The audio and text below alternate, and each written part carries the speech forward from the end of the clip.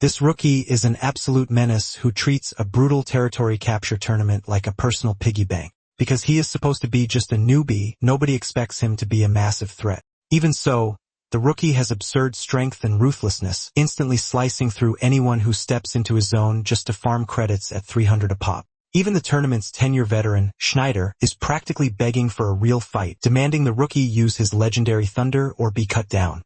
The rookie's power is way too ridiculous for his rank.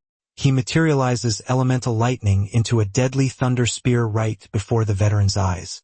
And what his opponents fear the most is his fierce gaze and coldness as he lunges forward. As soon as their blades collide, it causes an overwhelming nuclear explosion. When the smoke finally clears, the 10-year veteran crashes to the ground, left with a massive hole like Toji from Jujutsu Kaisen.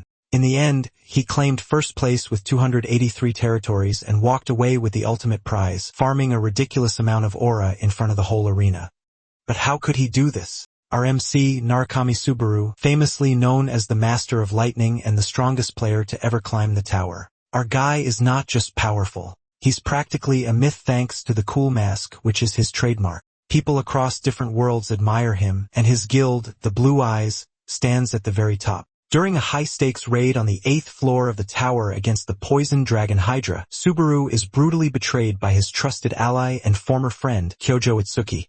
Subaru exhausts his remaining strength to make sure he saves his other guild members, but he is ultimately overwhelmed and killed. However, Subaru doesn't stay dead because he suddenly wakes up alive in a trash can in the body of a young dude also named Subaru, leaving him totally confused. In the end, he realizes he has been reincarnated 20 years into the future, fully aware of his past life and death. Even though the world has changed, his name still exists, but now it's treated like a distant legend, almost like a story people admire but don't fully understand. Meanwhile, Itsuki, the man who betrayed him, has risen to the top, living under stolen glory.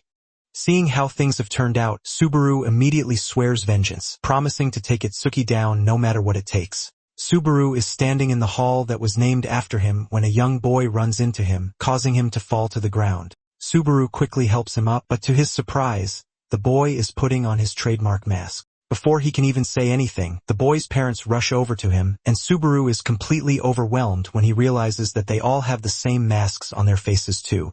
Subaru rubs his eyes to make sure he's seeing well, and he looks around to see that everyone in the hall is wearing the mask, leaving him totally confused. Just then, he remembers Itsuki's last words to him, telling him that even if he dies, he is still going to be a hero.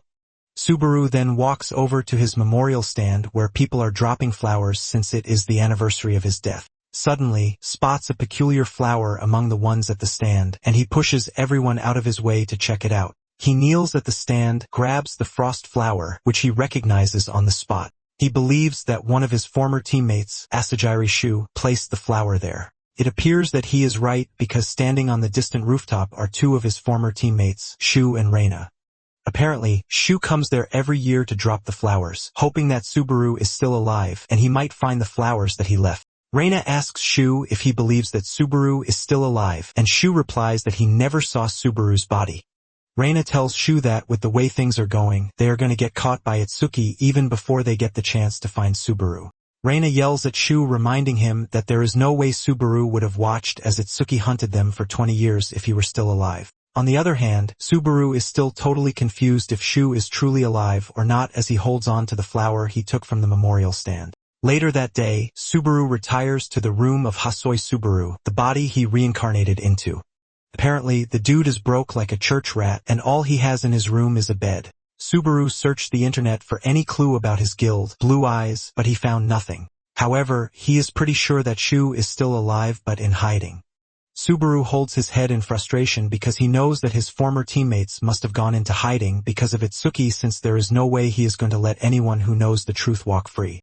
Subaru is left wondering if only Shu survived or if the four of them that he managed to blast away also survived. However, he knows that one thing is sure, and this is the fact that if he tries to reach out to Shu at the moment, it is going to end in disaster. Since he has no power, he can't rush things either because it is just going to get worse. He figures out that the first thing he needs to do is to get his strength back. And according to Hasoi's memories, the player qualification tutorial will begin in 2 days.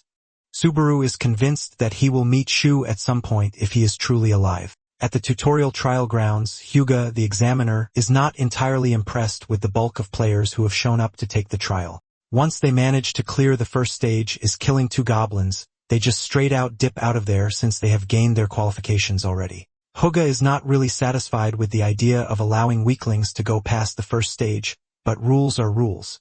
Turns out that only one person has been able to impress him so far, and this is a dude named Isaac who is the son of a big shot Reinhardt. Apparently, Isaac was able to make it to step 2, but everyone else has been trash. Hugo complains about how the tutorial has gotten too easy, and the kids nowadays are just weaklings. Moments later, Subaru shows up to take the trial, and the moment he sees Subaru, Hugo admits that he has a big name. However, he would like to see if Subaru actually has what it takes to pass the test. The first stage begins where he is required to kill 2 goblins. And before Hyuga can even tell him to defeat the goblins, he has passed them, cutting them down with a single strike. Hugo watches in shock as he sees the goblins' heads fly past him. Subaru smiles because he knows what he is capable of since he spent the last 2 days getting his new body to work non-stop. He is glad that the body he reincarnated into is actually a decent one. Apparently, Hasoi has talent, but he never used it properly. After clearing the first step, he is asked if he wants to challenge the next stage while letting him know that the higher the steps, the more bonus he gets. Without hesitation, Subaru chooses to challenge the next stage. And in no time, Subaru has gone up several steps, leaving Hyuga in complete shock. Bodies of goblins lie everywhere, and he realizes that Subaru isn't swinging wildly. In fact, he is reading multiple moves ahead. He figures out that this is not just a basic skill as it is something beyond swordsmanship. In fact, the level of combat strength he's seen Subaru display convinces him that he might be Narukami Subaru Reborn. Minutes later, Subaru has cleared 49 steps, and he is asked if he would like to challenge the final boss. Even though he looks exhausted already, he decides to take on the final boss. Just then, a scary aura fills the space, and a giant hand starts to emerge from beneath the ground. Hyuga yells at Subaru not to take the challenge because he might actually die since he is not Narukami Subaru. Hyuga screams at Subaru to stop at that instant if he doesn't want to die. But Subaru has no intention of backing down, and before he knows it, a scary orc appears in the arena. The orc is enraged after seeing the bodies of his comrades lying around, and Hyuga urges Subaru to give up because what he is doing is totally reckless. He tells Subaru that no matter how good he is, pure skill can't allow him to defeat the orc. Deep down, Subaru knows that with his current stats, he can't even leave a scratch on the orc, but this doesn't mean he has any intention of giving up. Just then, he drops his sword, and Hyuga loses his mind because he can't believe that Subaru just dropped the only form of weapon that he has to defend himself. The orc dashes toward him with rage, but he is suddenly hit with a dart that forces him to stop dead in his tracks. He looks at the tiny dart on his leg, and when he looks up, he sees Subaru holding a few poison darts in his hands, which he had picked off the baton of the goblins that he killed. Subaru teases the orc, suggesting that they make a bet. He wants to know if the orc will be the first to defeat him, or if he will be the one to turn him into a pincushion. The next pair of darts that Subaru unleashes hits the orc in the eyes, causing him to scream in agony. The orc holds his eyes in pain as he crashes to the ground, and Subaru dashes toward him without fear. In his past life, Reina was the one who taught Subaru how to throw items, telling him that everything can become a weapon as long as he grasped its center of gravity. The orc manages to get back on his feet, but before he knows it, his entire body has been covered in darts. Hyuga remembers that the goblin corpses and poison darts don't disappear until the trial ends, which means Subaru is basically using the system to his advantage. Hyuga cannot believe that Subaru is able to cut down goblins with a sword while still possessing the ability to throw weapons efficiently. At this point, Hyuga believes that Subaru being called a genius is a serious understatement. Moments later, the orc finally loses mobility and he crashes to the ground. Subaru then picks up his sword, and before he finishes off the orc, he lets him know that he holds no grudge against him. Subaru then pushes his sword into the orc's neck, finishing him off, and Subaru is informed that he is the first to clear the tutorial step 50. Subaru is glad that he finished the tutorial, but he can't believe that they added such a tough monster to a training stage. On the status screen, Subaru is informed that he has leveled up and has been granted a ton of achievement points. He has also unlocked the tutorial shop, which is only available during his current stage. His current points are just over 2,000 points, and he wonders what he can buy with them. Since it is his first time seeing the shop, he excitedly opens it, and he realizes that there are a ton of items listed in the shop. The lowest item he can get is 5 points, while the highest is around 200 points. Just then, he notices that the demon blade is available for sale, and it costs 1000 achievement points. This is a rare weapon that consumes the user's stamina and mental energy to boost cutting power and physical ability. Because it is a failed creation by the demon-smith kindred, it remains unnamed. Subaru admits that it is tempting, but the ability to drain stamina and lightning is something huge. On the other hand, there is the holy sword, Miranda. It is also a rare weapon that lessens fatigue accumulation and extends combat endurance. It is a mithril sword that is blessed by the temple. Subaru believes that what he needs is the holy sword, not the demon sword. He is left wondering what he should choose between the sword that gives raw power and the holy sword that increases survivability. Subaru stands there thinking about it because the first purchase is the most important of all, and he has to choose carefully. Just then, he notices that there are still more items in the shop, and he just has to scroll further. He runs into a skill called the Wedge of Greed, and this skill costs 1400 points. It is an F-rank skill which is still stuck on level 1. The skill suppresses the side effects of skills or items used by the user. Apparently, the skill can be leveled up but requires 10,000. Subaru is blown away when he sees this, since this is the first time he has seen a skill like this. He wonders if it will be able to suppress the debuff from the demon blade or lightning. He proceeds to buy the Wedge of Greed skill, and he also buys the demon blade. He believes that it is going to be a perfect match as long as it works the way he wants it to. He figures out that it is better to commit from the beginning than sit on a skill that he will never use. After he is done with this, Hyuga commends him, telling him that he made a good call by buying the sword and the skill alongside it. However, he asks Subaru to tell him why he chose the skill because he doesn't actually get it. Hyuga says Subaru has no idea if it is going to be useful, and it also lacks efficiency. Subaru casually replies, asking if Hyuga really wants him to explain this to him. This pisses Hyuga off, and his aura shoots through the roof, forcing Subaru to quickly rephrase the question while using formalities. Hyuga then tells Subaru that he's going to let him off the hook that one time, since it appears that he is exhausted after the trial. Turns out that Subaru actually knows who Hyuga is from back then. Hyuga had once approached him asking for his autograph while revealing that he was a huge fan. Subaru told him that he doesn't have one, and Hyuga urged him to just sign with his name instead. Subaru smiles as he remembers the past and how much things have changed, including Hyuga's receding hairline. Subaru then tells Hyuga that he has no intention of explaining anything to him, but he urges him to keep the trial results confidential. Hyuga laughs, saying Subaru clearly lacks manners, and he plans to drill them into him. He asks him if he wants to join the Nightly Way Guild, but Subaru's no is sharper than his blade. Hyuga tries to convince Subaru, telling him that it is actually rare to see an examiner personally scouting someone, but Subaru ignores him and just moves up to the second floor of the tower, leaving Hyuga hanging. Subaru emerges on the second floor, which is buzzing with other players. And since he is back on a familiar floor, Subaru promises himself that he is going to play his new life smarter. He has been given a second chance to correct his mistakes, and he doesn't plan on wasting it. He is prepared to do everything for his teammates who are waiting for him and for the revenge that they never got in their brutal final moments. At the solo private training grounds, one can personally train, test skills that they have just acquired, and also try out equipment durability.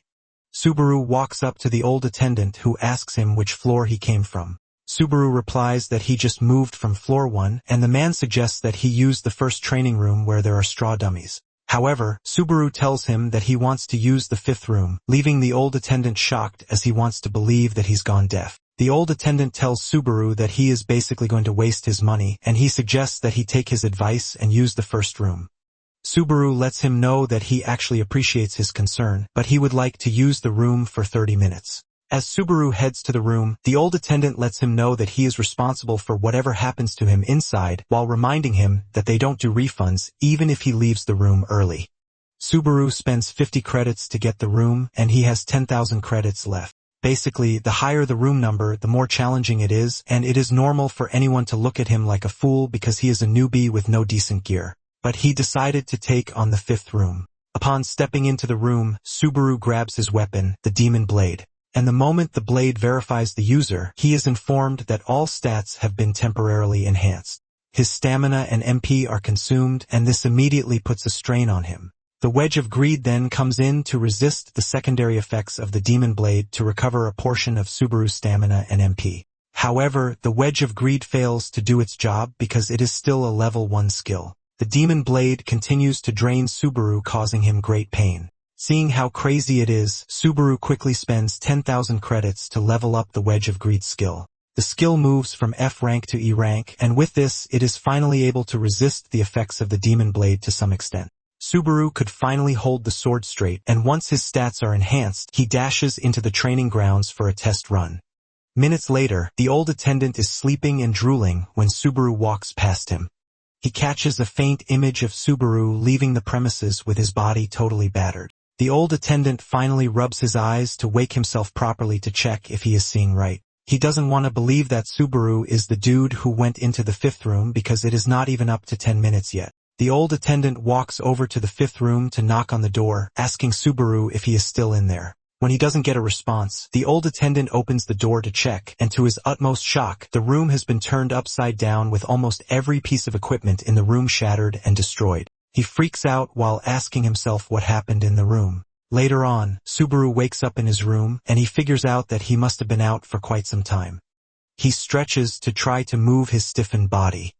He knows that he would have been screwed inside the training ground if he were using any other weapon, which is not the Demon Blade.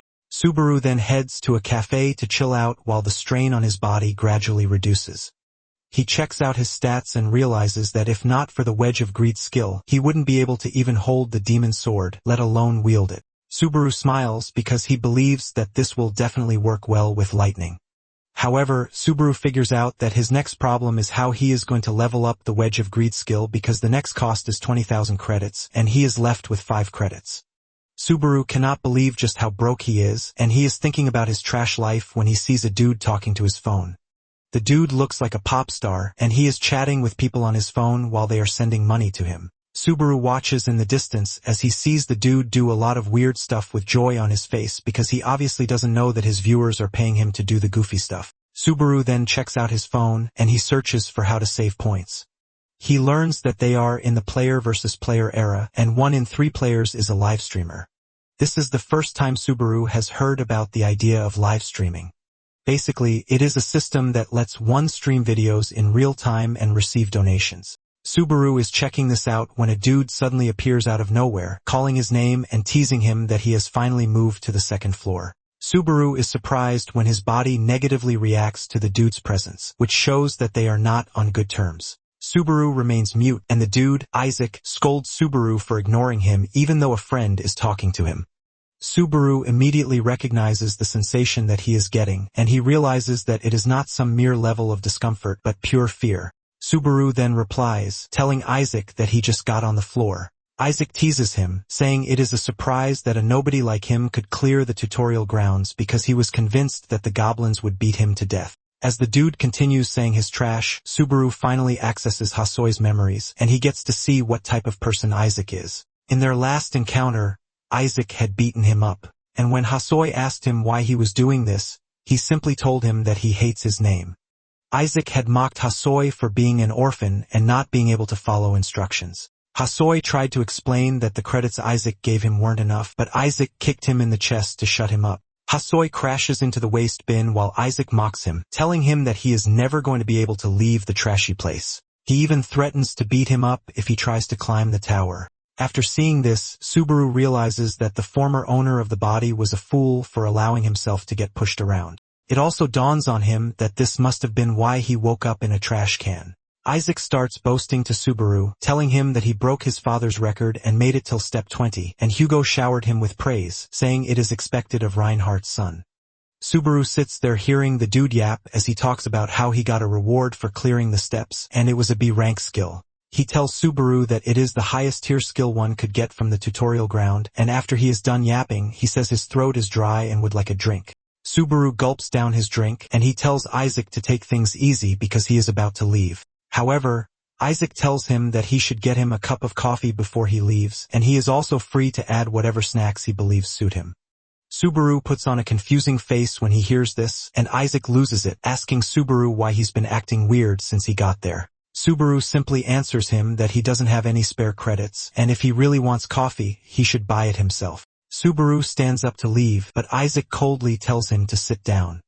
Subaru ignores him because he has no time for another revenge plan unless Isaac decides to get in the way of his main revenge. Just as he is about to leave, Isaac grabs his arm, asking Subaru if he wants to find out what he can do to him, but Subaru coldly urges him to let him go if he knows what is good for him. Isaac gets even angrier, telling Subaru not to get cocky, but just then, he realizes that he can't cause a scene in the presence of this many people because it would only come back to bite him. Isaac then switches it up, laughing out loud, telling Subaru that he was only messing with him. Isaac mocks Subaru, telling him that he is weak and that he is pretty sure that he only managed to scrape past the tutorial. Isaac says he knows that Subaru is feeling himself and he whispers in his ear, asking him if he truly wants to go up against him. Isaac tells Subaru that if he actually wants it, he can make him vanish without anyone knowing. He reminds Subaru that his father is a big shot, and as he leaves, he urges Subaru to be careful. Subaru just stands there in annoyance, watching him leave. Apparently, there are two main methods for players to get stronger, and the first is through trials. The player climbs the tower, passes its trials one by one, and earns rewards to grow stronger in a natural way. The first method is one that requires the player to pay credits to undergo trials. But in exchange, one can grow stronger inside a safe virtual space. Even if one dies there, all the player loses are the credits they paid and the progress.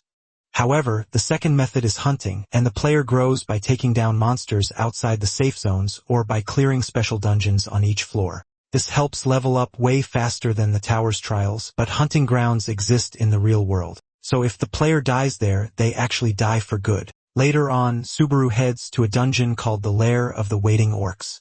Basically, most players avoid hunting since no one wants to risk their life for no reason.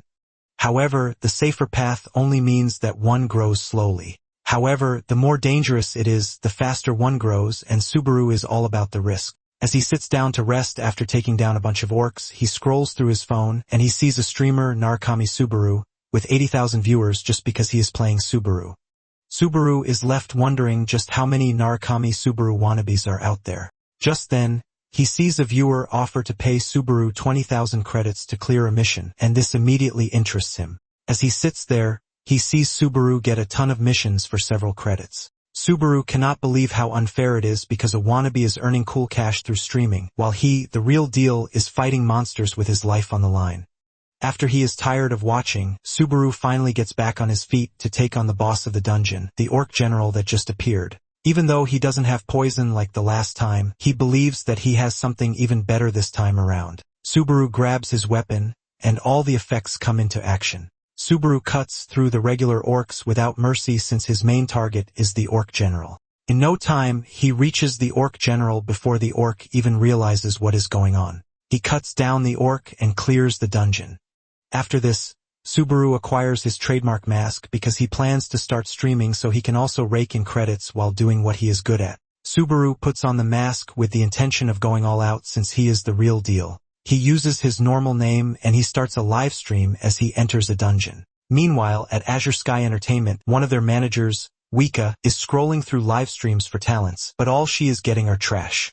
Even Wika's colleague, Kayoharu, is having a tough time because of how many Subaru rip-offs are out there. There is even one fool who calls himself Sabekshi, and he is nothing but a clown. Wika tells her colleague that since the original Narukami Subaru never shows up, whoever gets the most attention becomes the real one. Since everything is revolving around Subaru, she believes that live streaming might actually be dying out, but her colleague yells at her to stop saying such negative stuff since they basically live off live streamers. Wika agrees with him, but she is pissed that the live streamers don't even know the basics, and it is basically disrespectful to the majority of players who are risking their lives to climb the tower. Her colleague then asks her why she is still on the lower floors if this is her conviction. Wika sighs and replies that it is because it is boring while reminding the dude that he also gave up. She yells at the dude, telling him to go and find rookies who are worth scouting instead of nagging her. Apparently, Wika started climbing the tower to see Narukami Subaru in person, but when she didn't, she just gave up. Just then, Wika finds a new streamer, Narukami Subaru, who is our guy. However, Wika's colleague yells at her for even tuning in since she is the only viewer. In fact, Subaru is still on the second floor, but Wika replies that anytime he sees someone wear the mask, she gets some sense of hope. Subaru then commences the Floor 2 trial, which requires that he clear the Dungeon of Beginnings and reach the exit. He is informed that achievement points will be awarded based on monsters defeated. As he prepares to take on the trial, Subaru realizes that he actually has someone watching, which adds pressure. Just then, another viewer, Love Money, shows up on the stream asking Subaru if it is his first try. Subaru says yes, and the dude asks him if it is proper for him to stream it since he doesn't even know the route on his first try. While looking at his phone, a one-eyed bat dashes toward him, but Subaru casually grabs it without even looking, and he smacks it into the ground, defeating it to Aura Farm while asking Love Money if there is any problem with him streaming on his first try. Another viewer soon joined, commending Subaru for his insane reflexes while expressing his surprise that people have started streaming on the second floor. Love Money says some have done this before, but they always quit whenever their views don't grow. Love Money urges Subaru not to be greedy and just wait for a party so that they can move together. Subaru thanks Love Money for the advice, but lets him know that he won't follow it because he likes doing things solo. Before he knows it, the stream has jumped to 6 viewers, but they still believe that he is a joke who is just getting views thanks to the fact that he is using Narukami Subaru's name. Moments later, a mud mermaid runs toward him, but all it takes Subaru is one slash. It was so fast that even some of the viewers didn't notice this. As Subaru proceeds, he continues taking down monsters with ease, leaving the viewers stunned since Subaru kills monsters as if they don't pose a threat to him. In no time, the viewers move up to 10, and while taking down monsters, Subaru is awarded achievement points.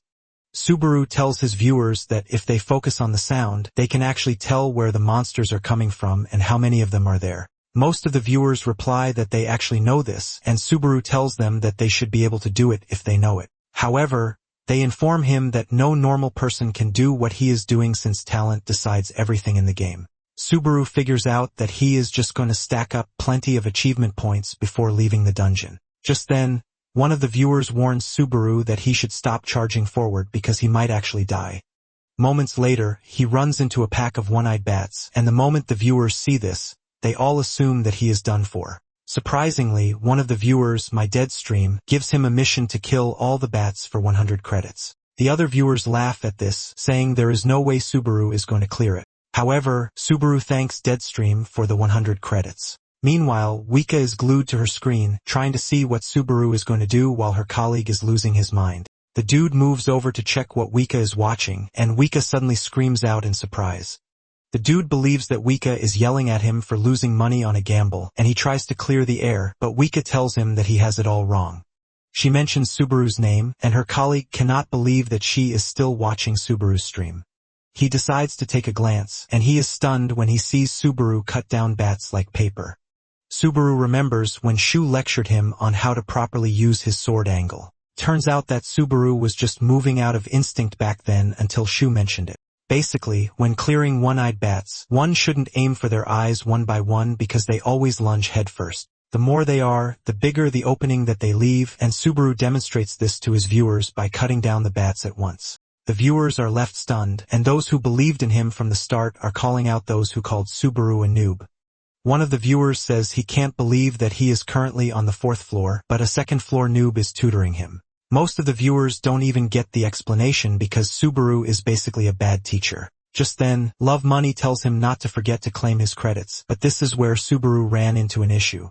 They notice that he is not moving, and they ask him if there is something wrong. Subaru finally speaks up, asking them how he is supposed to claim the credits, and his viewers laugh out of their heads when they hear this. They realize that Subaru is cracked when it comes to fighting, but he is basically a noob when it comes to streaming. Love Money then explains to him, telling him to tap the claim button at the top of the mission list in chat. Subaru thanks him and then proceeds to do so. At this point, his viewers have jumped to 20, and he decides to go for the last push. Back at Azure Sky, Wika is losing her mind because she can't believe what she just watched. Her colleague scolds her, telling her that she is basically insane, but she asks him if he has ever seen a stream like this before. The dude urges Oika to stop freaking out because it is just the 2nd floor, but this only makes Oika freak out more. Oika is totally sold as she stares at her screen, and she even starts cooking up assumptions that Subaru might be Narukami Subaru reincarnated. Kayoharu cannot believe that it is easy for her to lose her mind anytime it is about Narukami Subaru. Just then, Wika talks about scouting Subaru, and Kayoharu almost loses his mind. Kaioharu says Subaru might have talent, but he is definitely a nobody with a dead stream. Wika says she knows this, but Kaioharu doesn't really think she does because the department will only scold her again. Wika berates Kaioharu, reminding him that he was just gambling, so there is no difference between them. Nonetheless, she has no intention of giving up on her ambition to scout Subaru. Soon afterwards, Subaru makes it to the end of the dungeon, and he pushes the door open to reveal a wolf warrior, Greg. The moment he reaches the stage, the viewers start talking about their experiences with Greg, and one even says he needed 8 tries to get past Greg. The system tells Subaru to make Greg acknowledge him, and the moment he proceeds through the door, the trial has begun. Subaru knows that wolf warriors aren't monsters created to hunt. Their job is to judge whether a player who cleared the Dungeon of Beginnings is worthy to proceed, which simply makes them gatekeepers. Suddenly, a viewer offers him 3,000 credits to kill Greg, leaving him totally shocked. Most of the viewers believe that the dude who offered the 3,000 credits won't pay up. The moment Greg notices Subaru, he gets up and prepares to do his thing. Greg is surprised that only Subaru is there, and Subaru taunts Greg, asking him if he sees anyone else around. Greg admits that Subaru is funny, and he mentions that he can smell the scent of a great warrior on him. The viewers are surprised to hear this because most of them got insulted by Greg. Basically, wolf warriors can distinguish special scents because what they perceive is not body odor, but the person's real essence. Greg then tells Subaru that he already possesses the qualifications to pass through, so the trial ends there. Greg points to the door telling him that he can leave, and the viewers are surprised by just how easy the trial is. However, Subaru is conflicted because he now has a mission that didn't even happen in his past life. Subaru then tells Greg that he is actually his main goal, and Greg asks him what he means by this. Subaru mentions that he has been given a mission to kill him, and Greg replies that he is not surprised by this since he has the soul of a great warrior. Meanwhile, Wika and Kaioharu are in the office of the department's head, John Tail. John asks them how many viewers Subaru has, and Kaioharu replies that he has about 20. However, Wika cuts in, saying Subaru now has over 30 viewers. Kaioharu cannot believe that Wika is seriously pushing this, as if there is a difference between 20 and 30. When John hears this, he asks the two if they are playing some kind of prank on him. He lets Kaioharu know that he is aware of his gambling frenzy during work hours. John is pissed that he told them to find someone worthy, but they are coming to him with 20 viewers. Wika still reminds him that it is now 30, but he yells at her, telling her that this doesn't matter. John asks Wika why she doesn't start since it appears that she has real talent, and it is pretty obvious that she is going to be famous. He's in the middle of this when Wika cuts in again, telling him that she just took a quick peek at Subaru's stream, and he now has over 40 viewers. John almost loses his mind in anger when he hears this because he still doesn't see what the difference is, and Wika is left urging the chief to chill out. At the dungeon, Subaru prepares to engage Greg, and he takes a deep breath while reminding himself that he doesn't have to think about anything. The moment he grabs his weapon, the effects come into play just as usual. Even though this is his first time taking on Greg, Subaru believes that he just has to calm down and do what he's always done. Just then, Greg dashes toward him, lunging at him with his crazy giant claws. Subaru manages to block the strike with his weapon, but the force from Greg's attack pushes him back. Greg doesn't stop there as he continues charging at Subaru. Subaru admits that Greg is insanely strong, and at this point, it is impossible to take on Greg with strength alone. After a few strikes without landing a hit, Greg admits that Subaru is an impressive warrior. However, this doesn't stop him from continuing to swing crazily at him, since he is pretty confident that Subaru is no match for him. Greg pushes Subaru backwards, forcing him on the defensive while he stands tall above him. The viewers are left in awe, and some have already written Subaru off saying he can't take on Greg because it is basically impossible. One viewer believes that Subaru will get it done after 2 to 3 tries. One viewer even scolds whoever gave Subaru the mission because he could have moved past Greg without having to go through stress.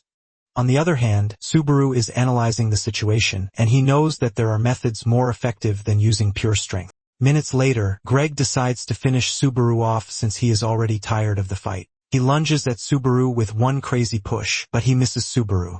This leaves his underbelly completely open, and this gives Subaru the clear path to land a powerful attack that cuts through Greg's belly. Greg screams in pain, and as he crashes to the ground, Subaru leaps onto him, finishing him off by cutting his throat. Greg crashes to the ground, and Subaru is informed that he has defeated the wolf warrior. The system tells Subaru that he has leveled up twice, and his strength has also increased by 2. His other stats also enjoy increases, and he is given 500 achievement points. The viewers are left in confusion because they can't believe that Subaru just took down Greg. Basically, this is the first time Greg has been taken down, which makes it all crazy. The viewers continue heaping praises on Subaru because he just did something that he never thought was possible. At this point in time, his current viewer count has gone up to 56, and the viewer who promised him the credits immediately deposits the credit. Subaru thanks him for the credits, assuring him that he is going to make good use of them. The door then opens, and the moment he walks through it, he is hit with 13 trials at once, shocking the viewers again. It turns out that the number of trials is proportional to the player's talent, and the system asks him if he would like to choose the Thunder trial. Without hesitation, the viewers urge him to pick the Thunder trial since this is Narukami Subaru's trademark. Subaru then picks the Thunder trial, and he is transferred to the site of the trial. Meanwhile, Wika, John, and Kyoharu are losing their minds because Subaru just did something they didn't expect. Wika then turns to John, asking him what he thinks about Subaru because she is pretty sure that there's been no streamer like him in the past. In addition, he was given 13 trials at once, which is insane because a normal player gets 2 to 3 missions. John admits that Subaru is impressive because he even defeated the Wolf Warrior that has never been defeated in the past. However, John is worried about scouting a streamer who is still on the second floor. Just then, Oika suggests that they make a bet. Oika tells John that if Subaru fails to master Thunder, she and Kyoharu's salary will be fixed for the next 5 years. Kyoharu degrades to his black and white version when he hears this while asking Wika why she is dragging him into the wager. Wika lets her boss know that they have to sign a contract with Subaru if he does master it, but Kyoharu is still freaking out about it, telling his boss not to mind Wika because he has no idea what she is talking about. John then reminds Wika that only the player has been able to master Thunder, and this is the original Narukami Subaru himself. Wika replies that they are never going to know unless they try, and John immediately takes the bet while Kyoharu is freaking out about it. On the other hand, Subaru has started the Thunder trial, and he suddenly finds himself in a strange area. He's still wondering where he is when he gets tackled to the ground by a dude with a scar on his face. It turns out that he just saved him from getting struck by a titan. The dude yells at Subaru, telling him to stop spacing out unless he wants to get himself killed. Subaru then realizes that he has been given a mission to defeat the fragment of the Titan race. Subaru is left in shock because there is not supposed to be a Titan right there. Even the viewers are left in shock because Subaru shouldn't have come across a Titan yet. The Titan is supposed to be a boss-level monster that appears in the second half of the trial, and Subaru wonders if something changed in the system because he defeated Greg. The Titan swings at him really hard, forcing Subaru to leap out of the way to avoid getting crushed. Subaru is not entirely scared since he knows that the Titan is inferior to Greg even though he has a bigger body. The dude who saved Subaru earlier yells at him, telling him to get to safety, but Subaru aims to finish off the Titan before another interference butts in. Subaru grabs his sword, and the Titan swings at him. Subaru leaps out of the way, and the moment the Titan's weapon hits the ground, Subaru uses it as a stepping stone to leap toward the Titan. This helps him to get behind the Titan, and he lands on the Titan's neck. With surgical precision, he pushes his sword into the Titan's nape, killing him in one shot. The Titan crashes to the ground, and the system informs Subaru that he has defeated the fragment of the Titan race, which means he has cleared the 4th stage. The viewers are puzzled when Subaru is informed that he cleared the 4th stage. Additionally, he leveled up thrice with his stats increasing too. Just from defeating the Titan, he is awarded 4,000 achievement points, and the system tells him that once he obtains the item called the Titan's Heart, he is going to obtain the Thunder. The viewers are left raving because Subaru just got 4,000 points, and he also gets rewards for stages 1 through 4. They believe that Subaru must have automatically cleared stages 1 through 3 because he defeated Greg. The dude who saved him, Falcon, witnesses Subaru take down the Titan in one hit, and instead of talking to Subaru rudely, he starts addressing him formally. Falcon asks Subaru why he is there, and Subaru replies that he is there to defeat the Titan. Later on, Subaru retreats to his room, and his viewers beg him to show his items. Subaru agrees to this, and he shows them the Titan's heart that he acquired. It is a ring made by removing the heart of a Titan that increases stamina and healing efficiency. Subaru is pleased with the item because it increases his stamina. He also gets protective gear named Thunder. This is an armor imbued with the power of Thunder. Can use Thunder once per day, and status ailments are negated. The viewers are blown away, and they believe that Subaru should be able to use this up to the 5th floor. Just then, a viewer, Narukami Subaru Love, gives him a mission to obtain thunder for 5,000 credits. Before Subaru knows it, several other viewers troop in, telling Subaru that they are going to give him thousands of credits for the same mission. Subaru thanks them, promising that he is definitely going to show them thunder. Subaru is left in awe because he didn't know that many people were actually rooting for him to acquire thunder. This finally gives him a reality check that Narukami Subaru was more extraordinary than he even imagined. Just then, he hears a knock on the door, and he asks whoever it is to come in. The door opens, and Falcon comes in with another dude whom he introduces as Peleus, the village's chief of knights. Peleus tells Subaru that Titan attacks have been rampant lately, and the knights are on standby 24 hours a day while donning full armor. Falcon mentions how surprising it is to have met an outsider at a time when the villagers are not even advised to go out. Peleus expresses his gratitude to Subaru for protecting the village while he was away. Subaru replies that he only did the right thing. Subaru knows who Peleus is, and he is a brave knight who is not scared to take on Titans. Peleus reveals that they have been able to find out where the Titan leader is, and they plan to finish things once and for all. Falcon and Peleus then bow to Subaru, asking him to help save their village. On the live stream, the viewers are already dropping hints that Peleus is going to die. Apparently, Peleus actually dies in the next stage. Subaru then urges them to raise their heads while assuring them that he is going to help them. With this, the 5th stage, which is named Survival, begins. Not long after this, Peleus and his knights, accompanied by Subaru, head to where the Titan leader is. Subaru checks out and realizes that the comments are coming in every second thanks to the growth in his viewership, and he is worried that he might not be able to communicate properly with his viewers. Moments later, they find the Titan leader lying down in the distance. Peleus prepares to draw the Titan leader's attention so that they can attack from behind, but Subaru taps Peleus on the shoulder, telling him to wait. Peleus wonders why he has stopped, and he soon understands when he sees a ton of Titans emerge from their hiding places, revealing that the Titan leader is not alone.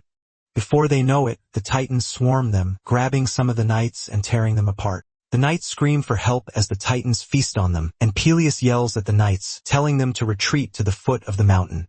Some of the knights don't want to leave as they watch their loved ones get shredded by the Titans, but Peleus shouts an order at them, telling them to leave the battlefield. He tells them to think about the village and their families who are waiting for them at home because their fight isn't over yet. The knights start making a run for it, and Peleus urges Falcon to lead the way. He also turns to Subaru, telling him that he also has to leave, but Subaru ignores him and reaches for his weapon as the Titans approach.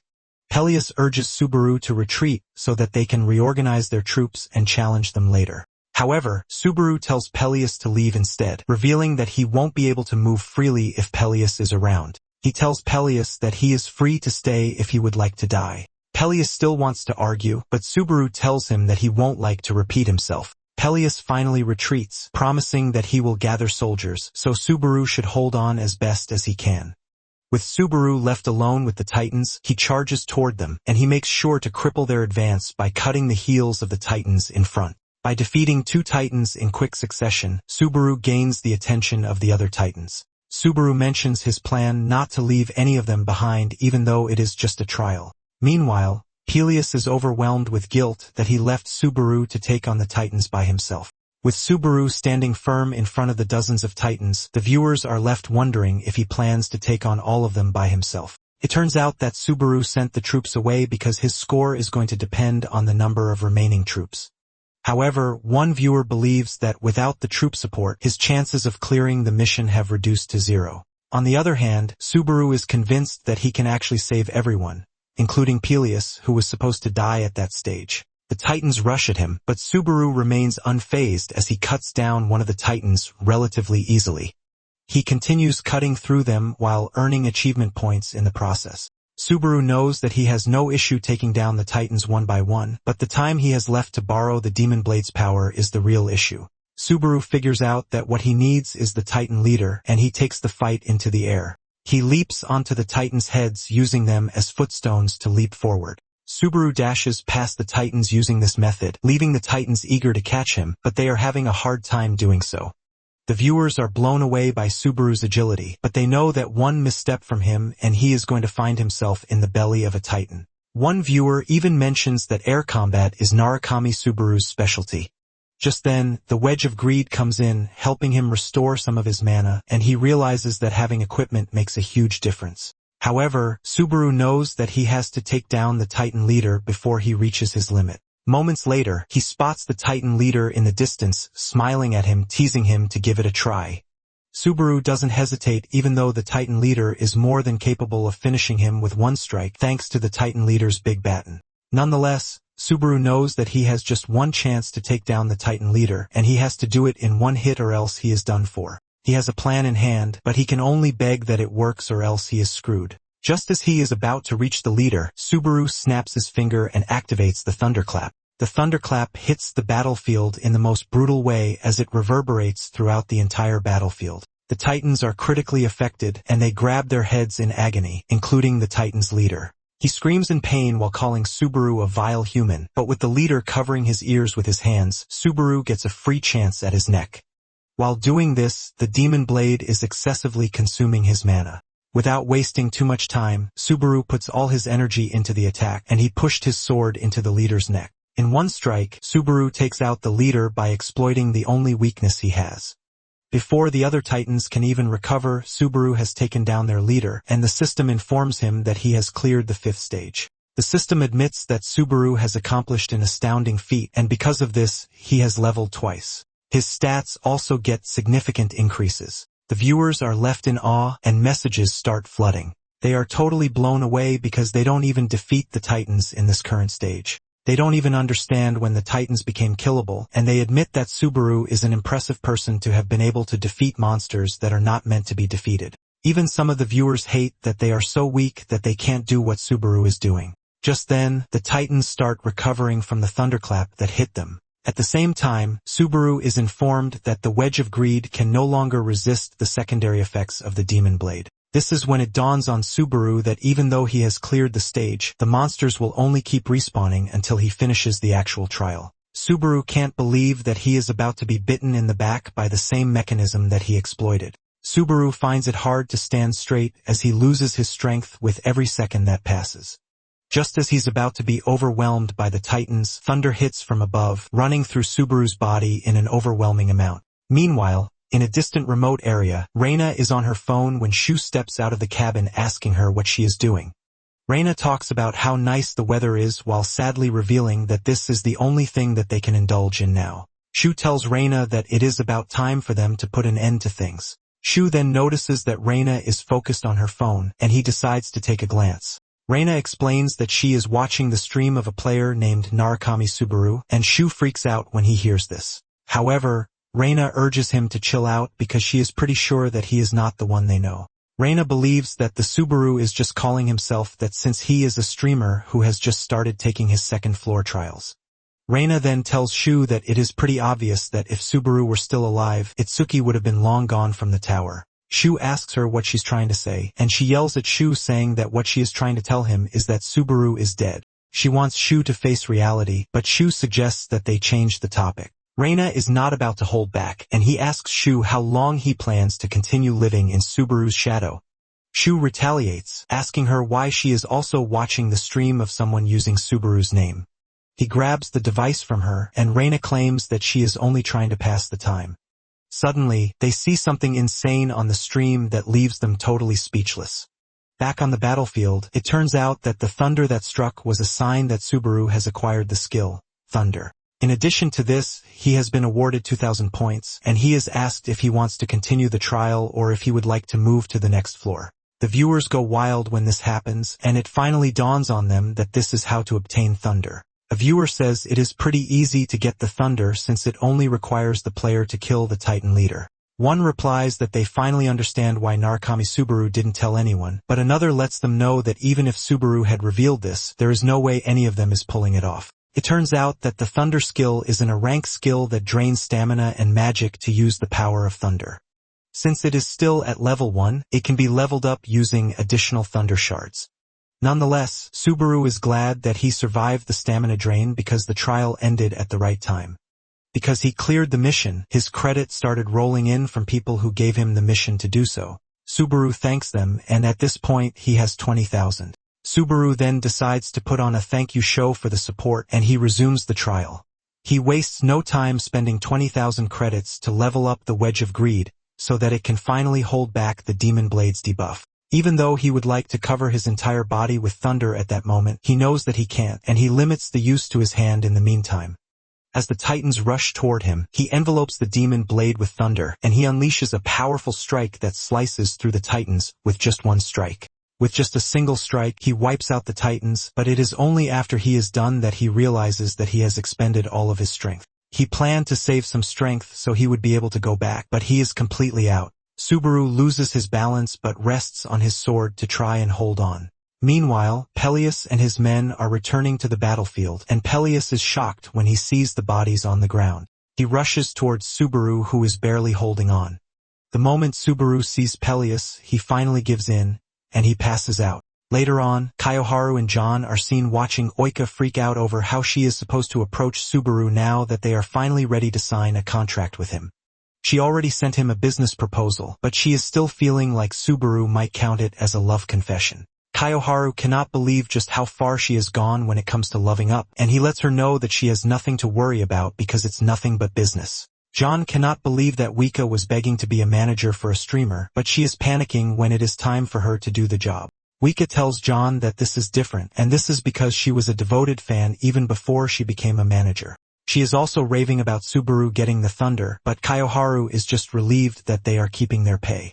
John admits that thunder is not something a random person can learn, which shows that Subaru is worth keeping an eye on. Just then, Kiyoharu informs them that Subaru has read their mail. Wika hears this and almost dies from happiness, but she freezes up in shock when she learns that Subaru left the mail on read. It gets progressively worse as she degrades into her soulless art form, leaving her colleagues ultimately speechless. Meanwhile, there is a streamer out there, Hawkeyes, who specializes in analyzing player combat capability. He has established himself firmly by using insight and streaming expertise to beat his competitors.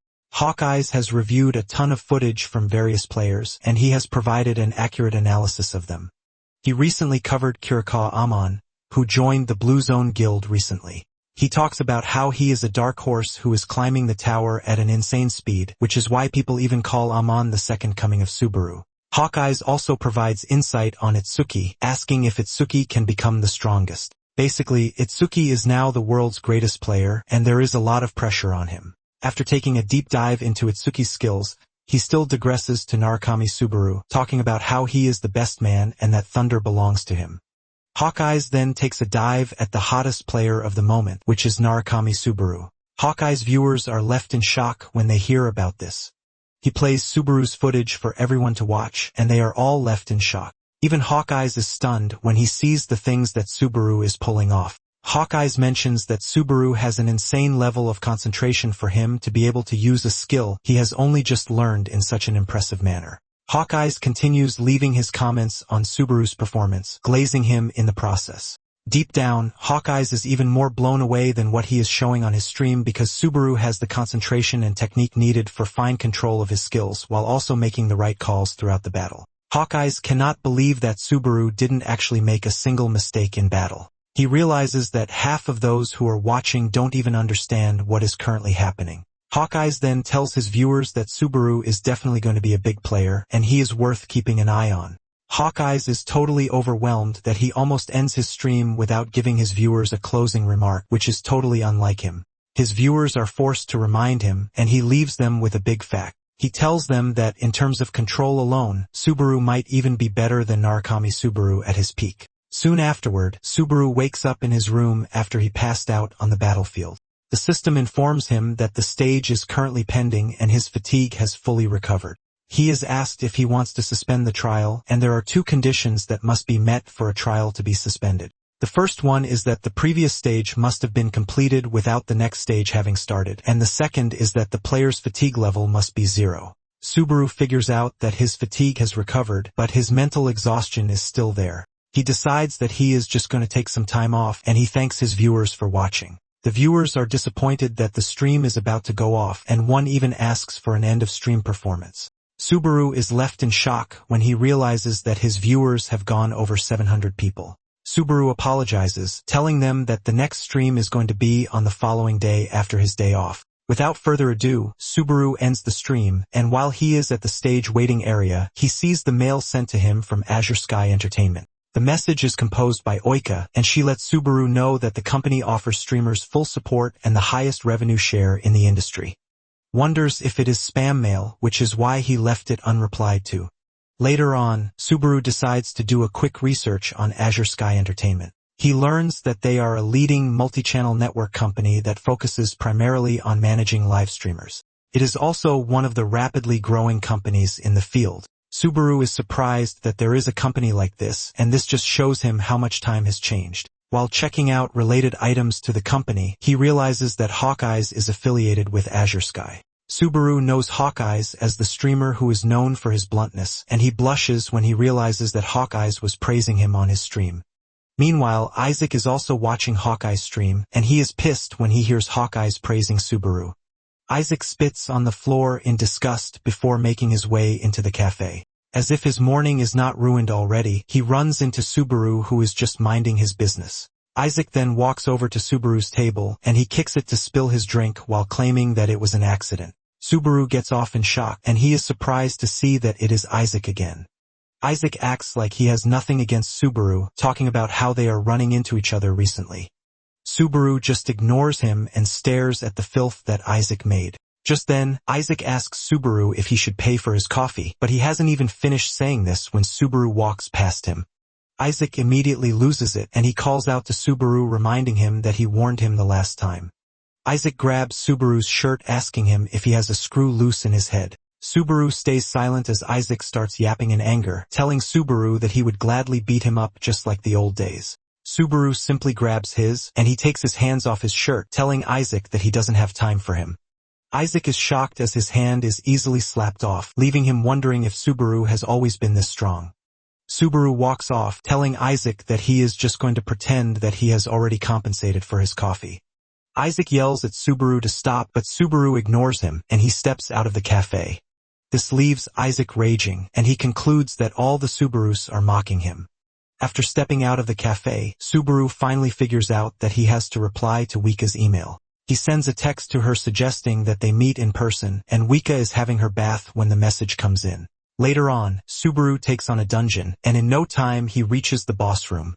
Subaru heads to the boss room of the Lizard Man's hideout after wiping out the underlings. At the same time, he realizes that he is already getting used to it, and just then, the boss, a fire salamander, appears on the scene.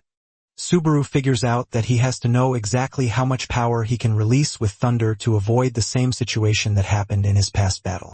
Once he gathers thunder in his legs, Subaru leaps toward the salamander, and as he approaches the salamander, it is just like old times to him. Before he reaches the salamander, he pours thunder into the demon blade, unleashing an overwhelming amount of power. The Wedge of Greed tries to block the debuff, but the power is too much for the skill to contend with. Subaru unleashes his strike, taking the salamander's head off with one strike. The system then informs him that he has cleared the dungeon and has also leveled up. After leaving the dungeon, he realizes that the stamina-reducing effect worked way better than he expected because he still has plenty of fatigue to spare. He figures out that this would be enough for him to push his output even further. As for the Wedge of Greed, he now needs 40,000 credits to upgrade to C rank, which implies that the cost doubles every level.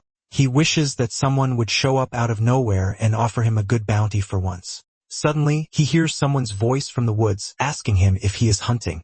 Subaru comes to a halt, and this strange person comes out. It turns out to be the annoying Isaac, and he tells Subaru that they might have known each other for a long time, but it doesn't take away the fact that Subaru is hitting him with surprises every day.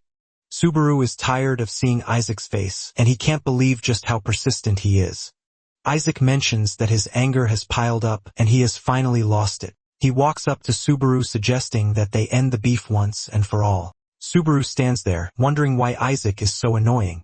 At the same time, John is meeting with Hawkeyes. It's been a long time since the two last saw each other, and John asks him how his streams have been faring. Hawkeyes replies that his viewer count hasn't changed in a while, and John tells him that it is actually healthier that way. John tells him that things that are built up little by little don't crumble easily. Hawkeyes quickly moves past the boring talk, and he asks John why he dragged him out for tea out of nowhere. John then mentions that it is about Subaru, whom he reviewed the day before. John wants to know if Hawkeyes is serious about what he said. Hawkeyes then tells John that he means it, but the question remains if Subaru will be able to make it far or not. Hawkeyes asks John why he wants to know his take on it, and John replies that he is thinking of scouting Subaru for their agency. Hawkeyes is surprised to hear this, and he reminds John that Subaru's viewership is way too low, which means he is a nobody. John agrees with him, but he lets Hawkeyes know that after he's heard what he has to say about Subaru, he's convinced. John then suggests that Hawkeyes do a collaboration with Subaru. John says the agency will handle boosting his numbers and getting his name out to the public for people to know. Back in the woods, Isaac tells Subaru that it is just the two of them out there, and Subaru confirms this for him. Isaac tells Subaru that this is something that happens when he gets cocky and wanders into a dungeon. He teases Subaru, asking if he backed out early since he has no scars on him. Isaac tells Subaru that this is exactly why he told him to stay put, and he asks Subaru if he is pushing himself hard because he believes that he is the next Narukami Subaru. Isaac asks Subaru if he thinks he can learn thunder just because Hawkeye said it. Isaac grabs Subaru's shoulder, telling him that Narukami is dead, and he should just rot in his grave. Isaac talks about how everyone is getting on his nerves. Deep down, Subaru is frustrated because he himself didn't expect to find himself in an era overflowing with Narukami Subaru wannabes. Subaru then decides to ask Isaac something important. He asks him why he hates him so much, and Isaac replies that it is because his name is Subaru. Subaru then asks him why he hates the name so much because everyone else seems to like it. Isaac yells at Subaru angrily saying he knows who his father is, and he is still saying such nonsense. Subaru asks Isaac what his father has to do with anything because he is a grown man, but he is still blaming everything on him.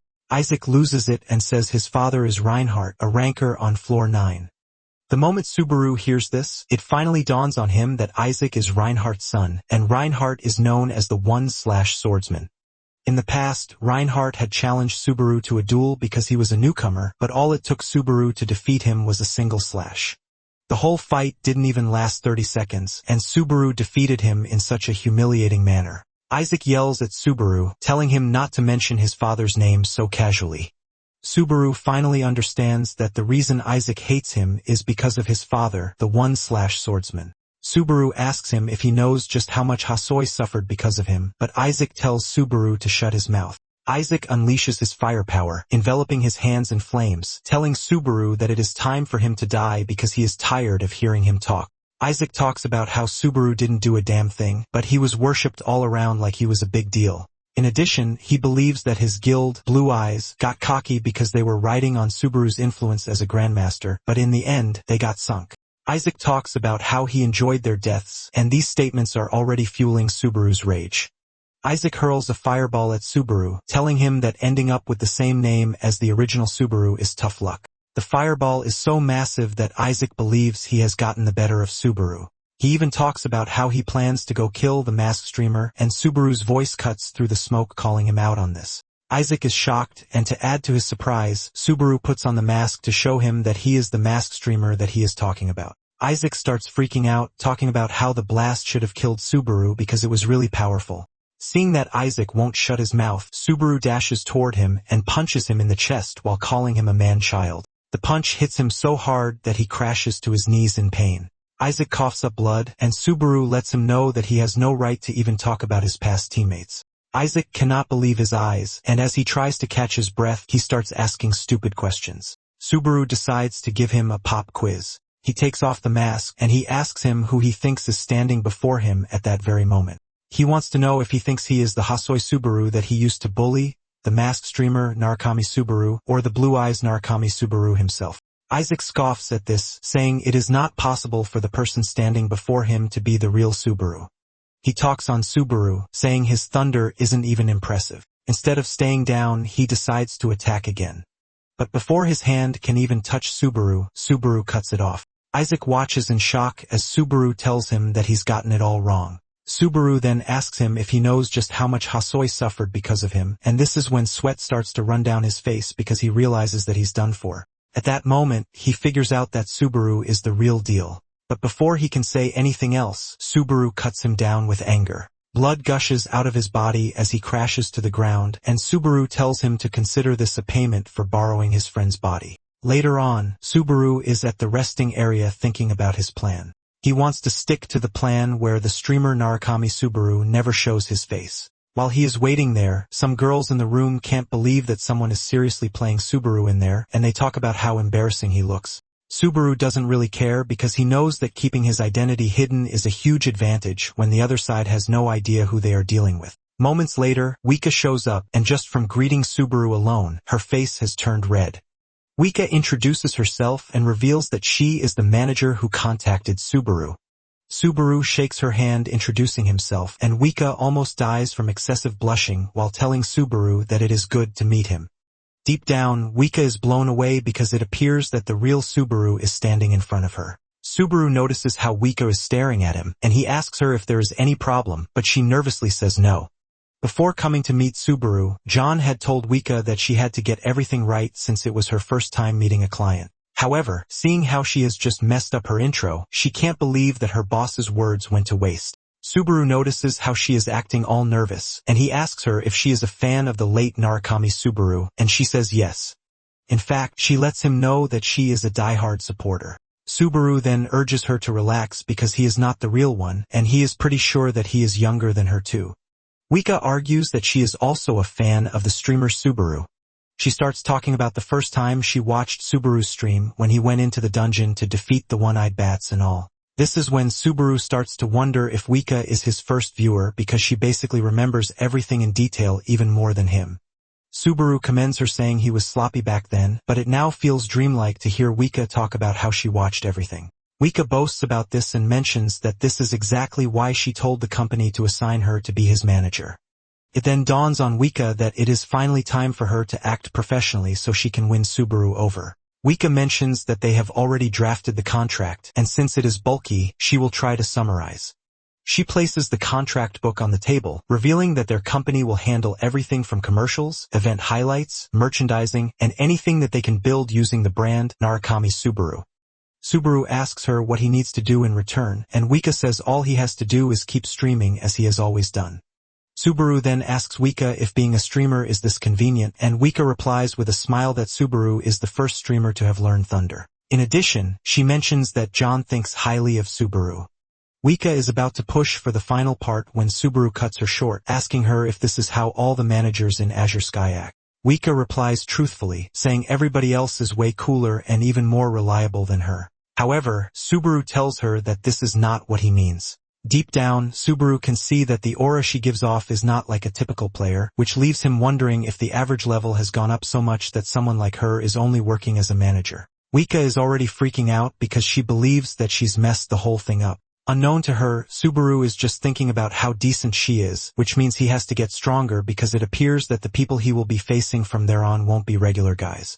Wika is about to burst out in naivety when Subaru stretches his hand to her to shake her, telling her that she looks like someone that he can trust, which is why he is going to accept the contract. Subaru lets her know that he looks forward to working with her. And with her whole face red already, Wika takes his hand, replying that she feels the same. Later on, Subaru restarts his stream, and to his surprise, there are over 700 viewers already.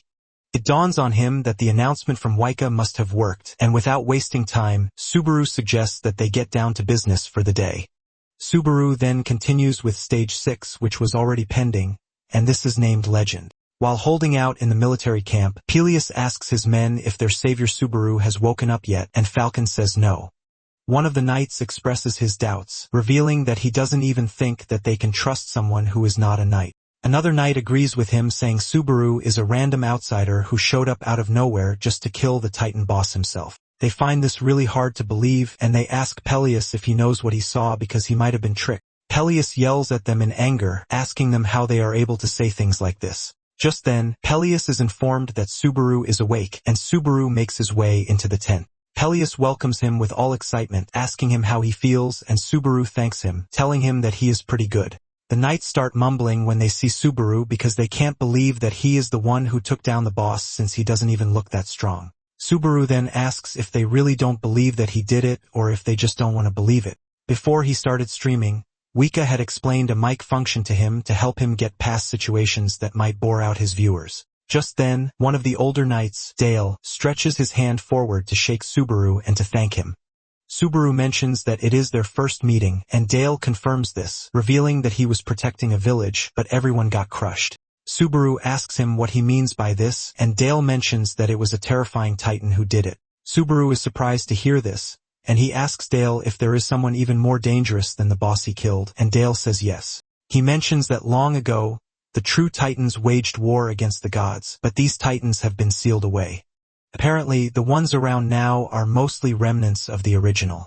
However, the titan that came after the one that Subaru killed was different because it was closer to the legendary titans. Dale holds his head in fear, revealing that he didn't think any of them still existed. Even the viewers are blown away, and they start asking themselves how Subaru plans to kill such a terrifying monster. Subaru simply tells Dale that all they have to do is kill the titan, and Dale is blown away by Subaru's confidence.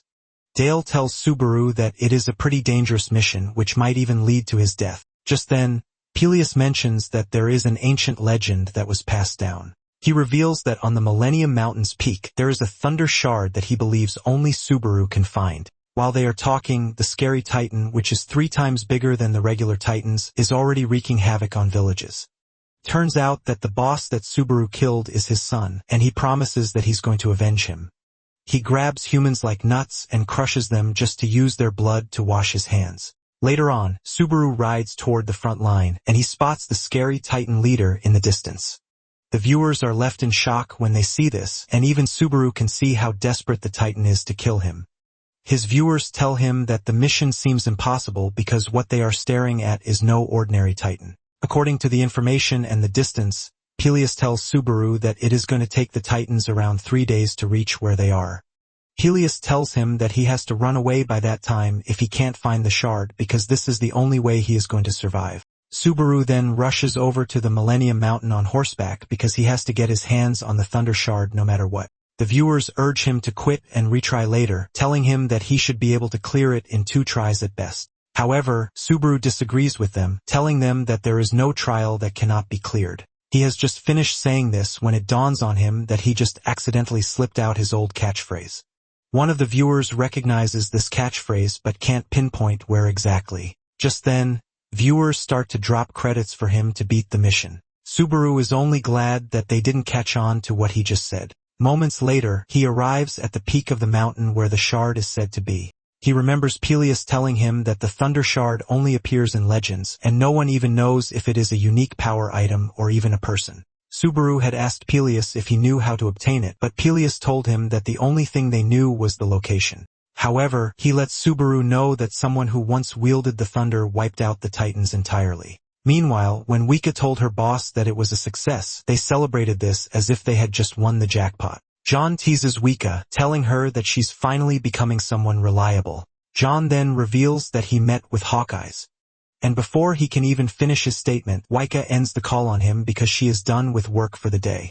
She figures out that it is time to watch Subaru's stream, and this is when she hears Subaru casually let out his catchphrase. This catches Wika's attention immediately because this is something she hasn't heard in 20 years. Back on the mountain, Subaru is punching the rock really hard while the viewers believe that he's gone mad. Subaru reinforces his fists with thunder, and he delivers a powerful punch that shatters the rock, revealing what was hidden behind it. It turns out that there is a door behind the rock, and Subaru can sense an overwhelming energy of thunder calling out to his own thunder from behind the door.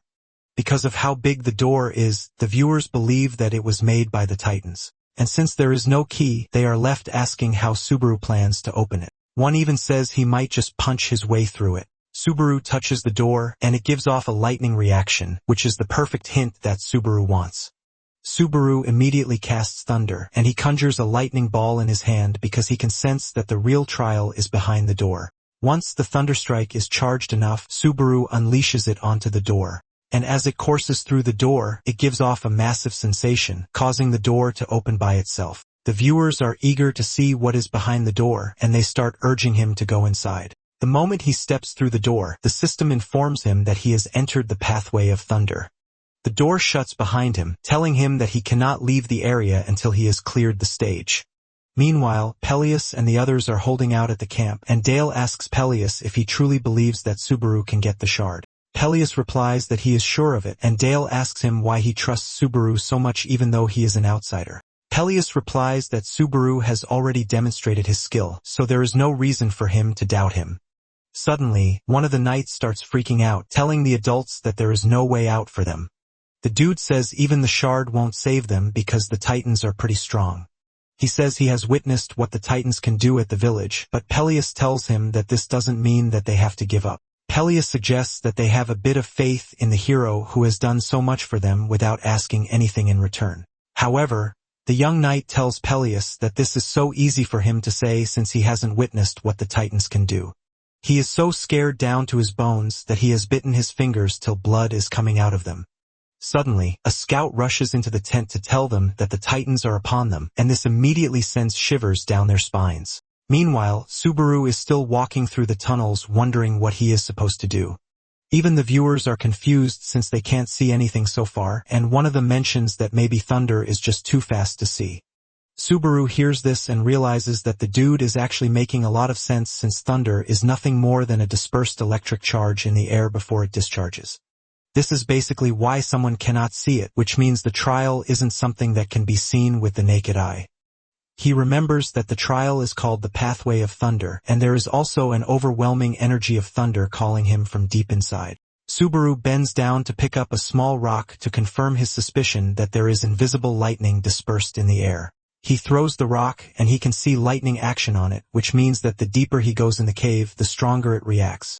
Subaru realizes that it is basically a trial where he has no choice but to continue to go deeper, and he tells his viewers that it is a test of endurance. With the look of things, Subaru believes that he is going to die if he fails the trial. The viewers start to donate credits for him to cheer him on, telling him not to be scared. Subaru thanks them for the credits, and he continues pushing forward against the immense lightning force. Meanwhile, Shu is watching Subaru's stream when Reina enters the room and he panics.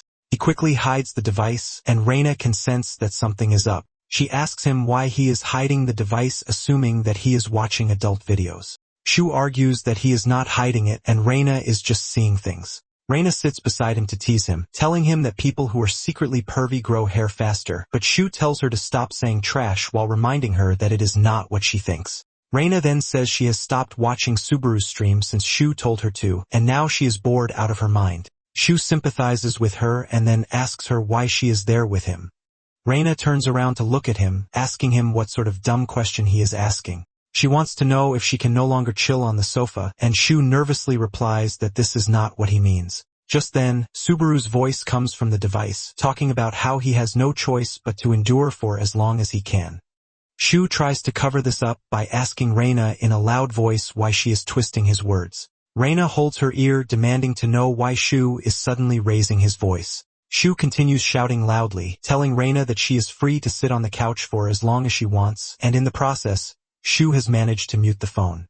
Reina calls him a weirdo and finally gets up to leave. Shu sarcastically asks her where she is going while telling her that she can stay a little longer to have some bread or even laze around if she wants. Reina ignores him and walks into her room, and Shu heaves a sigh of relief because he almost got caught. Without wasting time, Shu brings out his device, and he continues with the stream. He knows that Reina must not know that he is watching the stream because she is definitely going to yell at him for it.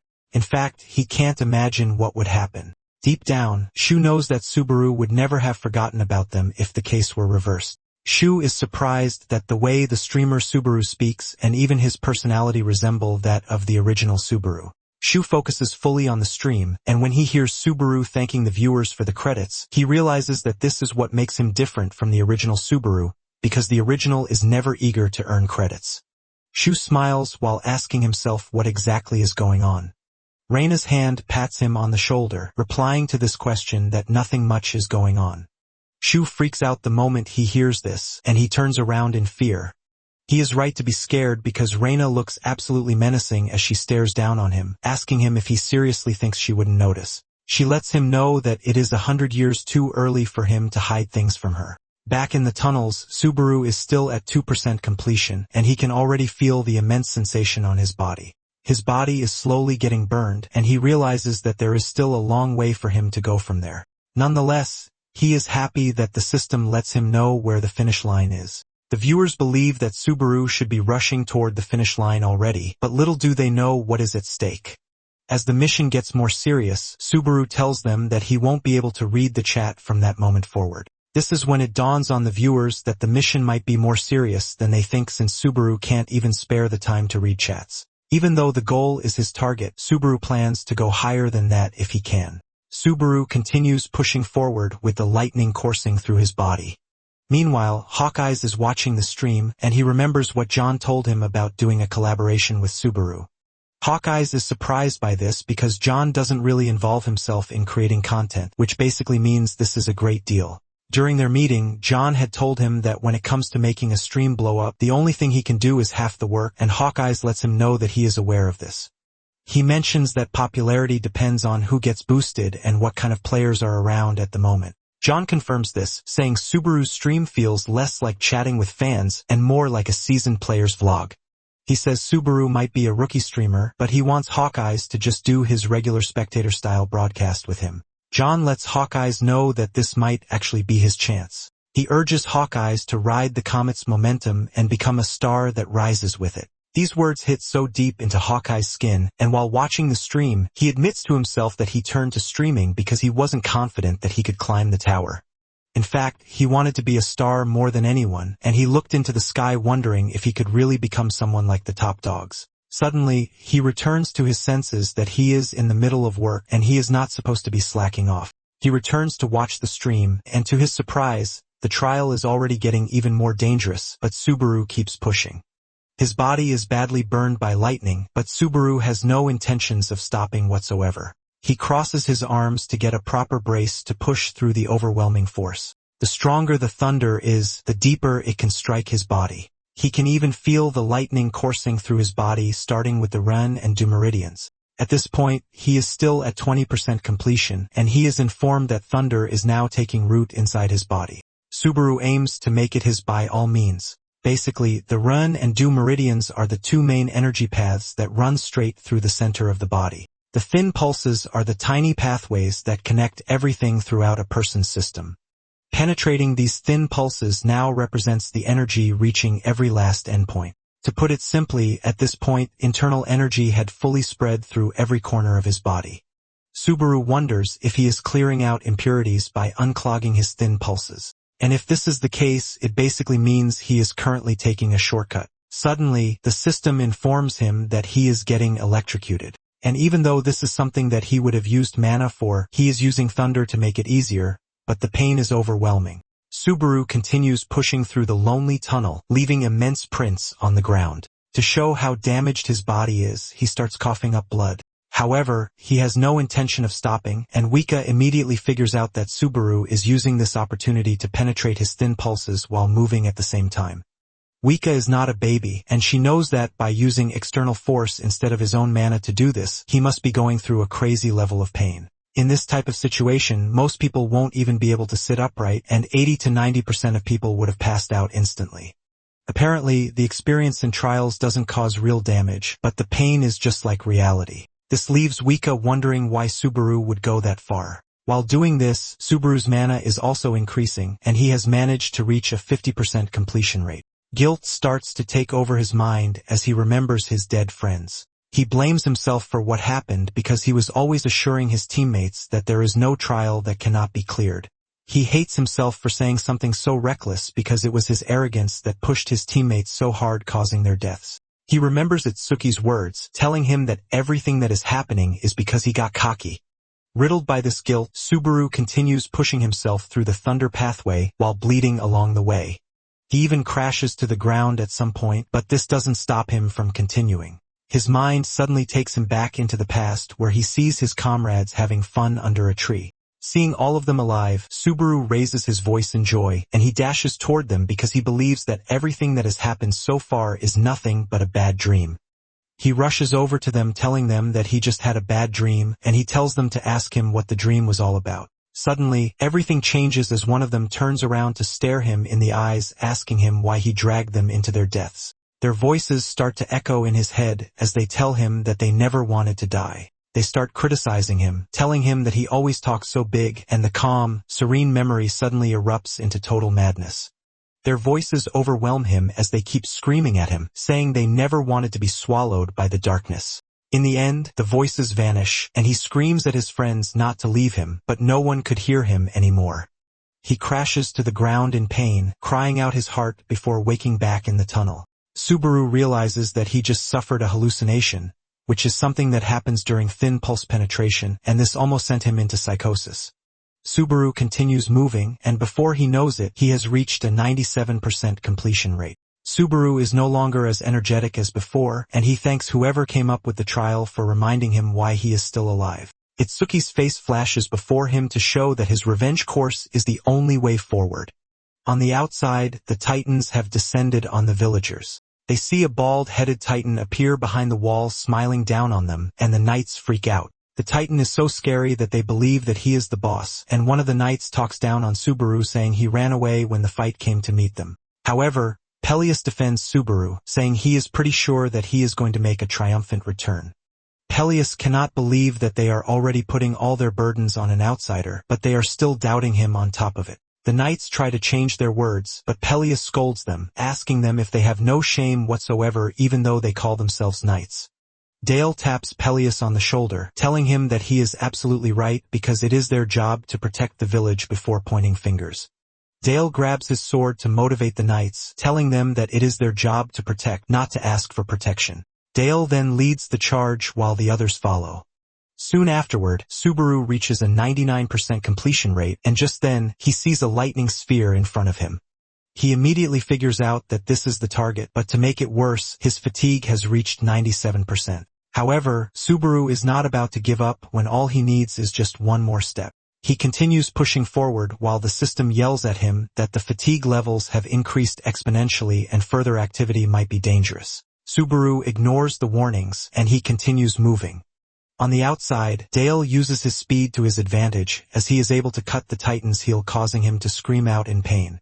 The Titan crashes to his knees and he throws a huge punch at his attackers, but Dale and the others dodge the attack. Peleus then makes the final charge, telling them to leave the rest to him. He lunges toward the Titan as he kneels down defenseless, and Peleus delivers powerful strikes to shatter the Titan's head, ultimately defeating him. The Titan crashes to the ground, and the knights start to celebrate because they have finally gotten it done. The knights stomp on the Titan's body, calling him a gross freak, while hailing Dale for leading the charge. Peleus smiles, saying that they can finally rest since the most dangerous Titan is already dead. However, Dale clears the air, saying this isn't the Titan that he is talking about. The knights misheard him and believed that he said that they had defeated the target already, so they started celebrating Dale and Peleus' bravery. One of them is talking big until he suddenly gets smashed by a giant leg, and before they know it, a huge shadow covers them. They look up, and what they see sends horror into their bodies. The knights yell out in fear, admitting that the Titan they are looking at is on another level. Meanwhile, Subaru has finally gotten his hands on the lightning ball that he has been walking towards since he entered through the giant door. The moment he gets his hands on the shard, he promises to kill Itsuki and send him to hell. A huge wave of lightning is discharged, and before he knows it, an overwhelming energy courses through his body, shocking every atom in his body. The system informs him that the thin pulse penetration is complete and his mana has been amplified by 20%. In addition, all skill activation speeds have received a 20% boost, while his stats have increased by 2. Subaru crashes to the ground thanks to the last shock that was delivered to his body out of surprise. As he hits the ground, the system tells him that he has cleared the 6th stage, Legend. John is also watching the stream, and he is surprised at just how reckless Subaru is. He concludes that Subaru is not fit to be a streamer, and just then, he gets a call from Hawkeyes. He picks up and mentions that he was watching Subaru's stream, and Hawkeyes is glad to hear this because this means that he saw what happened. John doesn't truly understand what he is talking about, and he suggests that he explain in a way that he can understand. Hawkeyes lets John know that Subaru is going to be a star, and he means it in both ways, which means that as a player and a streamer, he is going to be big. John is surprised to hear this because he believed that streaming would be challenging for Subaru since he looks more like a player than a streamer. Hawkeyes mentions that this is the point of it all. He says the core concept the viewers seek in this broadcast is a Narukami Subaru that closely resembles the real one. Basically, the real Narukami Subaru was a player, not a streamer. To put it simply, they can broadcast the birth of Narukami Subaru, the player, in real time. Sometime later, Subaru gets back on his feet, and the viewers are surprised that he got up a little faster this time around. Subaru's head is totally fuzzy, and he checks out his fatigue level to see that it is pretty high as it sits at 81 points. Nonetheless, he is glad that it went down a bit in response to his stats going up. He basically didn't expect the last lightning strike, but he can still consider the whole thing a win. Since he has completed the mission, those who promised him credits start donating to him. In the end, Subaru has racked up 20,000 credits. However, this is not even enough to upgrade the Wedge of Greed, which needs 40,000 credits. He wonders if defeating the Titan boss will help him acquire the right skill set. Basically, defeating the Titan boss depends on the Thunder Spear skill that he just acquired. This is a skill that cannot be sold or bought, and it is a legendary ranked weapon. It is an ancient spear forged from thunder itself, and it unleashes a single mighty strike but has just one use. Since the item is spherical in shape, the viewers are confused about how it is going to turn into a spear. Subaru is surprised that such a legendary item showed up on such a low level since it is something that normally appears on the 8th floor.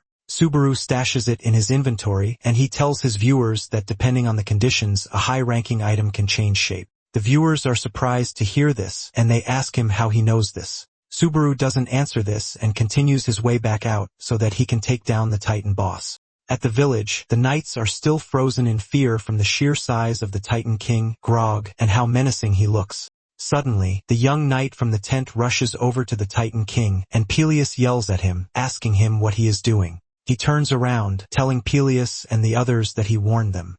The dude then crashes in front of Grog, begging him to spare him because he is different from the foolish humans who didn't believe he existed. He even addresses Grog as a god, and the moment Grog hears this, he loses it because he can't believe that the dude is lumping him with the despicable gods. Dale suddenly appears beside the dude, asking him what exactly he thinks he is doing. Dale screams at Peleus to take the villagers to safety because he knows that there is no escape for him and the young knight. He hasn't even finished saying this when Grog crushes Dale and the scared knight to death. It dawns on Peleus that they can't win in a situation like this because their exit has been blocked by regular titans. Even the villagers are rushing back to the middle since there is no way forward for them again, and Peleus comes up with a plan right on the spot. He screams out telling Grog that he knows who killed his son. Grog demands to know who it is, and Peleus whips out his blade pointing to his right. He mentions that the person who killed his son went in that direction, and he is accumulating power to kill him. Deep down, Peleus is begging that Grog take the bait and go where he is pointing. However, Grog refuses to take the bait. He immediately figures out that Peleus is lying. Grog's expression changes immediately, and he asks Peleus if he only pointed to a random direction while telling him that he is going to kill him if he doesn't answer the question quickly. Suddenly, a bright ball of lightning appears on the left at the top of a mountain. The lightning ball is so big and overwhelming that even Peleus is left in complete shock. With Subaru's appearance in the distance, he has finally activated the 7th stage, which is lightning. The viewers spot Grog in the distance, and they are left in shock because it appears that he has gotten bigger again, which shows that he is still in his growing stage. Subaru agrees with them because Grog is so enormous that Subaru concludes that if someone stronger than him shows up, then it cannot be counted as a floor 2 trial anymore. The viewers start suggesting that he run away because running might even be the whole point of the trial. Subaru then tells his viewers not to worry because he only has to hit Grog once. He reaches into his inventory and he grabs Thunder Spear because he knows that at the moment Grog is no match for him. Subaru figures out that the plan is to take Grog out even before he attacks. Subaru then activates Thunder Spear and it shoots a strand of lightning into the sky as it starts to charge. However, the moment he starts charging the skill, his fatigue begins to climb too. Nonetheless, he continues charging it, and in no time it reaches a 33% charge rate, and the Wedge of Greed tries to help him resist the effects of Thunder Spear. But the Wedge of Greed fails since it is currently no match for the overwhelming power of Thunder Spear. Subaru is not surprised because he already suspected that the skill is way too low to contend with a legendary item. In no time, the charge rate reaches 50%, and Subaru figures out that he just has to endure the effects with his already exhausted body. The viewers can see how he is struggling, and they talk about how he has been suffering since he acquired Thunder. Moments later, Grog turns his attention towards Subaru, and Subaru is surprised that he finally notices him. The viewers let him know that there is no way anyone wouldn't notice him with the amount of energy he is pulling. Subaru agrees with them, saying there is no way he won't actually notice him. At this point, the Thunder Spear has charged up to 70%, and Grog is already coming toward him. Peleus tries to distract Grog, but he is already fixated on the one who killed his son. In no time, Grog picks up the pace, and he starts dashing towards Subaru's position with the intention of causing him so much pain just as he did to his son. Grog closes the distance in no time, but the spear is still at 88% charge rate. And as Grog climbs the rock toward him, Subaru realizes that there is only a 5,050% chance. The viewers are freaking out that he might not be able to land the hit because Grog is pretty fast. However, Subaru doesn't even move from where he is as he keeps his eyes fixated on Grog. During one of his training sessions in the past, one of his former teammates, Sako, had told him never to take his eyes off the target. In fact, Sako lets him know that he is not allowed to even look away for a second. Sako tells him that he must forget about trying to make a clean throw or an arc throw. Sako had told him that he didn't even need predictions because he is not like the regular spearman. Grog has closed down the distance already, and the charge rate is still at 95%, leaving Subaru wondering what he is supposed to do in situations like this. He remembers Sako telling him not to throw the spear, but to blast it since he is obviously not throwing a normal spear. The viewers are already panicking, and they yell at Subaru to throw the spear because he is going to die if he doesn't. However, Subaru refuses to throw the spear, and he leaves Grog to continue charging at him. Grog finally climbs the rock, and he dashes towards Subaru at a crazy speed. As he reaches a jumping distance, he lunges towards Subaru, and Subaru takes aim, ready to throw the spear at any time. Fortunately, the charge rate reaches 100%, but Subaru still doesn't rush in throwing the spear because he knows that he only has one chance. He lets Grog dive toward, and once he realizes that he is in a position that he can't dodge his attack, Subaru throws the spear at him. The spear travels at a blinding speed, carrying overwhelming energy along with it as it pierces Grog's forehead. Grog is thrown off the rock with the immense force of the attack, and he is sent down the ledge. He hits the ground, resulting in a large explosion. The lightning starts eating him up, and Grog realizes that he is already dying. He could only call his son's name one last time as he was torn into shreds. The viewers are blown away when they see this, and they start hyping Subaru, talking about how overpowered he is. The system informs him that he has killed Grog, and by this, he has cleared the 7th stage. As usual, he levels up, and his stats also go up while he is awarded 5,000 achievement points. Just then, he is informed that he has obtained the Thunder's heart, and a heart-shaped thunder appears on his hand. Subaru is confused because this is the first time he has seen something like this. The bright light from the heart-shaped lightning flashes into his eyes, and Subaru suddenly finds himself in a strange space. He looks around to see giant figures staring down on him, and before he knows it, he is knocked to his knees by an invisible, overwhelming force. He can't even speak, let alone move his body. The system informs him that several strange entities are staring at him, but their names are restricted, and Subaru wonders if these entities are trying to tell him something. The heart-shaped lightning shines bright again, and Subaru returns to reality. The system tells him he can investigate the village for clues using Thunder's heart. The viewers notice that he is not moving, and they start asking him what is wrong. Subaru is overwhelmed by what just happened because he initially believed that it was a cut scene. But with the look of things, it seems real. Subaru then apologizes to his viewers, telling them that he only blacked out for a second. Some of the viewers tease him, asking him how many times he plans to pass out during the trial, but some do not blame him since it is a legendary trial.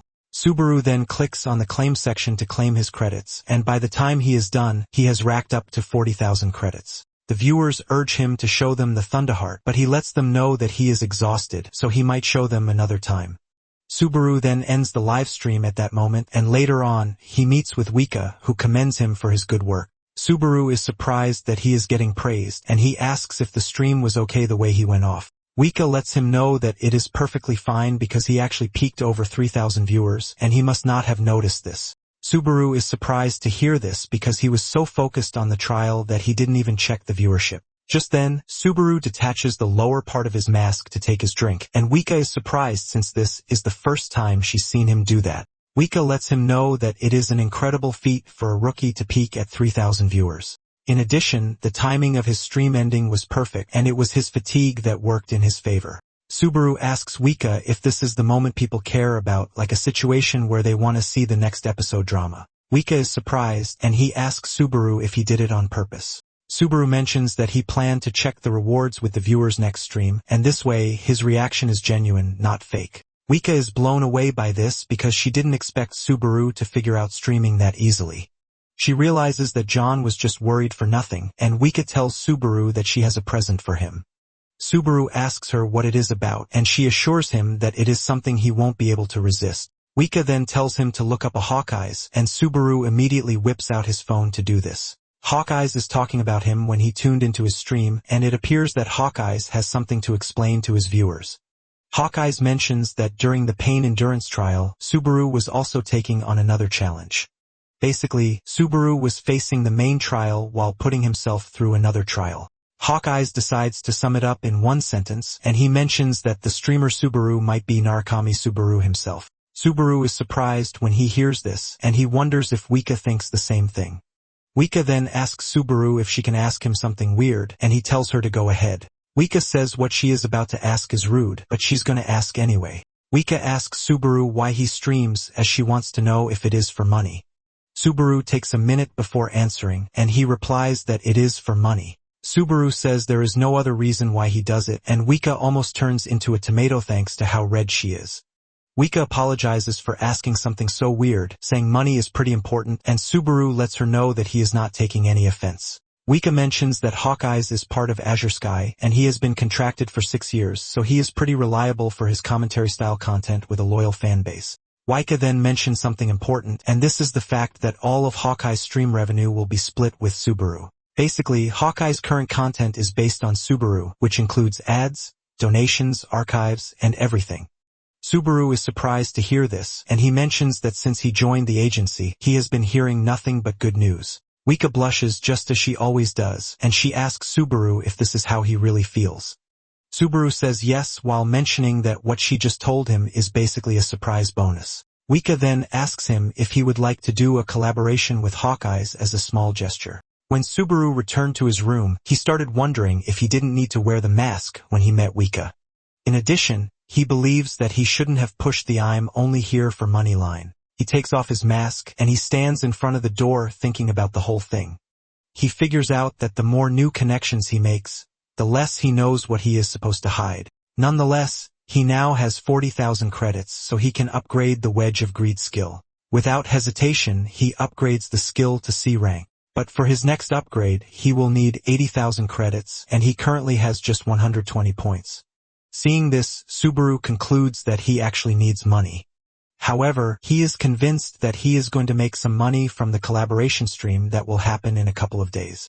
He reaches into the inventory and brings out the ice flower that Shu left at the memorial stand to stare at it. Meanwhile, Oika is in her room fantasizing about Subaru. She is basically twisting everything Subaru to fit into her own delusional thinking. After satisfying herself with enough delusion, she concludes that Narukami is a man with a secret nobody knows. Meanwhile, on the 7th floor, Ammonius of the Blue Zone Guild is training while also training, and he hears Hawkeyes conclude that Subaru might be the original. This pisses Amon off, but this also gets him curious about who Hawkeyes is. His assistant informs him that he is a streamer called Hawkeyes, and he averages 8,000 viewers. Amon replies that he once tried his hand at streaming too.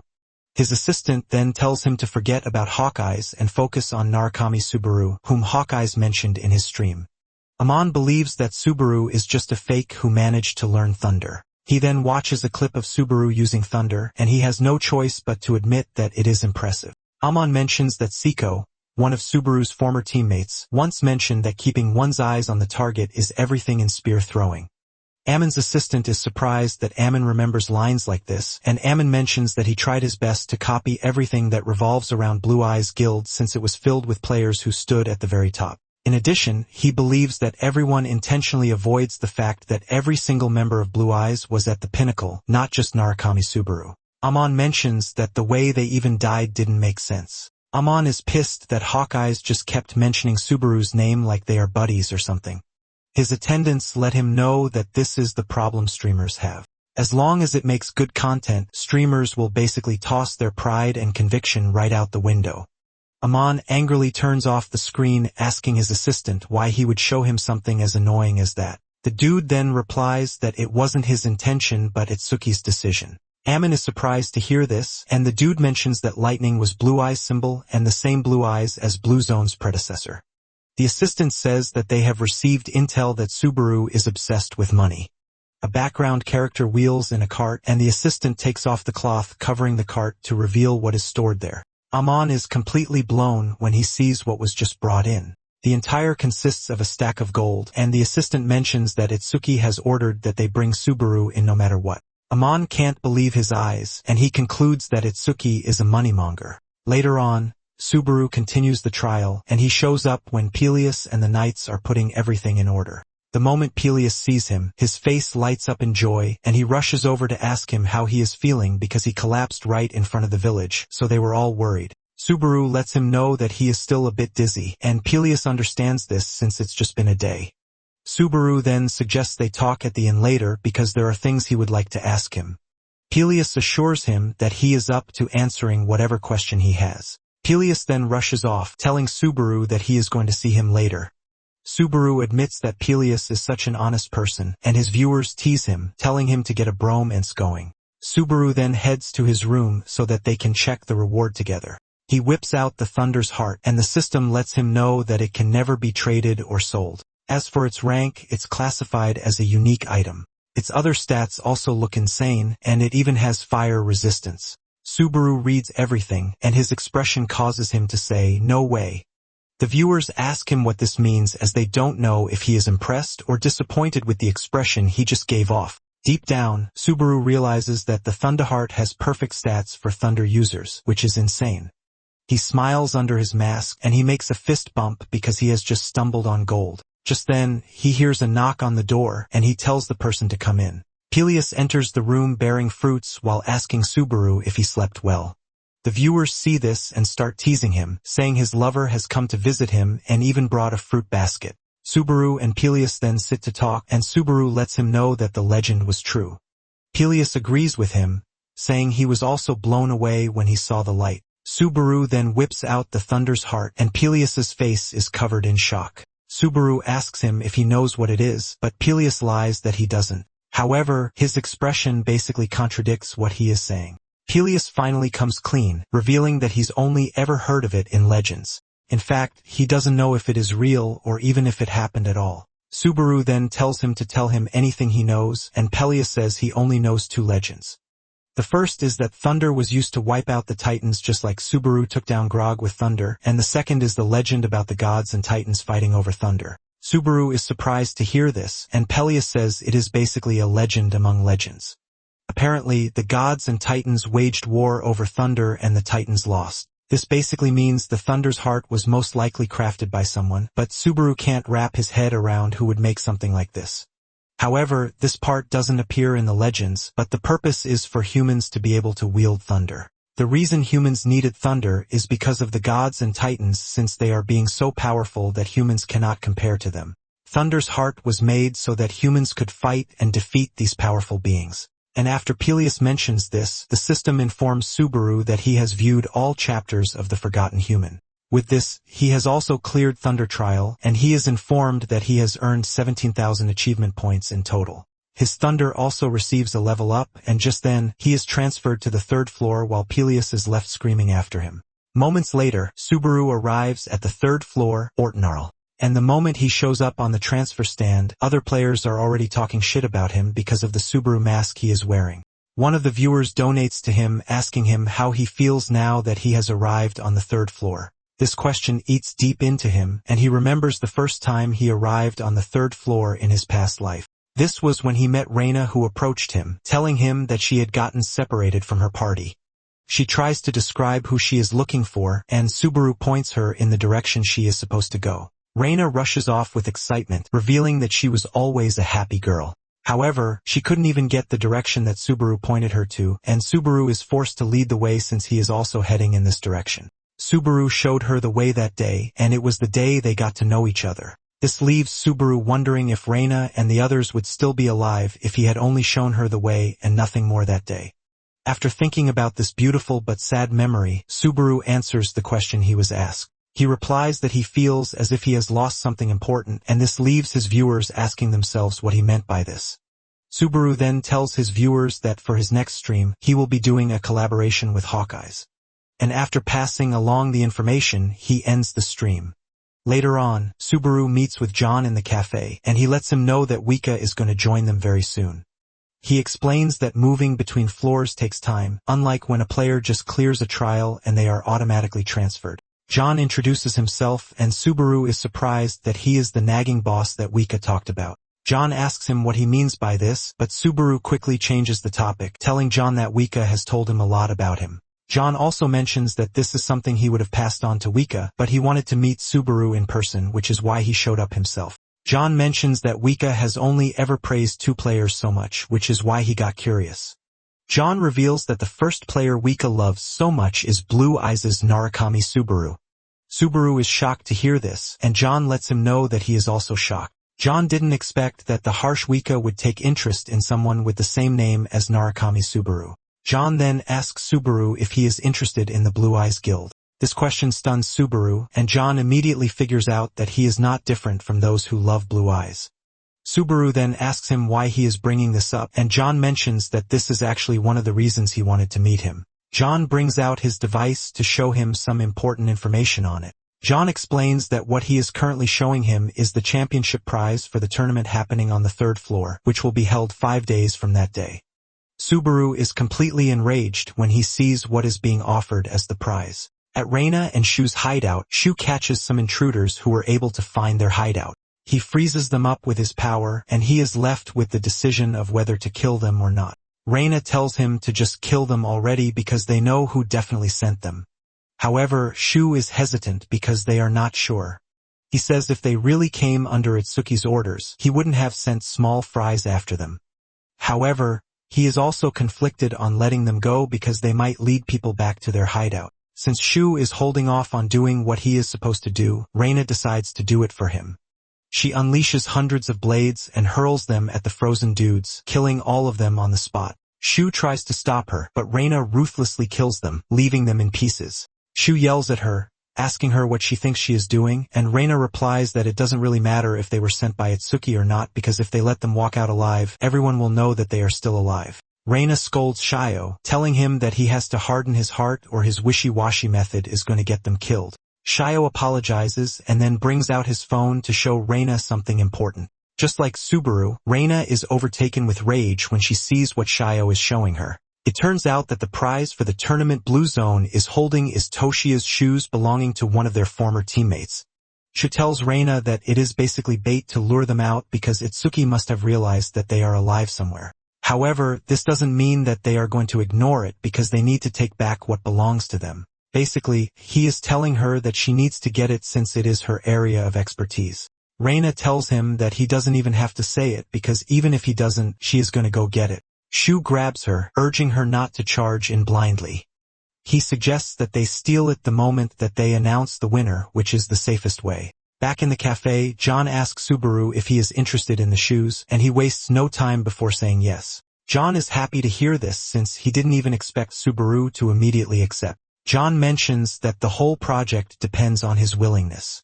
Subaru asks him what project he is talking about, and John mentions that they have figured out a storyline about hunting Blue Eyes relics because this would blow up. Subaru is completely overwhelmed by rage, as he can't believe that they are using Toshia's relic as a circus prop.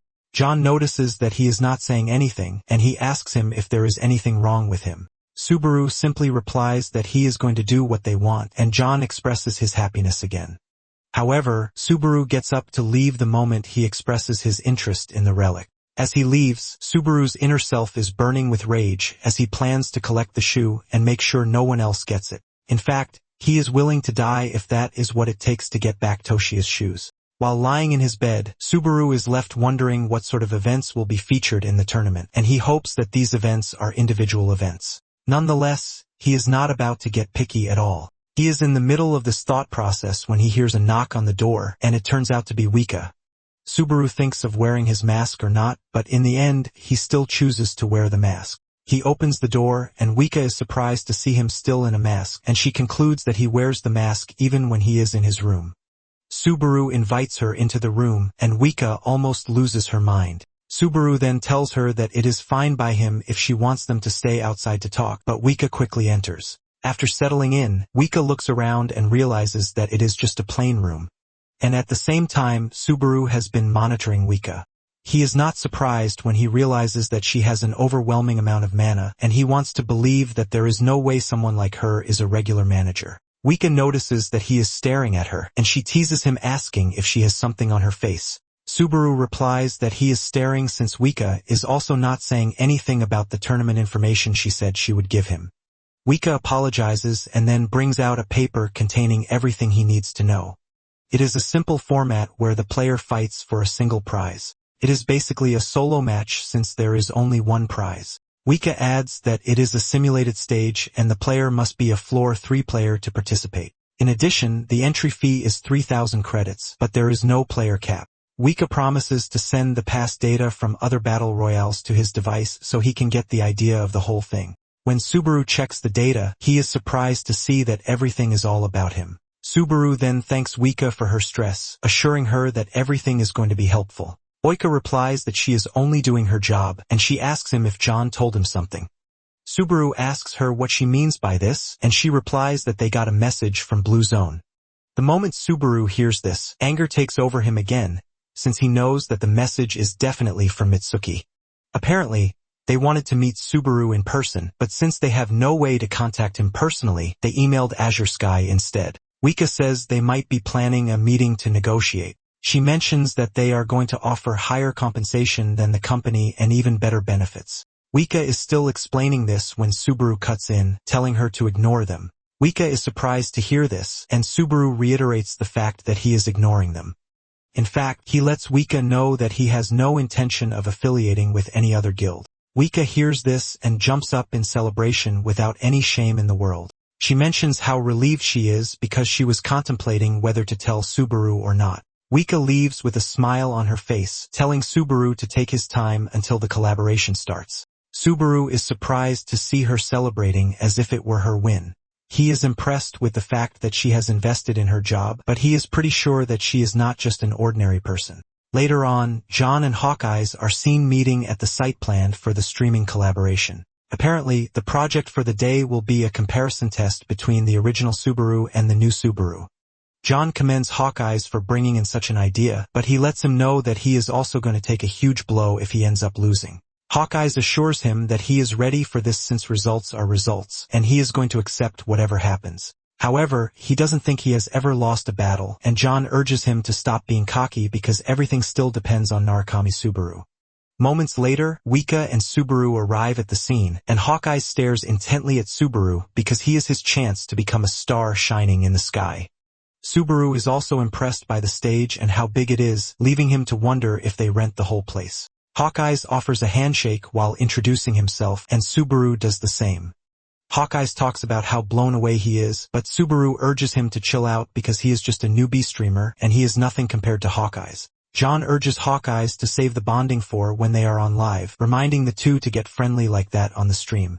Without wasting further minutes, Hawkeyes starts the live stream, and in under a minute the viewership jumps to over 12,000. Hawkeyes himself is blown away because he never expected this amount of pull even though the announcement blew up.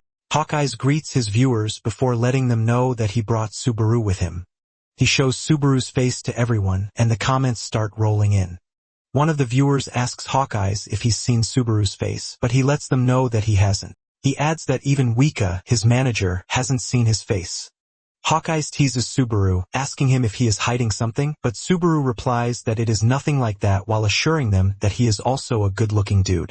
Viewers start donating credits just to see Subaru's face, leaving Hawkeyes totally blown because his streams are never this hype, which basically confirms the fact that Subaru is a walking bomb.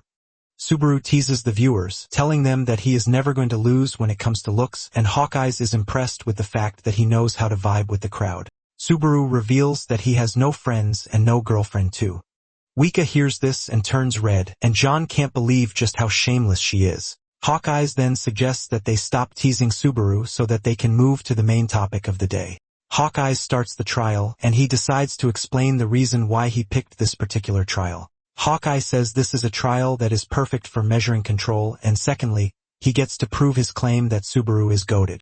On the trial leaderboard, it turns out that the original Subaru is the one topping the chart. A viewer donates credits to ask Subaru if he thinks he can beat the trial, and Subaru replies that he wouldn't have accepted if he didn't think he could. Just then, the trial bots descend on him. As they surround him, the viewers are conflicted on whether Subaru has what it takes to be able to clear the trial. A viewer then offers 10,000 credits for Subaru to get 43 or more kills in one run. And if he fails to do so, he is going to show his face to the camera. Subaru quickly raises his hand to reject the mission because he knows it is way too early for him to risk taking off his mask. However, several viewers start pouring in credits just to follow up on the same request. Subaru finally agrees, promising the viewers that he's going to show his face if he fails. Suddenly, one of the viewers mentions that only Subaru is eating the penalty, but he is still going to split the mission reward. Hawkeyes agrees that this is a fair point, and he decides that for the mission, all credits will go to Subaru. Once they are all in agreement, Hawkeyes starts the timer, which is 3 minutes. The bots start charging at him, and Subaru activates Thunder as he dashes toward them head-on. He grabs the first bot and smashes its head into the ground, one-shotting it. The viewers are blown away when they see Subaru one-shot a bot without his sword. Even Hawkeyes is hyped because he never thought he would see Thunder live in action. To take things seriously, Subaru unleashes his demon blade, and he cuts down 4 bots at the same time. Before they know it, 20 seconds have gone by already, but the viewers are still impressed with how fast Subaru is. With the way he is moving, one of them believes that he can even get 70 kills. However, another viewer lets them know that it is only going to get harder from there on. In no time, the bots start to swarm him, and Subaru decides to use one of them as a springboard to lunge himself into the air. This leaves the viewers raving again since aerial combat was the specialty of the OG Subaru. After gaining enough momentum in the air, Subaru dives down, hitting the ground with his sword and unleashing a massive wave of force that wipes out a bunch of bots. With 1 minute and 26 seconds to go, Subaru is still on 26 kills, but he is not slowing down. Even John and the other 2 who are watching it live are left in awe. One of the viewers believes that at the pace that Subaru is going, he might actually take second on the leaderboard.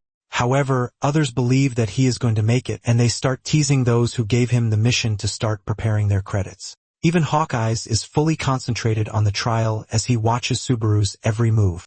With 13 seconds to go, Subaru is on 41 kills, and Subaru slows down at the last second. Once the timer is about to run down, Subaru makes a last push for his last kill, killing 43 bots, thus tying with the original Subaru. The record is updated, and the 2 Subarus follow each other on the record list. At this point, there are over 38,000 viewers on the stream, and they are all blown away by what they just witnessed.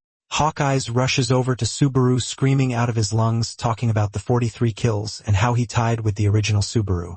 The viewers start giving their opinion, and one mentions that he believes that Subaru struggled to get second place while others praise him.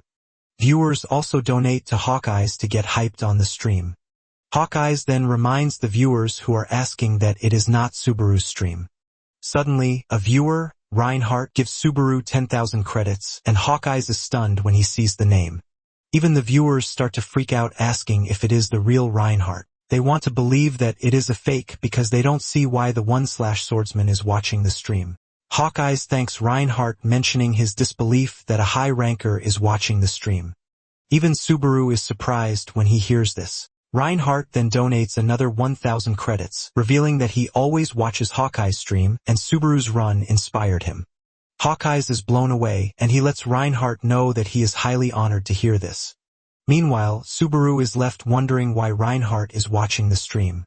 He keeps asking himself if Reinhardt has found out about what he did to Isaac. Reinhardt then donates another 1,000 to ask Subaru if he is going to do a collaboration with him. The viewers are blown away when they see this since they know what it means. Even Wika and John are already jumping for joy, but Subaru shocks everyone, revealing that he is going to decline because he has to focus on trials in the meantime. The trio on the scene almost dies from shock, and even the viewers start spamming the chat with question marks as they cannot believe what just happened. Subaru then takes a bow, saying he has to leave because he used up too much energy. Hawkeyes tries to call him back, but he refuses, and he just continues walking. John is forced to ask Subaru why he turned Reinhardt down because he is basically a chance to boost his streaming career. Subaru asks John if the whole thing is really a big deal, and John lets him know that doing a collaboration with rankers, especially a high ranker, rarely happens. Subaru then tells John that if being a ranker matters that much, he is just going to become one himself. After ending the stream, Hawkeyes walks up to Subaru to commend him for the amazing performance while promising to send his own share of the stream once it comes in. However, Hawkeyes lets him know that there is something he is curious about. Hawkeyes mentions that he noticed that Subaru felt different when he was fighting earlier. It was as if he wasn't in top condition, and Hawkeyes asks him if he is hurt. Subaru is surprised that Hawkeyes noticed this because he actually did his best to hide it well, but this shows why the dude is called Hawkeyes. Subaru replies that whether he won or lost, he would have been screwed either way. Hawkeyes asks him to explain, and Subaru mentions that the highlight of the stream is to see whether he can surpass the original Subaru, which is where growth lies. Subaru says if he had won, he definitely would have gotten a temporary boost, but the hype around the rivalry would eventually take a nosedive. If he had lost, people would just say that he is no match for the real Narukami Subaru. This basically meant that in the test, he needed a result where both characters are on equal grounds, which is why he picked the draw since it was the only optimal outcome. Hawkeyes then mentions that this means Subaru could have overtaken the original if he wanted, but Subaru doesn't give a definite answer to this, saying it is over and they can't change the results again. He makes sure to aura farm as he walks away, letting them know that it all depends on how people interpret it. Meanwhile, Reinhardt is going crazy in his office after his proposal was turned down. He smashes his table while calling Subaru an insolent brat. His assistant rushes into the office to check if everything is fine, and Reinhardt tells the dude that he is pissed because of Subaru. He lets his secretary know that Subaru actually turned down his offer. It turns out that Reinhardt was planning to crush Subaru in front of everyone and shut down the annoying rumors that are already circulating, but his efforts have already gone down the drain. Reinhardt says he doesn't care about the credits that he wasted, but the fact that a rookie dared to scratch his pride is what pisses him off. The assistant then picked up the device that he had smashed to the ground and handed it over to him. Reinhardt asked the dude if there is any progress on the matter. He asked him. The dude replies that they are still searching, but haven't found anything about Isaac. The dude then continues yapping, talking about how it is not a big deal for Isaac to have disappeared for a few days since he is not a kid. He hasn't finished saying this when Reinhardt grabs him hard by the neck using his power. He starts choking him out, asking the dude if he is also trying to mock him. With his life flashing before his eyes, the dude apologizes, and Reinhardt slams him into the wall. Reinhardt asks him when he started nitpicking his orders. The dude quickly goes on his knees begging for forgiveness while assuring Reinhardt that he is going to resume the search immediately. Later on, Wika is having a good day until she receives a call from her boss. Just from the way she speaks, John can see that she is frustrated, and he yells at her, asking her if his call is that unbearable to her. John tells Wika to at least talk to him the way she talks to Subaru, but this only makes it worse. Before John continues yapping, Wika cuts him off, asking him if what he called about is the Reinhardt proposal. John says yes, revealing that they cannot afford to blow such a big opportunity. Wika replies that their hands are tied, but John reminds her that Subaru is a streamer. And since it is a huge chance for him also, he urges Wika to convince him as his manager. Wika explains to John that Subaru cares more about climbing the tower than doing collabs, and this is basically the right mindset for a player. John scolds her, saying she only has energy when she wants to argue with him. But before he can say anything else, Wika hangs up. Deep down, Wika knows that it is a big opportunity for Subaru, and she decides that she might just give it a try. Wika knocks on Subaru's door, and Subaru opens it, but he still wears his mask. Wika is forced to ask him if he always wears his mask, and Subaru replies that, in the meantime, he has to. Subaru goes hard at her, asking her if she is also curious about his real face. Wika stutters when she hears this, but it is pretty obvious that she is interested. She starts yapping about how Subaru will one day show his real face, and Subaru asks her why everyone is obsessed with Narukami Subaru. Wika replies that she can already think of a couple of reasons, like how he is a low-level Earthborn with bad stats. In addition, Subaru is just cool just from existing alone. The most important part of all is that Subaru was their hope. Subaru asks her what she means by this, and Wika mentions that there is something that Subaru doesn't know. She mentions that when she first came to the tower, there was literally nothing.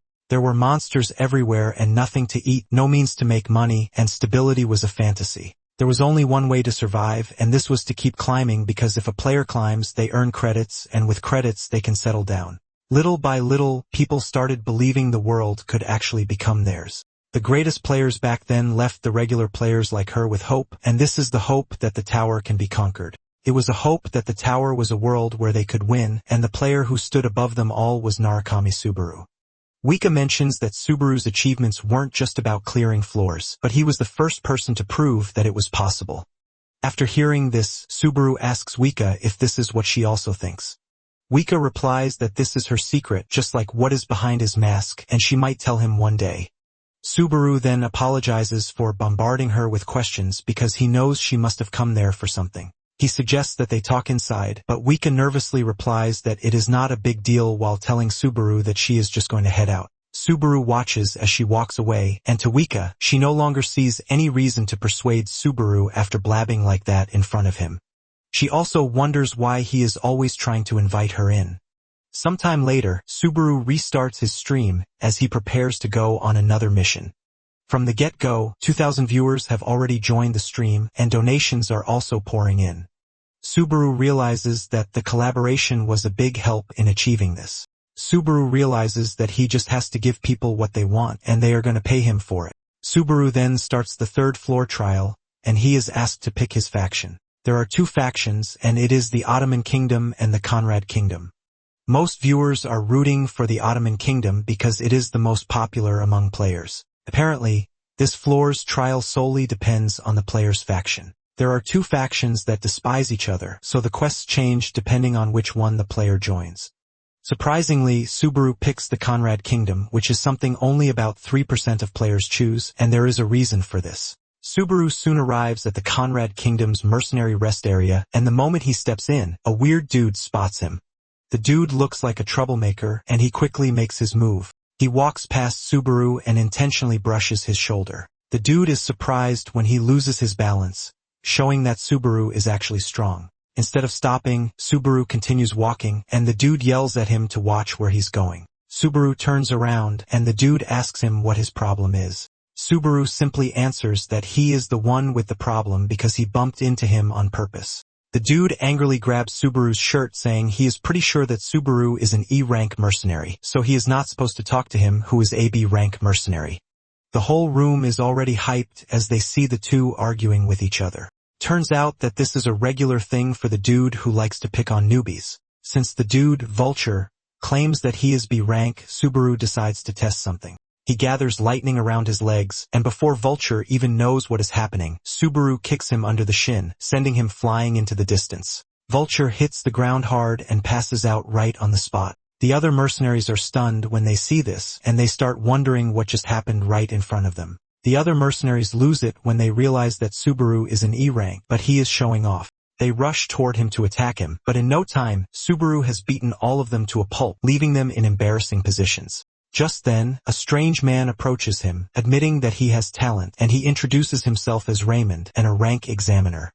Raymond mentions that this is the first time he's seen Subaru around, and he asks him what jobs he's cleared so far. Subaru replies that he hasn't cleared a lot since E-rank mercenaries can only take limited jobs. The viewers immediately figure out that Subaru must have caused a scene just to speed run jobs. Apparently, the third floor's trial is to take on various mercenary jobs and earn 10,000 achievement points.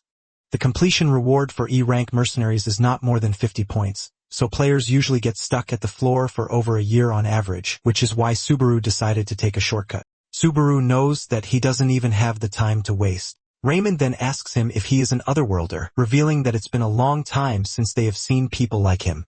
Raymond reveals that even though he appears to be impressive, he can't give him special treatment since everything has its proper order. Subaru tells him that there must be a way to shorten the order, and Raymond asks him if he thinks that there is any point in giving special benefits to another worlder who will eventually leave. Basically, the people refer to the players as otherworlders. Subaru then tells Raymond that he is going to make his dream come true. It turns out that there is a way to clear all the floor trials at once, but this is something he didn't even try in his past life. Raymond asks him what he means, and Subaru replies that he is talking about the Cave of Thunder. Subaru assures Raymond that he is going to make sure that the cave gets into Conrad's hands. Raymond is shocked when he hears this since only A-rank mercenaries can take the job. Subaru lets him know that he is aware of this since it is a battle of pride between Ottoman and Conrad over an impregnable dungeon. Apparently, the Cave of Thunder has never been cleared in history. Between the Conrad and Ottoman kingdoms, there is an enormous impassable mountain range that the two nations have fought over for decades. This is the Cave of Thunder, which allows easy passage straight through the mountains, and it has long been their ambition to block invasions to gain military superiority. Subaru assures Raymond that if he issues him proof of a rank status, he is definitely going to clear it while assuring Raymond that he is not going to abuse it. Raymond takes a moment to think about it, and Subaru becomes worried since he knows that if he gets turned down, he will have no choice but to take Raymond down. After thinking about it for a minute, Raymond tells Subaru that he is going to write him a letter of recommendation so he can join the raid. Raymond mentions that raid parties always need manpower, and he reveals that the raid party departs in 5 days, so he is going to bring the recommendation letter over. He urges Subaru to wait for him, and after his departure, a viewer offers Subaru 20,000 credits to clear the Cave of Thunder solo. Before Subaru knows it, huge credits start rolling in for him to clear the Cave of Thunder. Subaru remembers that 5 days later is exactly when the Floor 3 tournament ends, and he wonders if Blue Zone planned the tournament schedule with this in mind. Raymond soon returns with the recommendation in his hand, expressing his disbelief that Subaru plans to clear the Cave of Thunder.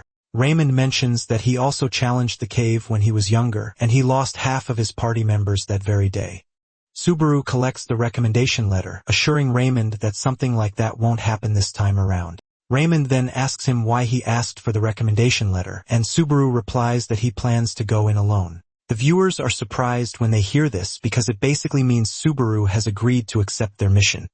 Raymond yells at Subaru, asking him if he is out of his mind because the Cave of Thunder is meant for a 20-man raid, and Subaru is basically saying he is going to go alone.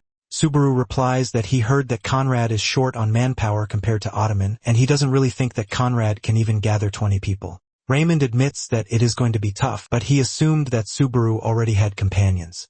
Subaru lets him know that he doesn't at the moment. Meanwhile, Reina is already on her way to the 3rd floor, and she is surprised when she hears Subaru talking about clearing the dungeon alone.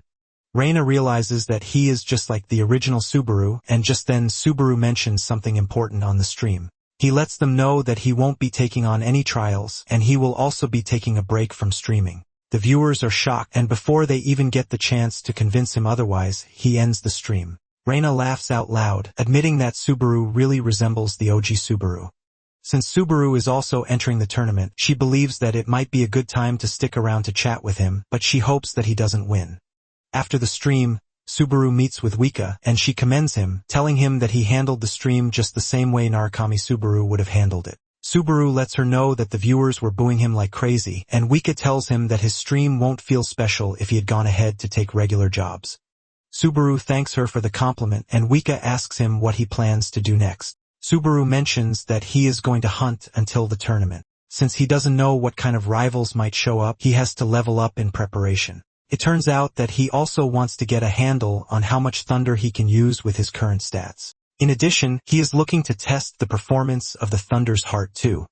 However, one thing is for certain, and this is the fact that he is never going to let anyone get their hands on Toshiya's keepsake. Elsewhere, a Blue Zone player, Ginzaki Naoto, is seen ranting about why he is sent to meet with Subaru after he declined the guild's request. He is surprised that Subaru has the guts to actually decline Blue Zone's request, and he angrily walks into the cafe where he is supposed to meet with Subaru's representative. The rep meeting him turns out to be John, and the two sit down for a drink. John welcomes him, telling him to go ahead with what he wants to say because he heard that there is something he wants to discuss with one of his streamers. Ginzaki confirms this but asks John where Subaru himself is. John replies that he is not there because he is out on other business. Ginzaki calls Subaru an arrogant rookie for attending to something else when he knows that he has to meet with Blue Zone. John lets him know that the business Subaru is attending to is private, so they can't respond to it. In addition, he reminds Ginzaki that they have already conveyed his wishes to them, and this is exactly why Subaru is no longer meeting them. Ginzaki mentions that they plan to speak directly with Subaru regarding the matter, and John lets Ginzaki know that it is going to be difficult for them to meet Subaru. Ginzaki loses his cool, staring down at John, saying he is the one who is shielding Subaru away from them. Deep down, Ginzaki knows that he is going to be in trouble if he returns without seeing Subaru. Ginzaki continues yelling at John, saying he knows that he is just trying to keep his golden goose. He stands up and moves closer to John, telling him that Subaru would be better off joining a major guild instead of streaming. John smiles, telling Ginzaki, no one knows since famous streamers earn just as much as top-ranked players. John continues talking casually, revealing that they usually run into players who are biased against streaming as a profession. Jinzaki then warns John, telling him that the way he is speaking makes it seem like he is trying to make Blue Zone his enemy. John then urges Jinzaki to listen carefully to what he is about to say. He lets him know that they prioritize their streamer's own wishes above anything else. Since Subaru has made his decision, John says that the company is going to back him fully. Jinzaki mocks John, telling him that he is out of touch with the world even though he is a grown man. Jinzaki asks John if he thinks Blue Zone will stay quiet about the whole thing. Just then, the atmosphere changes, and John's voice becomes colder as he tells Jinzaki that he is the one who doesn't get it because there are people in this world who can't be swayed by force or threats. John looks really scary as he tells Jinzaki to get lost if he knows that he is done talking. Fear grips Jinzaki as he tries to understand what just crippled him, but he manages to get back on his feet while pointing fingers at John, asking him who he thinks he is for him to just command him to get lost. John didn't even utter another word as he pointed to the door. And as Ganzaki left, he threatened John, telling him that he was going to regret what had just happened. John taunts him, smiling at him while sarcastically telling him that his threats are so scary. 3 days later, Subaru is seen at the Sky Serpent's nest taking on the scary giant snake. With a single strike imbued with thunder, Subaru badly injures the snake, forcing it to scream out in pain. After this, Subaru concludes he's trained enough already, and he decides to wrap up the fight. He lunges at the giant serpent, and he delivers a powerful strike to finish the fight. After defeating the serpent, he is informed that he has leveled up, and just as usual, his stats also receive increments. Subaru obtains a red item, which is the Sky Serpent's Fong. Subaru figures out that this will sell for around 10,000 credits, which was the rate 20 years ago. Subaru checks his stats, and he is surprised that he is already at level 35. He basically went up 9 levels in 3 days, and Subaru believes that this is already good enough so he doesn't have to be greedy. Later that day, he meets with Wika, and judging by the smile on Wika's face, Subaru asks her if something good happened. Wika asks him if he sees it, but Subaru has no idea what she is even talking about. Wika is surprised that he hasn't seen the collab video, and Subaru lets her know that he was busy grinding. Wika lets him know that this is fine because this is what makes him Narukami Subaru. However, Wika lets him know that there is something that differentiates him from the original Subaru. Wika presents to Subaru the revenue statement from his recent collab stream with Hawkeyes. Subaru is completely blown away when he realizes that it is 49,000 credits, which is way more than expected. Wika tells him that there is another reason she came to see him. Wika mentions that she has a friend, Kaioharu, who is a gambling addict. And thanks to him, she learned something important. Subaru asks her what it is, and she reveals that there is a certain kind of gambling where one bets on who will win and collects the payout. The higher the player's chance of winning, the lower the payout rate. This basically means that it has smaller returns, but it is much more reliable. She mentions that at the moment, Subaru's payout rate is 6.1x, but there is a player with a rate of just 1.2x. Basically, this person is the favorite to win the tournament. Subaru asks her who the person is, and she replies that it is Omar Schneider. Wika explains that he is a Blue Zone player who has stayed on the 3rd floor for 10 straight years, and he is driven purely by an obsession with clearing the Cave of Thunder. Wika mentions that because of his insane fixation, he is famous even though he is not a streamer nor is he a ranker. Wika believes that Schneider is probably scheming right at that moment to meet with him because, to him, the solo Cave of Thunder challenge that Subaru declared on his stream is an insult to his 10-year grind. Before Wika knows it, she is almost kissing Subaru until Subaru reminds her that she is too close already. She quickly retreats with her face totally red. She finds it hard to even face Subaru, and she tells Subaru to be careful because there is a high chance that he is going to run into Schneider thanks to the number of events that are coming up. Meanwhile, Schneider and his men are seen discussing inside a carriage. Schneider's men believe that Subaru is talking trash because he doesn't know what type of place the Cave of Thunder is. Schneider lets his men know that whatever Subaru does doesn't bother him because he has the reputation to brag. Schneider mentions that Subaru might be a rookie, but he is the new Master of Thunder, which is something they have wanted for so long. The bald-headed man in the group agrees with Schneider, but mentions that Subaru is already getting way too full of himself. As the boys continue raging and spitting on Subaru, Schneider cautions them, telling them that it is not the time for them to be envious or jealous. He adds that trashing Subaru's achievements is also out of line. The bald head asks Schneider if he would prefer that they respect him instead. Schneider replies that if necessary, they are free to do this. In fact, Schneider says he doesn't mind respecting Subaru.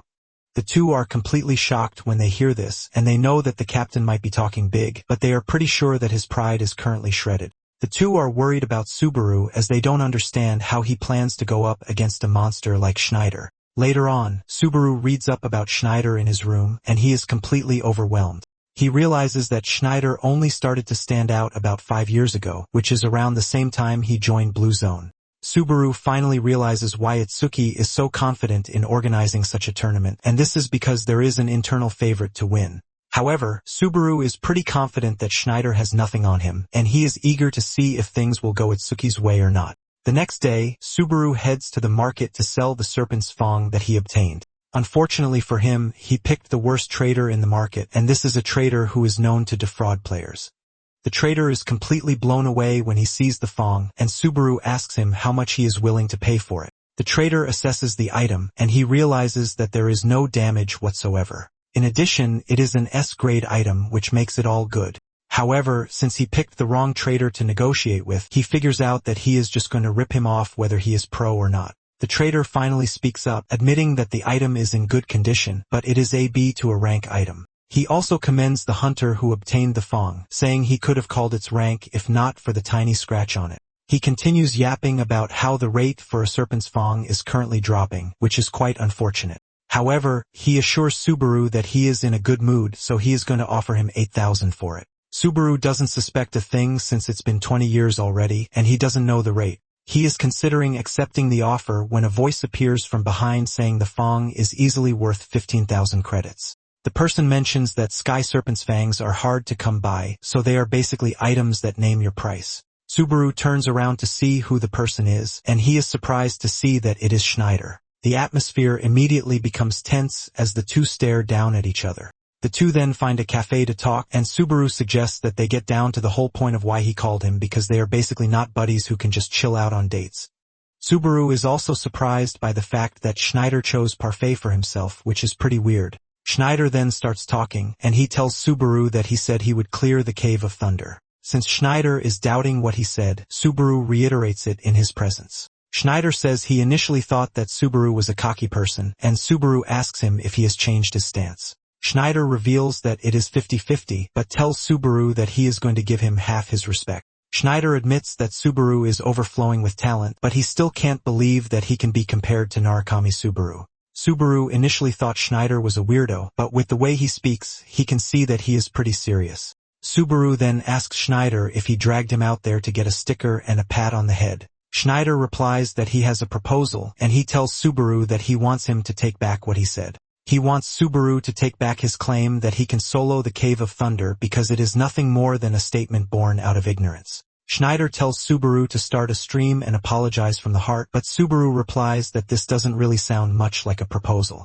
Schneider says he is not telling him to do it right at that moment. He tells Subaru that if he beats him in the coming tournament, he is going to admit his immaturity publicly. Subaru agrees to this, but also has his own condition. Subaru tells him that he is going to hand over everything he knows about the Cave of Thunder if he wins the tournament. Schneider agrees to this with a smile because he is pretty sure that there is no way he is going to lose, and he walks away after saying this.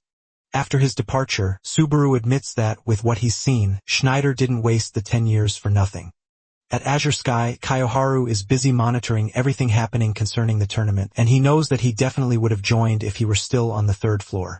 He is still conflicted on who to bet on between Schneider and Subaru.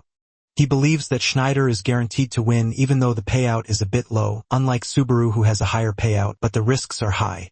Since he is a pro gambler, he concludes that he is going to bet on trust, not probability. He's about to make his bet when Wika's call comes in and he freaks out. He even throws away his device while accusing Wika of spying on him. Wika immediately figures out that Kayoharu was busy gambling.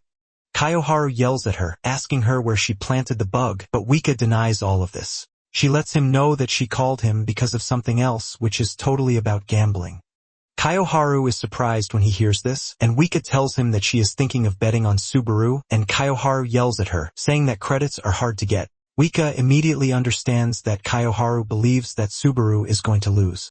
Kaioharu replies that he is not underestimating Subaru, but with the analysis he's done, Schneider is going to come out on top since he is not even a player who belongs on the third floor. Since Kaioharu is hell-bent on betting on Schneider, Wika suggests that they make a bet between them using their next month's entire paycheck. Kaioharu wastes no time accepting the bet, and just then, Reina walks past Wika. Even though she is wearing a hood, Wika can feel an overwhelming presence from her. She immediately hangs up to try to verify what she saw, leaving Kaioharu to start wondering if something happened. Elsewhere, the bald head asks Schneider what he thinks of Subaru, and Schneider admits that he is not a player to be joked with. However, he is pretty sure that he is not going to lose to him. Meanwhile, Reina is watching from a rooftop, and she can clearly see that Schneider's mana is overwhelming, which means he is insanely strong. With this, Reina believes that she can relax knowing that there won't be an upset. It is finally tournament day, and the Coliseum is already filled with people. The moment Subaru enters the arena, everyone starts hyping him up. However, it is not a secret that he is still second on the ratings, and the first is none other than Schneider. Schneider steps into the arena, and the noise triples with everyone shouting his name. Moments later, the lady host shows up in the sky welcoming everyone to the arena. She introduces herself as Mizuha, and she is also from Blue Zone, the organizing guild. She mentions that the tournament will be divided into qualifiers and the main event, and she shows everyone the prize to be won, the shoes, Tellaria, which belongs to Toshia. The moment Subaru spots the shoes, he makes a silent vow that he is definitely going to get Toshia's shoes back. Meanwhile, Wika is watching from the stands, and she is waiting for Subaru to restart his stream. Just then, she hears someone spitting out curse words beside her. And when she turns around, she realizes that it is the same lady who walked past her in the street before. This time around, she is wearing a Subaru mask to conceal her face. Before the tournament begins, Subaru starts the live stream, and the viewers go crazy again since they are all waiting to see how the tournament is going to end. Subaru apologizes for disappearing, but they assure him that they are there for him. Subaru is surprised to see how hyped up they are, and with the number of messages coming in, he can hardly keep up. A viewer then gives him a mission to win the tournament to get 30,000 credits, which blows Subaru's mind, and he thanks the viewer. Some viewers don't believe that Subaru can win, and they are just there to make sure they witness him lose. Once everything has been spelled out, the tournament begins. The host casts a large greenish umbrella over the arena, which blows everyone away. Once the entire arena is covered, the players are thrown into the preliminaries, and they are informed that once they die, they are out. They are informed that the round is going to end when the number of survivors drops to 1,000. At the start of the preliminaries, there are over 10,000 players in the arena. Subaru takes a moment to think about his strategy. Since no one will be targeting him in the prelims, he plans to save his strength, but just then someone gives him a mission, telling him that he is going to pay 100 credits for every kill. Others join in, and one of them uploads a mission for him to kill Don Chow for 1,000, while Schneider is going for 10,000. Suddenly, Subaru spots a player trying to run from him, but since he has eyes on him, there is no escape. At the same time, Schneider has been surrounded by some other players, but he doesn't even want to fight them since his entire focus is on Subaru. An arrow flies past his head, and before Schneider knows it, he realizes that the players who have ganged up on him are even more than he thought. The players don't believe Schneider can do anything to them since he is just a dumb player who has rotted on the third floor for 10 years. Schneider assures them that they have a good plan, but they only picked the wrong opponent. The players still do not believe that he is a threat, and they assume he is talking big. Suddenly, one of the players loses his head before anyone even understands what is happening. The fear immediately kicks in since they couldn't even see Schneider's attack until the dude's head flew off. Schneider figures out that it is time to or a farm, and he starts spinning his spear so fast that it can even hypnotize whoever is staring at it. Without further hesitation, Schneider makes his move and heads start disappearing while lecturing them too. He lets them know that shortcuts don't work on the tower because the only thing that can help a player is their own strength. Schneider's cold expression covers the entire screen, and the spectators are blown away. On the battlefield, some of the players who were talking big before start running away in fear for their lives. Those who are brave try to convince the runners that they should stay and fight since it is just an exam and nothing big. Meanwhile, Reina is focused on Schneider, and she can clearly see that he is on another level compared to the other players. Reina is pretty sure that once Schneider climbs higher, he is going to break into the top ranks. However, she can't even fully concentrate on the match because Wika is busy screaming and hyping Subaru while watching his stream. Reina immediately becomes interested when she realizes that she is watching Subaru's stream. She makes a comment and Wika asks her if she knows Subaru. Wika then assumes that Reina is a fan since she is even putting on a Subaru mask. Wika lets Reina know that she is also a fan and she's been a fan for 20 years. Back in the arena, Subaru has been able to gather 90+ kills and the survivor count has dropped drastically. There are just 1,300 survivors left and Subaru knows the prelims are about to come to an end. Even though he is getting 200 per kill, he believes that the number of kills he's gotten so far is a bit underwhelming. Suddenly, he gets the bright idea to announce his presence to draw players in. The viewers immediately figure out that he is up to something the moment he pulls out his sword. The bright ones realize that he is trying to farm aggro to get the players to charge at him. Subaru then cuts down the large tree in front of him in one single strike, but he makes sure to pack lightning into the strike to make it cool and let anyone who is around know that he is there. The treetop crashes to the ground loudly, but standing at the other side of the tree is Schneider and not any random player. Schneider has just finished wiping out the players who made the mistake of ganging up on him, and the universe has also dropped Subaru at his doorstep. Schneider declares with a cold voice that he's found Subaru, but Subaru replies that he found him first. The viewers immediately remind Subaru that there are 10,000 credits on the line, so he knows what to do. Schneider is also hyped and he suggests that they end their beef right there. Subaru aura farms in front of the viewers, saying he is going to be taking the 10,000 credits away sooner than he expected. Suddenly, Schneider's spear flew past Subaru's head and he barely dodged it, preventing him from losing his head. The hit from the spear evaporates the tree standing behind Subaru in an instant, and Schneider teases him that he has time to breathe since there are 202 players left. Subaru senses that what almost hit him wasn't a skill but a pure technique, and he is dead if he loses track of the tip of Schneider's spear. Basically, the spear is able to casually reach distances that it shouldn't even reach. Schneider swings at Subaru again, and Subaru quickly grabs his weapon to use his sword's power. He blocks the overwhelming strength of Schneider's attack and he replies with a counterstrike. Schneider immediately closes the distance on him, trying to tear his head off with the spear. Subaru manages to dodge the strike and he leaps sideways. Subaru swings at his opponent, but he also blocks it.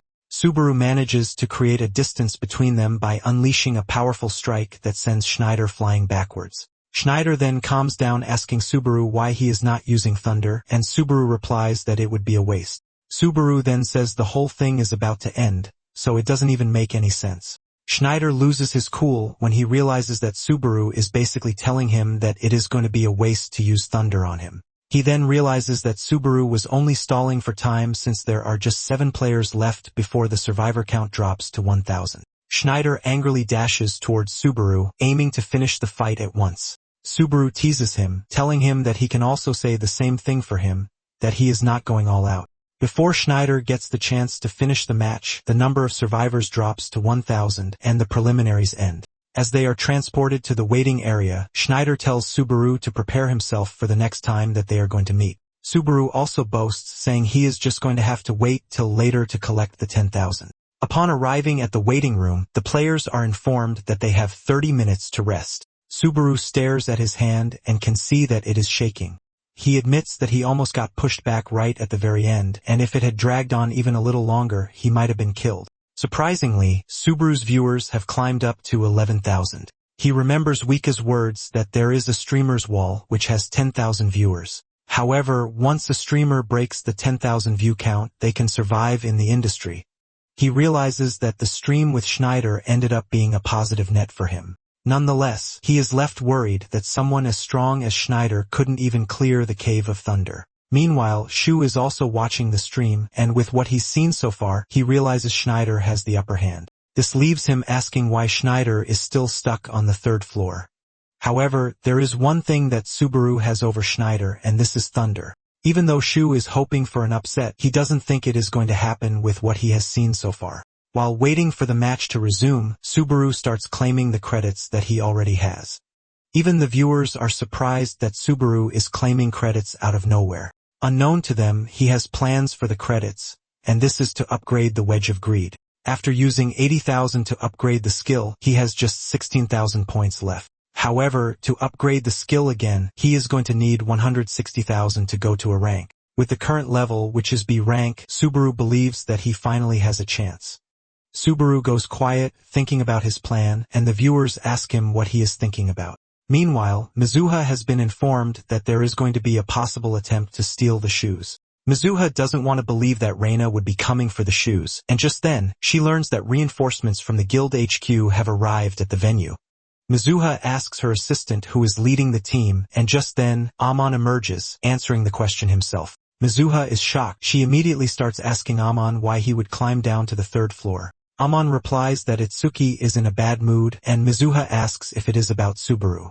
Amon replies that it is about Subaru and Schneider, but there is also another issue, and this concerns the shoe's safety. Meanwhile, Wika is still wondering why someone with so much mana is in the arena watching the tournament. Just then, Reina takes off her mask, and her face looks totally different from her usual self. She introduces herself as Tamai and urges Wika to stop calling her a miss. Wika nervously replies that she is calling her miss since she is giving off a totally not normal aura. Wika lets Reina know that she can clearly see that she has trained for a very long time.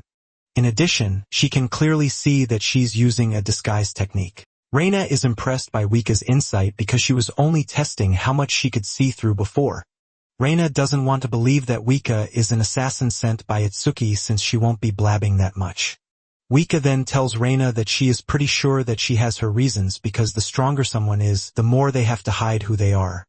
Just then, she asks Reina if she is there to mess with the tournament, and Reina asks her what she is going to do if that is the case. Wika unleashes her overwhelming aura and tells Reina that she is going to stop her no matter what it takes if she is there to mess with the tournament. Once the 30 minutes are up, the finals commence, and the players are informed that the finals will be held in territory capture format. Basically, they are expected to capture each other's territory, and Mizuho decides to explain to them. She mentions that once the match starts, each player is assigned a territory, and only up to 2 people can enter a single territory. They are expected to defend, steal, and hold on while taking over other players' territories. Once a player defeats another player, they automatically take their territory. Basically, up to 2 people can stay in one territory. And if they beat the opponent, the territory becomes theirs. The player controlling the most territory when the time runs out wins. This leaves Mizuho asking who is going to become the new owner of Tellaria, and this is a question that they are going to find out in 2 hours. After Mizuho is done with the explanation, the players are sent to their respective territories. Subaru figures out that the whole thing is going to be slow at first, but it is going to get bloody as time goes on. Subaru knows that waiting around is the standard procedure, but at the moment he is getting paid 300 credits per person, so he can't afford to be idle. Without hesitation, he starts cutting through his opponents without mercy. At the same time, Schneider is trashing his opponents trying to look for Subaru.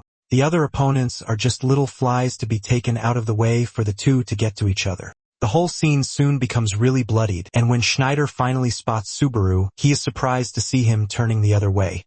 Schneider screams out Subaru's name, telling him to fight him. Even the viewers are pissed with Schneider's rants, and they urge Subaru to just fight him so that they can finally rest. However, Subaru replies that he can't do that yet since he still has to farm credits.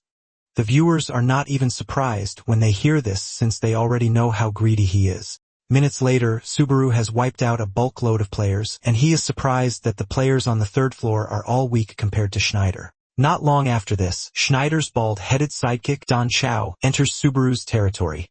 The viewers are hyped when they see this because they know things are about to become more interesting.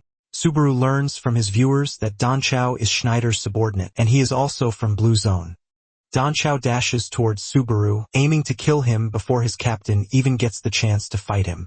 He swings his spear at Subaru, but Subaru dodges before slicing Don Chow's weapon in half. Don Chow freaks out when he is suddenly knocked to the ground before he even gets a chance to land a hit. With Don Chow lying helplessly on the ground, Subaru finishes him off. The viewers start mocking Don Chow, saying he is pure trash because he couldn't even stand up to Subaru.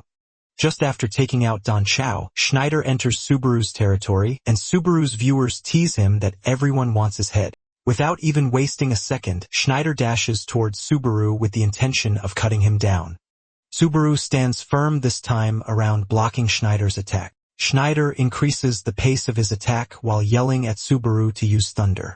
Schneider tells him that if he doesn't use thunder, he is definitely going to cut him down with his next attack. Subaru gets pushed backward, and Subaru sheathes his sword. Schneider teases him, asking him if he plans to run away again, just like he always does. However, Subaru tells him that he's going to give him exactly what he's been asking for. Subaru then starts to cast thunder, and he increases the charge with every second. Thanks to how powerful thunder is, he starts suffering the effects, but the wedge of greed comes into action to block the effects.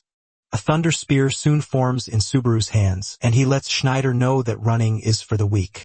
At this point, Schneider realizes that things have gotten serious because Subaru is basically materializing elemental attributes into a weapon. As the atmosphere gets even darker, Subaru asks Schneider if he thinks he is still running. Schneider says no, and Subaru asks him if he plans to run away after seeing thunder. Schneider freezes up where he is, but he believes that he has a chance if he can break through Subaru's thunder. With a brave heart, Schneider replies that he has no intention of running. Before coming to the tournament, Don Chow had asked Schneider why he was so obsessed with thunder because with his current level of skill, could easily make it to the 6th or 7th floor. Schneider doesn't give a definite answer, saying guys like him who are fixated on one thing usually forget the reason. He says in the best case it is called conviction, and in the worst case it is obsession. However, Schneider says if he can overcome this trial, it will change his entire life, which is why he can't give up. Back on the battlefield, Schneider pulls all his strength together to take on Subaru with the realization that Subaru is about to become his second obsession. Schneider dashes towards Subaru with insane killing intent. At the same time, Subaru doesn't plan to hold back, because he is looking to honor Schneider's 10-year grind. The two lunge at each other with their spears, and the moment it hits, it gives birth to a large explosion that leaves a huge nuclear reaction.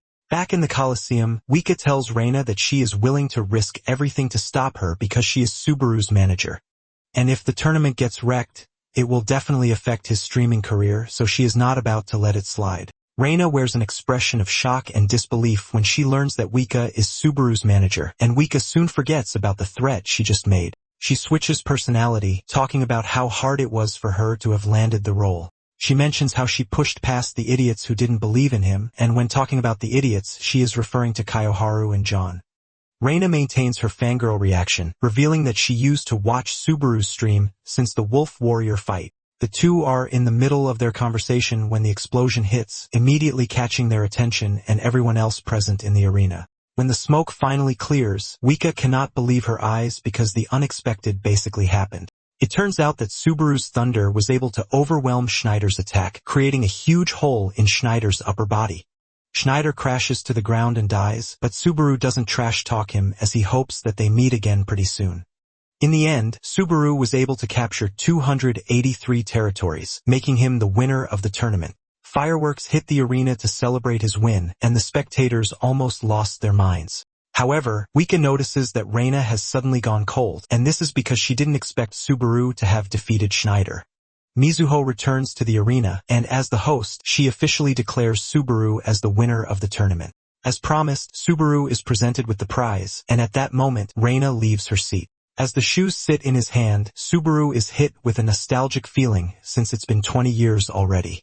In a flashback scene, Toshia is seen running around the apartment asking them who wore his shoes. He's about to take out his anger on an innocent dude when the culprit shows himself. To make it worse, Sako, who is one of the biggest, is the one who wore the shoes. Toshia almost faints when he sees this, and he rushes at Sako, kicking him in the chest for wearing his shoes after he warned him. While the two are busy going at it, the rest of the team is laughing their hearts out since Toshia is the smallest, but he causes the most trouble. Back in the arena, the viewers assume that Subaru is going to sell the shoes, which is why he made sure he got them.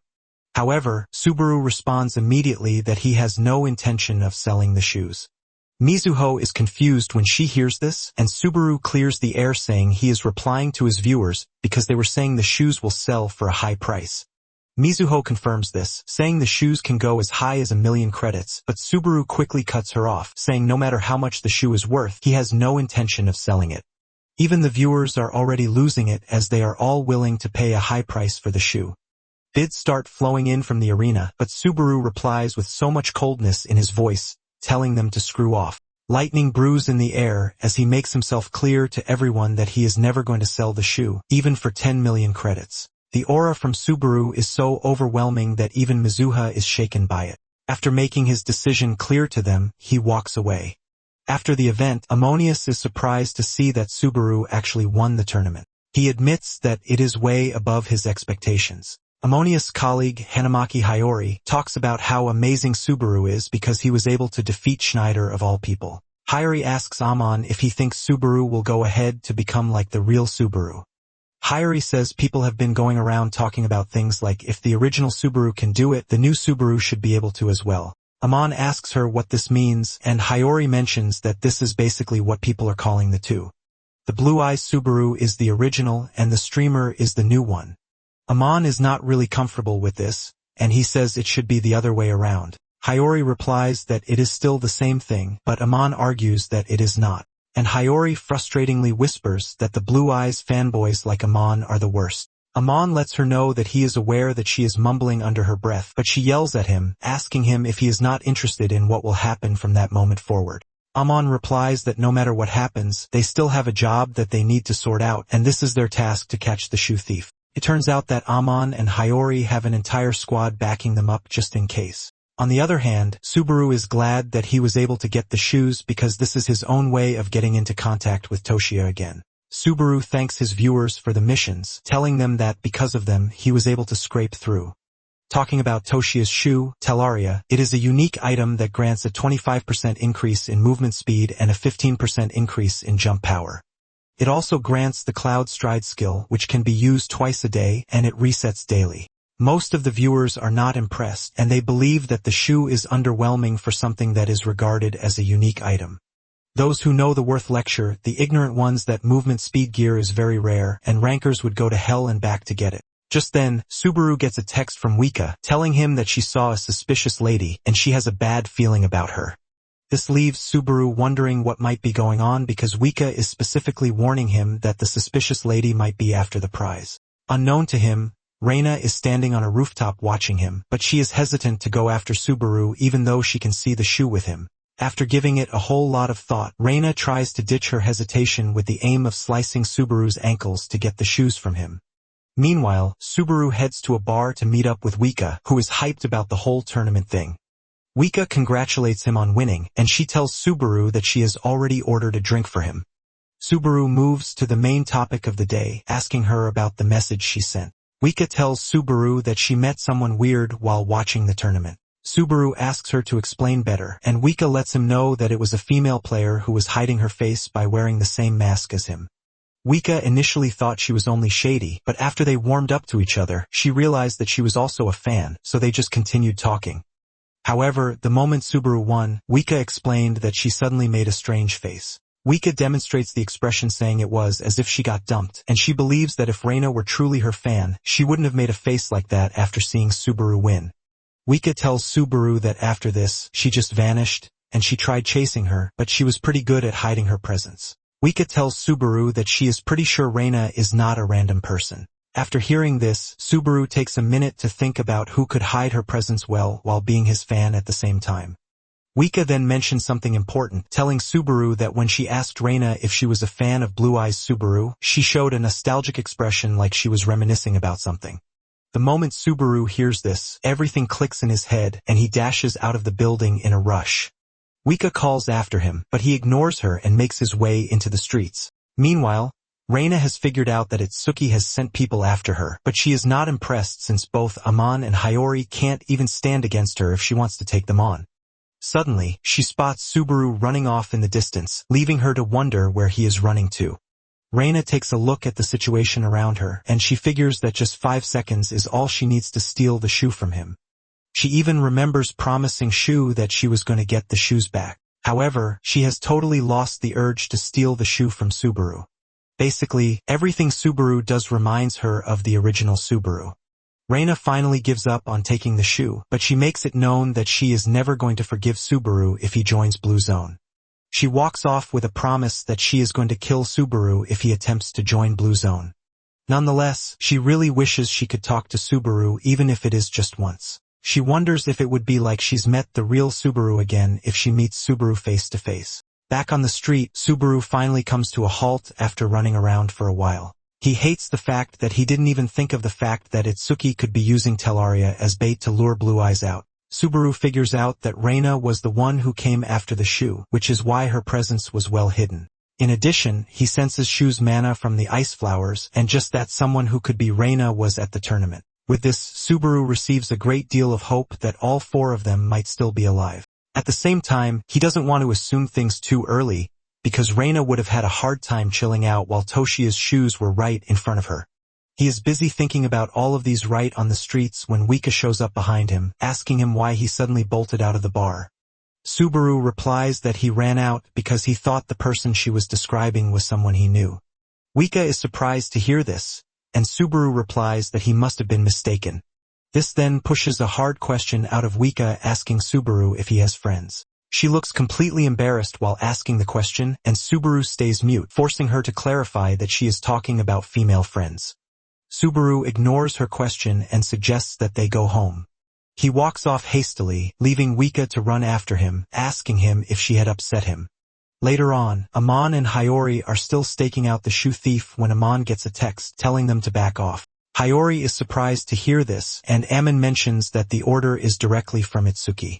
Hiyori is pissed off when she hears this because they have been waiting forever only to get pulled off. Amon says if the shoe thief had come, there is no way they would have allowed someone else to walk off with the prize. Amon believes that Itsuki was only overthinking things, and in addition, he says Itsuki is under the belief that the guys from Blue Eyes would have shown up anyway even if they knew it was a trap. Hiyori is surprised to hear this because she initially thought everything was just a baseless rumor. Amon also tells Hiyori that he seriously wants to believe that it is just a rumor. But with the way Itsuki is moving, it might actually be real. It turns out that the popular belief is that Narukami Subaru died because Blue Eyes betrayed him. At the same time, Subaru is standing on a rooftop reading an article about his death, and he finds out about the rumor that he died at the hands of his comrades. He finally understands why his comrades are in hiding. Since it's been 20 years already, Subaru is convinced that Itsuki is probably in a place where he can't even reach him. Subaru knows that to catch up to Itsuki as the rookie he currently is, he would need something even more special. Something special like the spear he showed in the tournament. Basically, he managed to recreate the one-time legendary item that he used on the second floor to defeat Grog. Subaru thought he knew everything that was there to know about thunder, but it appears that there is a long way for him to master it. Thunder is basically a tremendous power that both the Titans and the gods wanted, but humanity seized it in order to fight back against them. This leaves Subaru wondering if he has even been using thunder properly all this time. In addition, Subaru is pretty sure that he is going to learn something if he clears the Cave of Thunder. Later on, Kaioharu is seen bowing to Oika on a video call since she won the bet and has stripped him of all his money. Wika makes sure he tramples his head on the ground while mocking him, telling him that she can't hear him properly. Even though Kaioharu is begging with all of his might, Wika just continues trashing him because he is now a broke loser. Kaioharu tells Wika that he is so broke after paying Wika everything he owes her that he can't even pay his electricity bill. He tries to sweet-talk Wika to help him, but Wika doesn't get moved by this. He starts acting all goofy to just get Wika's attention, but Wika chases him off, telling him how disgusting it is. Since Kaioharu is pretty desperate, Wika decides to ask a favor of him. Elsewhere, Subaru heads to a bar to meet Schneider, who is already waiting for him. Subaru orders the same thing as him, and he is not impressed when he realizes that Schneider is taking cheap beer. Schneider lets him know that it has always been like this because when his squad had too many members, his wallet used to dry up instantly whenever he bought drinks for everyone. Schneider says he is so used to this taste now that other booze doesn't do anything for him anymore. Subaru is surprised that he always pays for everyone, and Schneider mentions that if he doesn't, he wouldn't be able to face them. Schneider reveals how they all went along with his selfish push to clear the Cave of Thunder. Schneider narrates that he was poor back then, just like everyone else was, and they couldn't imagine getting support from a guild like they are currently getting. In addition, hunting was not easy since they were not skilled enough. Basically, a player needed credits just to take the exam, but if a player dies midway, they would lose what they had and come out even worse. However, they had no choice but to hunt since this was the only option they had left. It was one fateful day that they went out hunting just as usual, just so that they could scrape together exam fees or raise their levels a little. On that fateful day, they ran into a sky serpent, and at the moment, they didn't even have the experience or chance to stand against it. Just like what anyone would expect, for people died, and these were not just random guys. These were his best friends, and Subaru asked him if they hated him for it. Schneider mentions it intently that they hated him to his bones because he heard their screams so much that his ears bled. All he was always hearing was how they yelled at him, asking him what was so important about the Cave of Thunder that they had to die. Schneider narrates with pain the sad things he heard from them, and Subaru imagines that this is the same thing his former teammates will be yelling in his ears. He quickly tells Schneider to stop narrating, saying he's heard enough. Schneider asks him if he's pitying him, and Subaru mentions that anyone else would have given up after something like that happened. Schneider tells Subaru that there is no way he is going to give up. His friends died because he invited them. He asks Subaru what he thinks would happen to the dead ones if he gave up. He reminds Subaru that it would basically mean that their sacrifice was in vain. Schneider mentions that this is the reason he has been obsessed with the Cave of Thunder all this time, and he doesn't actually expect Subaru to understand. However, it is thanks to Subaru that he finally sees hope. Subaru is confused when he hears that he is now the embodiment of hope, but Schneider lets him know that it is finally time to tell him what kind of place the Cave of Thunder really is. Back at the hideout, Shu is freaking out because he hasn't heard from Reina. He is worried that Itsuki has caught on to them and something bad has happened to Reina. Shu unleashes an overwhelming amount of mana that freezes the entire space just from the slight thought of Reina dying, and he promises Itsuki that he is going to kill him in a merciless manner. Shu is still raging and making threats when he gets a text from Reina apologizing for not getting back the shoes. Shu reads this and screams at the top of his lungs in shock because Reina had already promised that she would get the shoes back. Sometime later, Subaru restarts the stream, and the viewers are surprised when they see him in an unfamiliar building. They ask him if he is challenging the Cave of Thunder that day, and he replies that he has the intention of doing so, which is why he went live to make it happen. He's having a chat with his viewers when a player suddenly shows up asking Subaru if he is the streamer. Subaru confirms this, and the player nervously replies that they also got a request to clear the Cave of Thunder. Subaru looks behind the dude to see a whole party lined up. The dude casually asks Subaru if he would be willing to team up with them since he is also on the same quest. At the same time, Subaru gets a private DM from Awika, telling him that the players he is looking at are a party that was put together in haste just to ride on his clout. Subaru then turns to them, asking them what they mean. The player replies that they are also going to the Cave of Thunder, so they are pretty sure that they are going to be useful to Subaru during the course of the challenge. One of them even claims that they are not trying to ride on his clout or anything like that. Subaru takes a deep breath before replying, telling the players that he hopes that everyone does their absolute best. Subaru lets them know that he is accepting because if people say he took the request and bailed, he would have no excuse. The leader of the party tells him that this is how the system works, and Subaru turns around telling the party that he basically can't kill everyone just because he is not feeling it. The leader of the party is shocked to hear this, and he asks Subaru to repeat what he just said. Subaru then informs the party that there is one thing that they have to make clear, and this is the fact that they are not comrades. He lets them know that they are only traveling together. Later on, they meet at the Conrad Kingdom gathering point on the outskirts of the kingdom. They meet with the S-rank mercenary in charge, Demon. He is surprised when he sees the loads of people coming with Subaru, and he complains that there are a lot. He even trash-talks Subaru, calling him an E-rank mercenary. Demon intensifies the trash talk when he realizes that Subaru is an otherworlder, and he mocks him, saying people like him love to throw their lives away. Subaru is pissed, and he asks his viewers if he should turn Demon into a vulture bait. The viewers are surprised to learn that Subaru actually knows what vultures are. Subaru can sense the bloodlust in Demon, and it is the fact that it is human blood, not monster blood. At the same time, at the Ottoman Kingdom gathering point on the outskirts, Schneider is preparing for the quest with his men.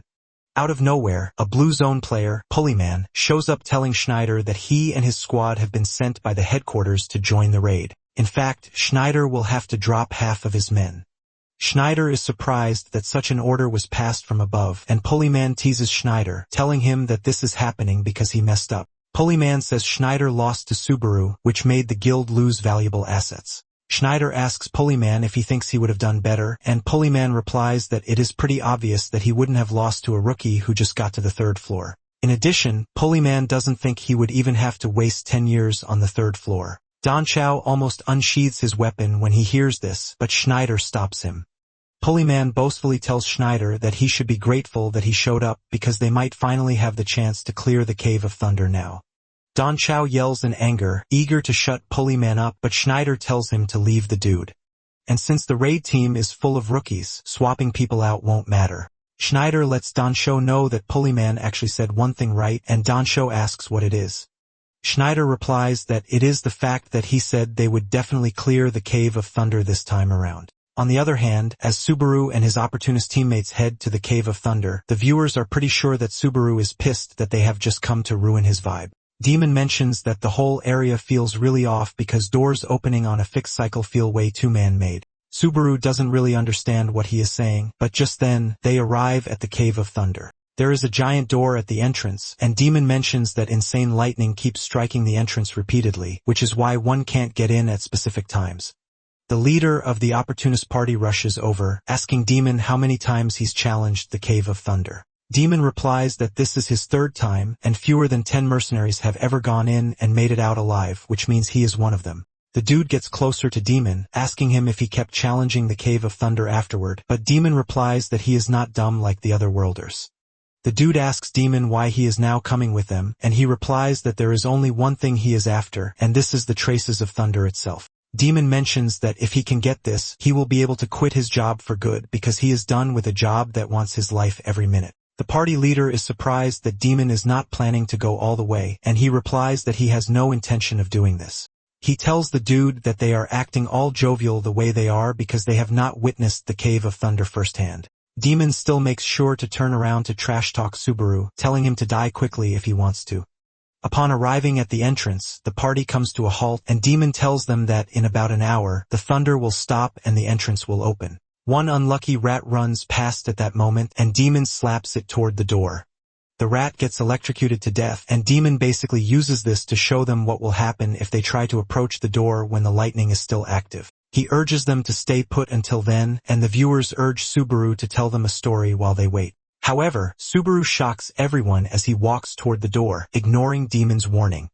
Deep down, Subaru could see that it looked like the test back on the second floor when he went to the Millennium Mountain. The party members start calling on Subaru, asking him if he is trying to get himself killed. Upon arriving at the gate, Subaru places his hand on it, and the Heart of Thunder starts to resist the gate. His body composition also prevents him from getting electrocuted. And after this, the gate verifies the qualifications.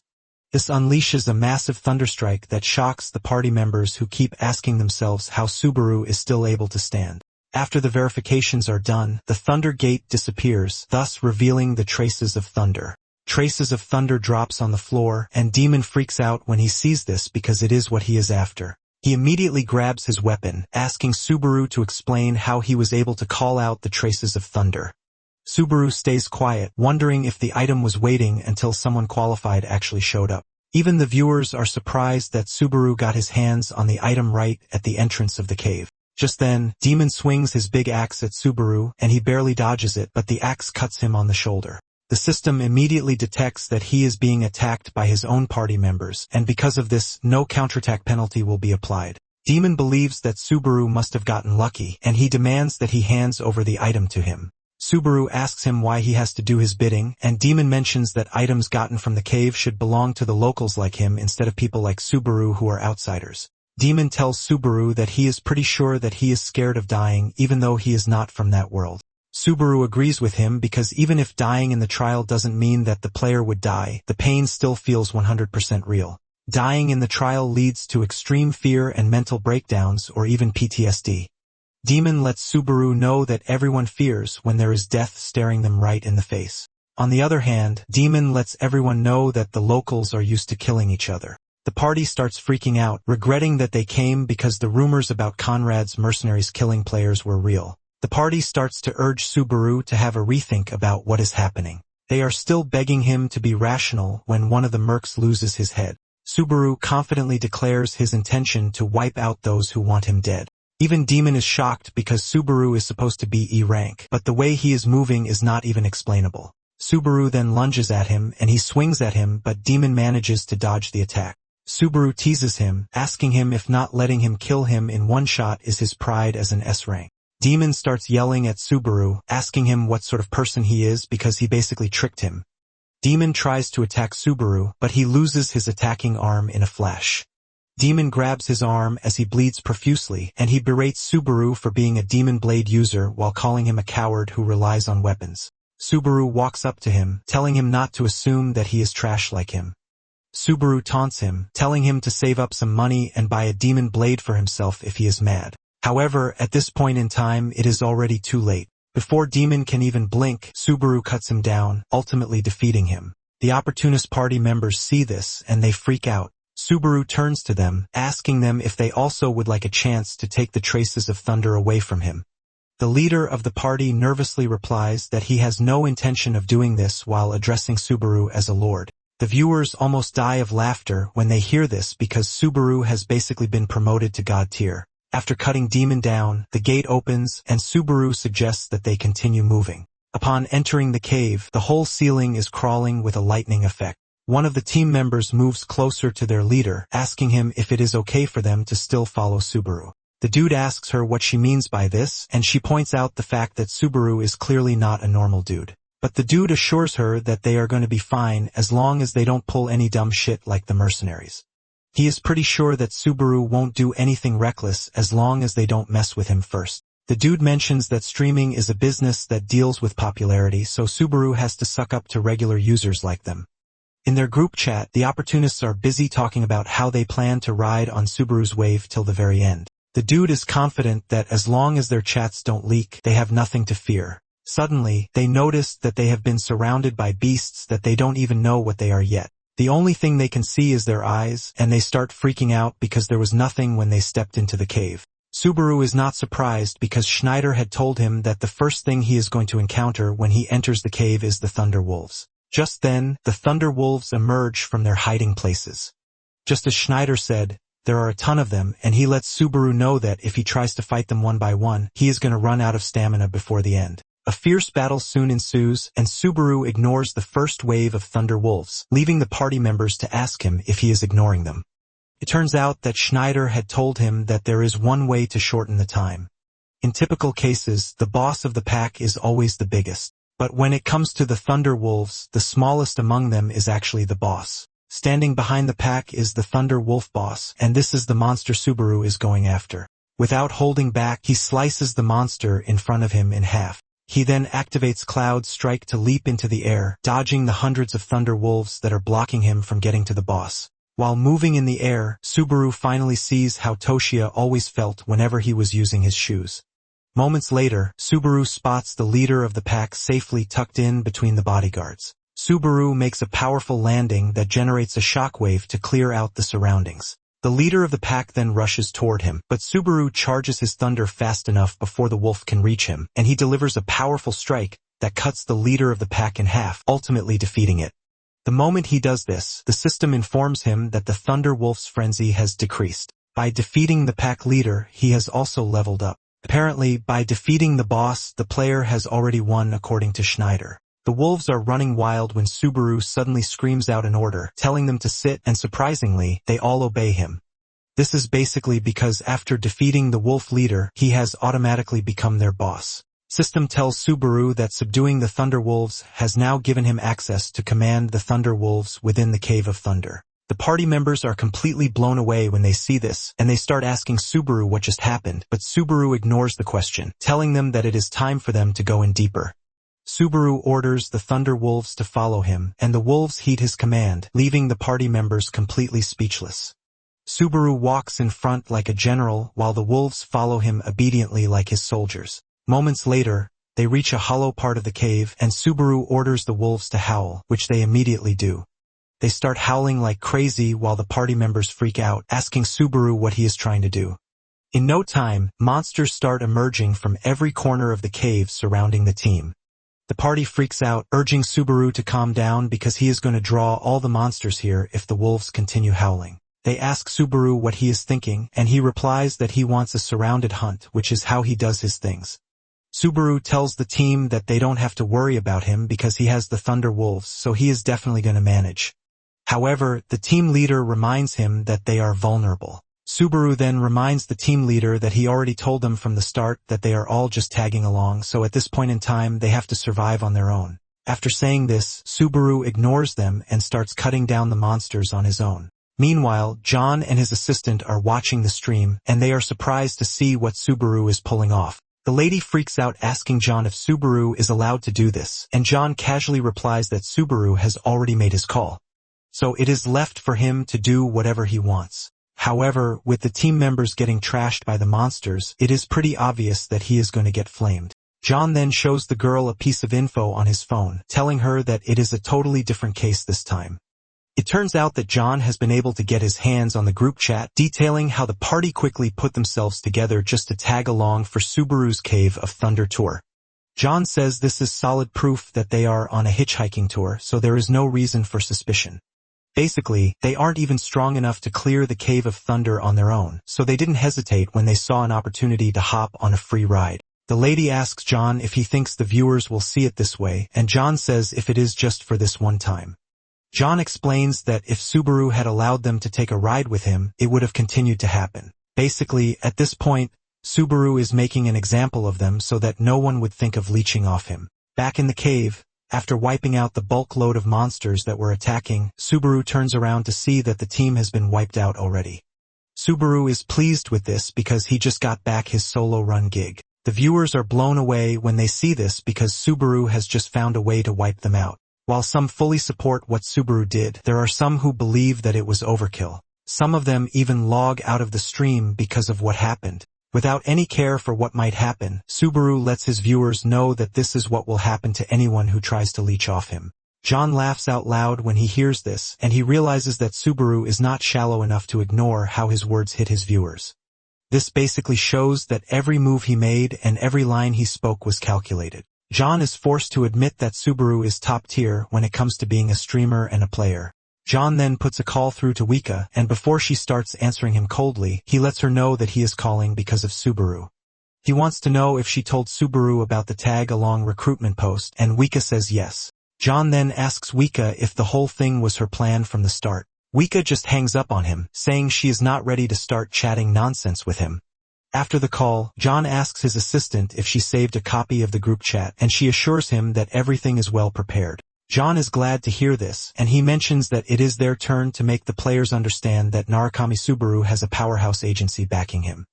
Meanwhile, Schneider and Pulleyman are also taking on the Cave of Thunder. However, Schneider and his squad are not even making a move as they leave Pulleyman and his people to fight the Thunder Wolves till they are breathless. Pulleyman yells at Schneider, asking him if he is not joining the fight because he is pissed that he joined the raid squad. However, Schneider ignores all his chat until he finally spots the leader of the pack.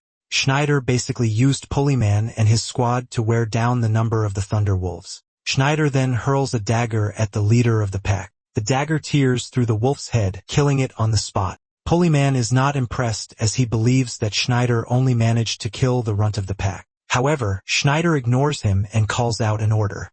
Pulleyman assumes that Schneider is talking to him, and he is about to start a fight when his men tell him that the wolves have suddenly stopped attacking. Surprisingly, they have all sat down after heeding Schneider's order. Schneider yells at him, asking him what he just did. Schneider lets him know that he knows nothing about the Cave of Thunder, and this includes the higher-ups in Blue Zone 2. Schneider suggests that Pulleyman turn back at that point if he doesn't want to embarrass himself in front of his subordinates. With this, Schneider and his squad confidently lead the way while Pulleyman is left screaming in the back, trying his best not to lose his mind. Soon afterwards, Subaru finds himself facing another monster boss, the Thundermaw. It is an ugly monster that looks like a sandworm, but Subaru dashes toward it and defeats it with a single punch imbued with thunder to tear its head apart. This location where Subaru took Schneider 3 years to get to, but it was after this that he realized something. It turns out that this is the point where the Cave of Thunder actually starts. Subaru finds himself standing in front of a giant door, and he finally understands what Schneider was talking about. He has just stepped into the true Cave of Thunder. As he steps through the door, the system tells him that he is now entering the first gate of Thunder, thus beginning the Thunder trial. Subaru is not entirely surprised because up until that point, the Cave of Thunder was just like every other dungeon. However, everything is just about to change, and he is about to witness the real Cave of Thunder. Covering the wall is an enormous painting of a dragon, leaving the viewers to ask what exactly it is. According to Schneider, it took him 5 years to get through the first gate of Thunder, so he wonders just how long it is going to take Subaru. Suddenly, one of the viewers notices that the painting on the wall might have just moved. At the same time, the system informs Subaru that his thunderclap qualifications are being assessed. Talking about the thunderclap, it is the earth-shaking roar when lightning strikes. However, the roar is still part of thunder, so basically it is all the same power. Subaru can only admit that he doesn't even know if the reward from the Cave of Thunder will match his own thunder. After a dramatic transformation, the painting on the wall fully transforms into a giant scary dragon, which is the judge of Thunderclap, and its name is Ragnar.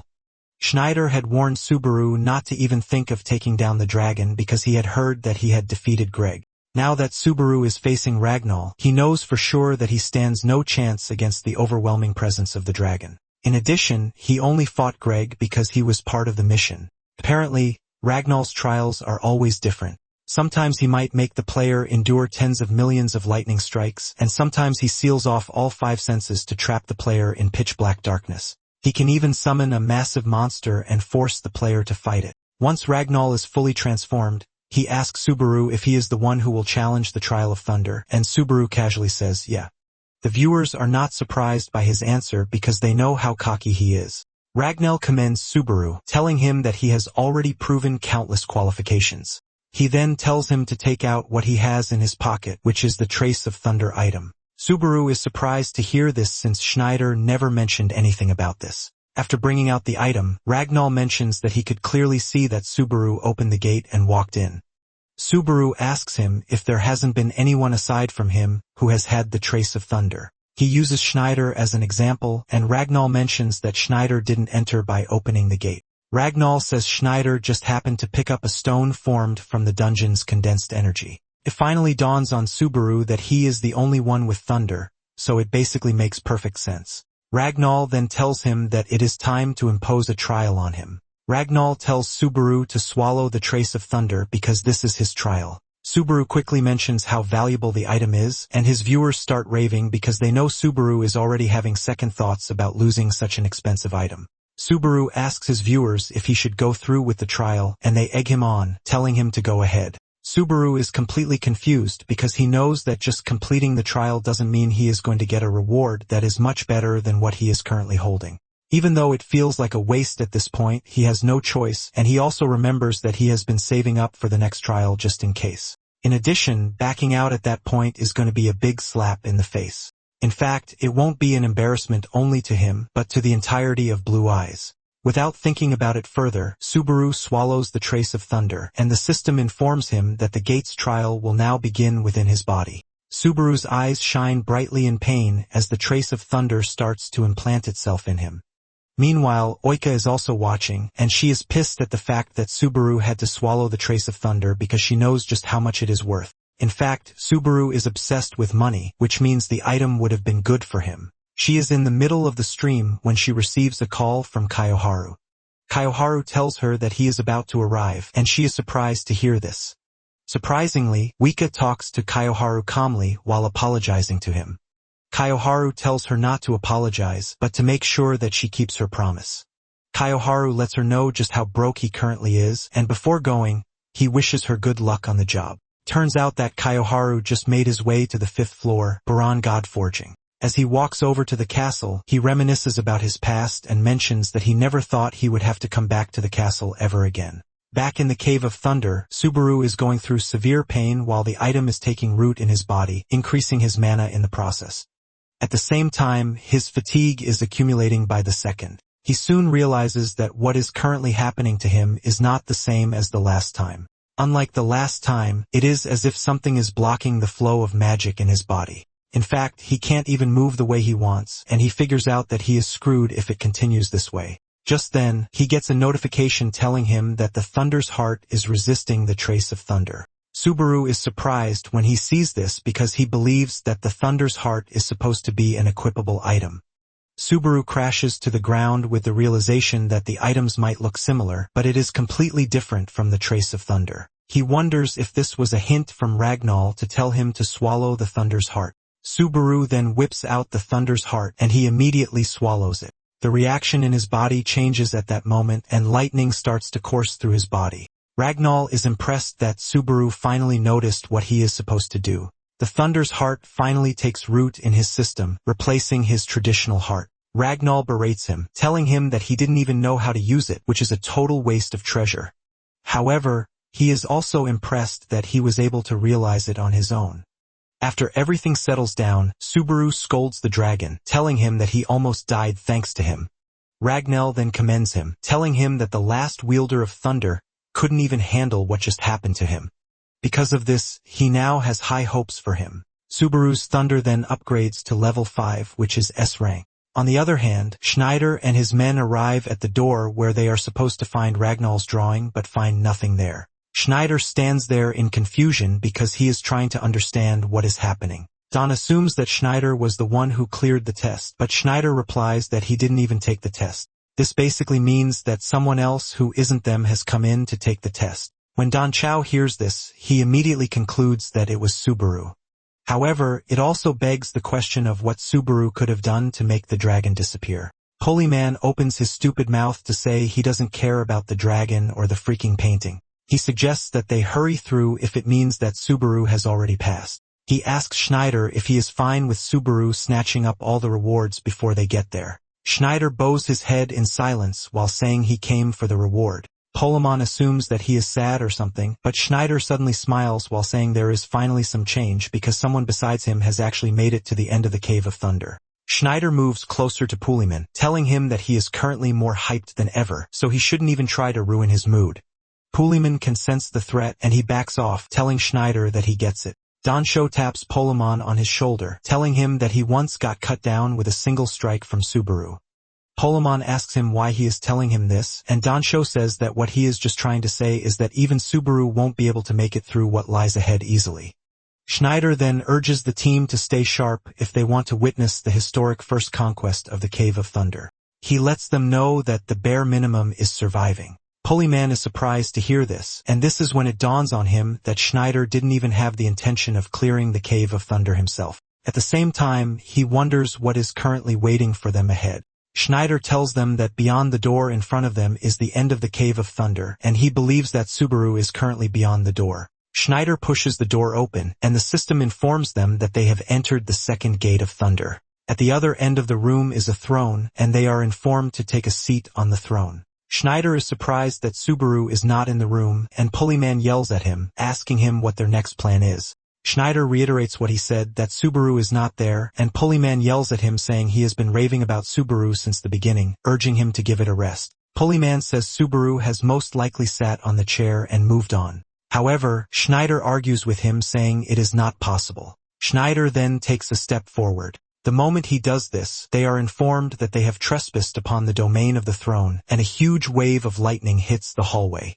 The players are informed that the Knight of Thunder has appeared, and Pulleyman freaks out when the knight clad in full armor appears right in front of them. The players start freaking out, and Schneider tells them they cannot move forward unless they defeat the Knight of Thunder. Schneider reveals that this is exactly where he encountered a wall that no one can ever surpass, and this knight is Peleus. When Schneider told Subaru about this, he was surprised because he didn't think there would be two people with the same name. Since both are tied to thunder, it makes the most sense to assume that they are the same person. Subaru asks Schneider if something like that has ever come to light before because there are plenty of people who know about Peleus. Schneider mentions that he is the only one who knows the Knight of Thunder's name, and yet he didn't know who he was until then. Schneider believed that Subaru's thunder skill and the Knight of Thunder were definitely connected, which is basically why he was hoping that Subaru would have made it to the throne room before him.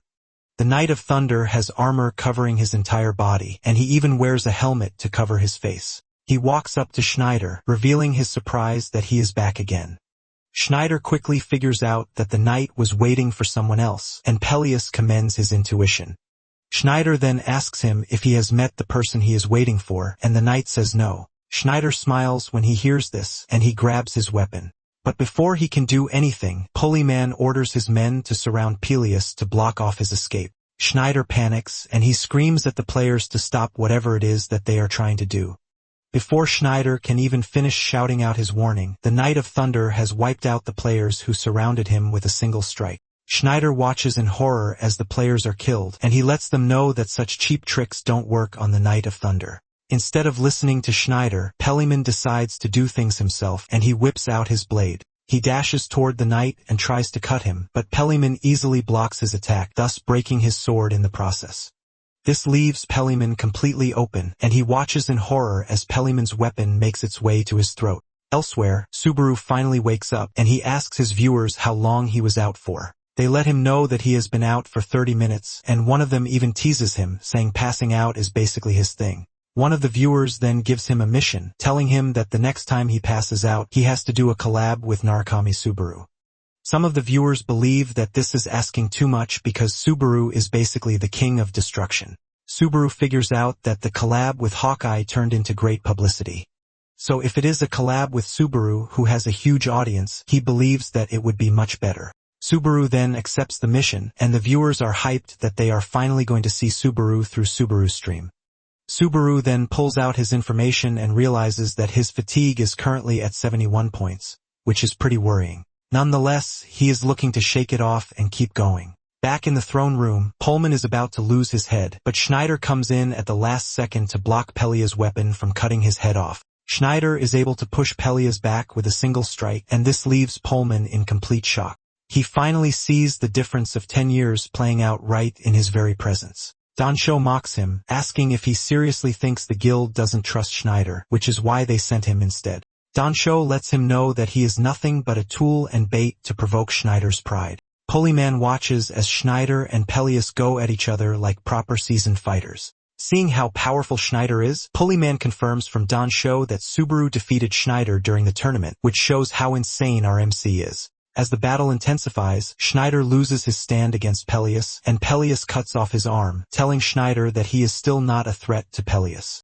Schneider starts calculating how many minutes he can hold out against Pelias as things stand. Seeing that he cannot last more than 1 minute, Schneider dashes toward Pelias with the intention of finishing the battle with one powerful strike. While Pelias is busy wiping out the other players, Schneider launches a surprise attack from behind, putting everything he has into the attack. Just as the attack is about to land, Pelias catches on to him, and he turns around just in time to block the attack with his shield. This leaves Schneider completely open to Pelias' attack. Pelias commends him for having grown a bit, but it is still not enough, so it is time for him to die.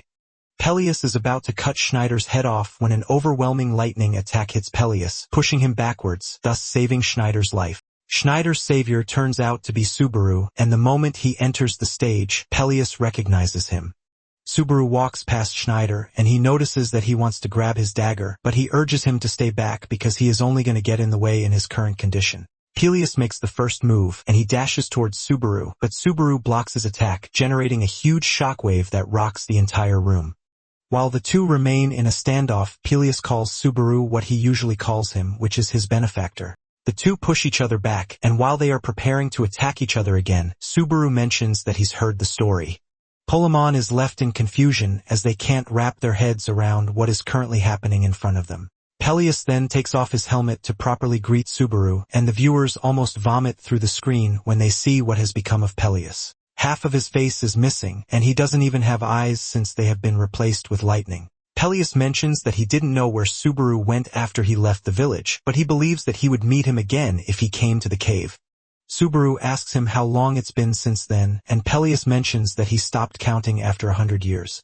Subaru takes a moment to think about this as he knows that the Thunder Trial is a virtual test that can be repeated as many times as a player wants. This leaves him wondering how Pelias still remembers him. Pelias mentions that after learning about the existence of other worlders, he starts coming to the conclusion that Subaru isn't from their world. Subaru then asks Pelias what happened to the villagers and why he looks the way he does now. Pelias mentions that after he left, the Titans' invasion continued, and in the end, the village was destroyed, leaving him as the only survivor. Thanks to this, Pelias swore to become as strong as Subaru. Because of this, Pelias started searching for the power that Subaru once wielded, and this was when he later found this cave. He found thunder, but the price for someone like him who lacked the qualifications to seek such great power was far more than he expected. Pelias mentions that he lost both of his eyes and could no longer see. As if this was not enough, he was cursed so that he could not leave the cave, and all he could do was to wait for the day that Subaru would return. Pelias raises his weapon in the air to pull in as much lightning as he can while making his final request. Pelias basically wants Subaru to kill him so he can finally rest. Deep down, Subaru is worried because his fatigue is high, and with the way things are, he wouldn't want to drag the fight out. This means he would have to go all out from the start, and he starts to charge the Thunder's heart. As the lightning builds up in his body, Subaru tells Pelias that he is going to grant his wish. Meanwhile, Reina is on her way back to their hideout, and as she approaches the house, she is worried that Shu is going to crash out on her. It wasn't that she wasn't able to get the shoes, but she intentionally didn't take them. The moment she arrives at the house, she finds it completely frozen over, and her fears come to life that Shu is extremely pissed. She slowly walks to the door and slightly opens it. An ice spike falls from above that scares the hell out of her. She jumps as if she saw a cockroach while asking Shu if he is trying to kill her. Shu finally emerges from the darkness, and he looks totally scary. Reina almost gets deleted in fear when she sees Shu walking up to her. She quickly bows her head, telling Shu that he is right because she deserves to pay with her life. Reina apologizes, and Shu asks her if she allowed Subaru to have the shoes on purpose. Reina comes clean saying she did, and Shu asks her why she did this. Reina says she might not have seen Subaru's face, but everything he did appeared like it was the real Subaru. Because of this, she figured that it might be okay if she let him have them since it doesn't even look like Subaru would do anything bad with the shoes. Shu then walks off, saying they are going to call it even because she made it back safely. Reina is surprised that Shu is willing to forgive her, but Shu lets her know that she has to put the house back in order. Reina screams in protest, telling Shu that he was the one who ruined it, but she has to be the one to fix it. Back in the Cave of Thunder, Subaru and Peleus have been going at it for quite some time, and the players who are watching are left totally speechless.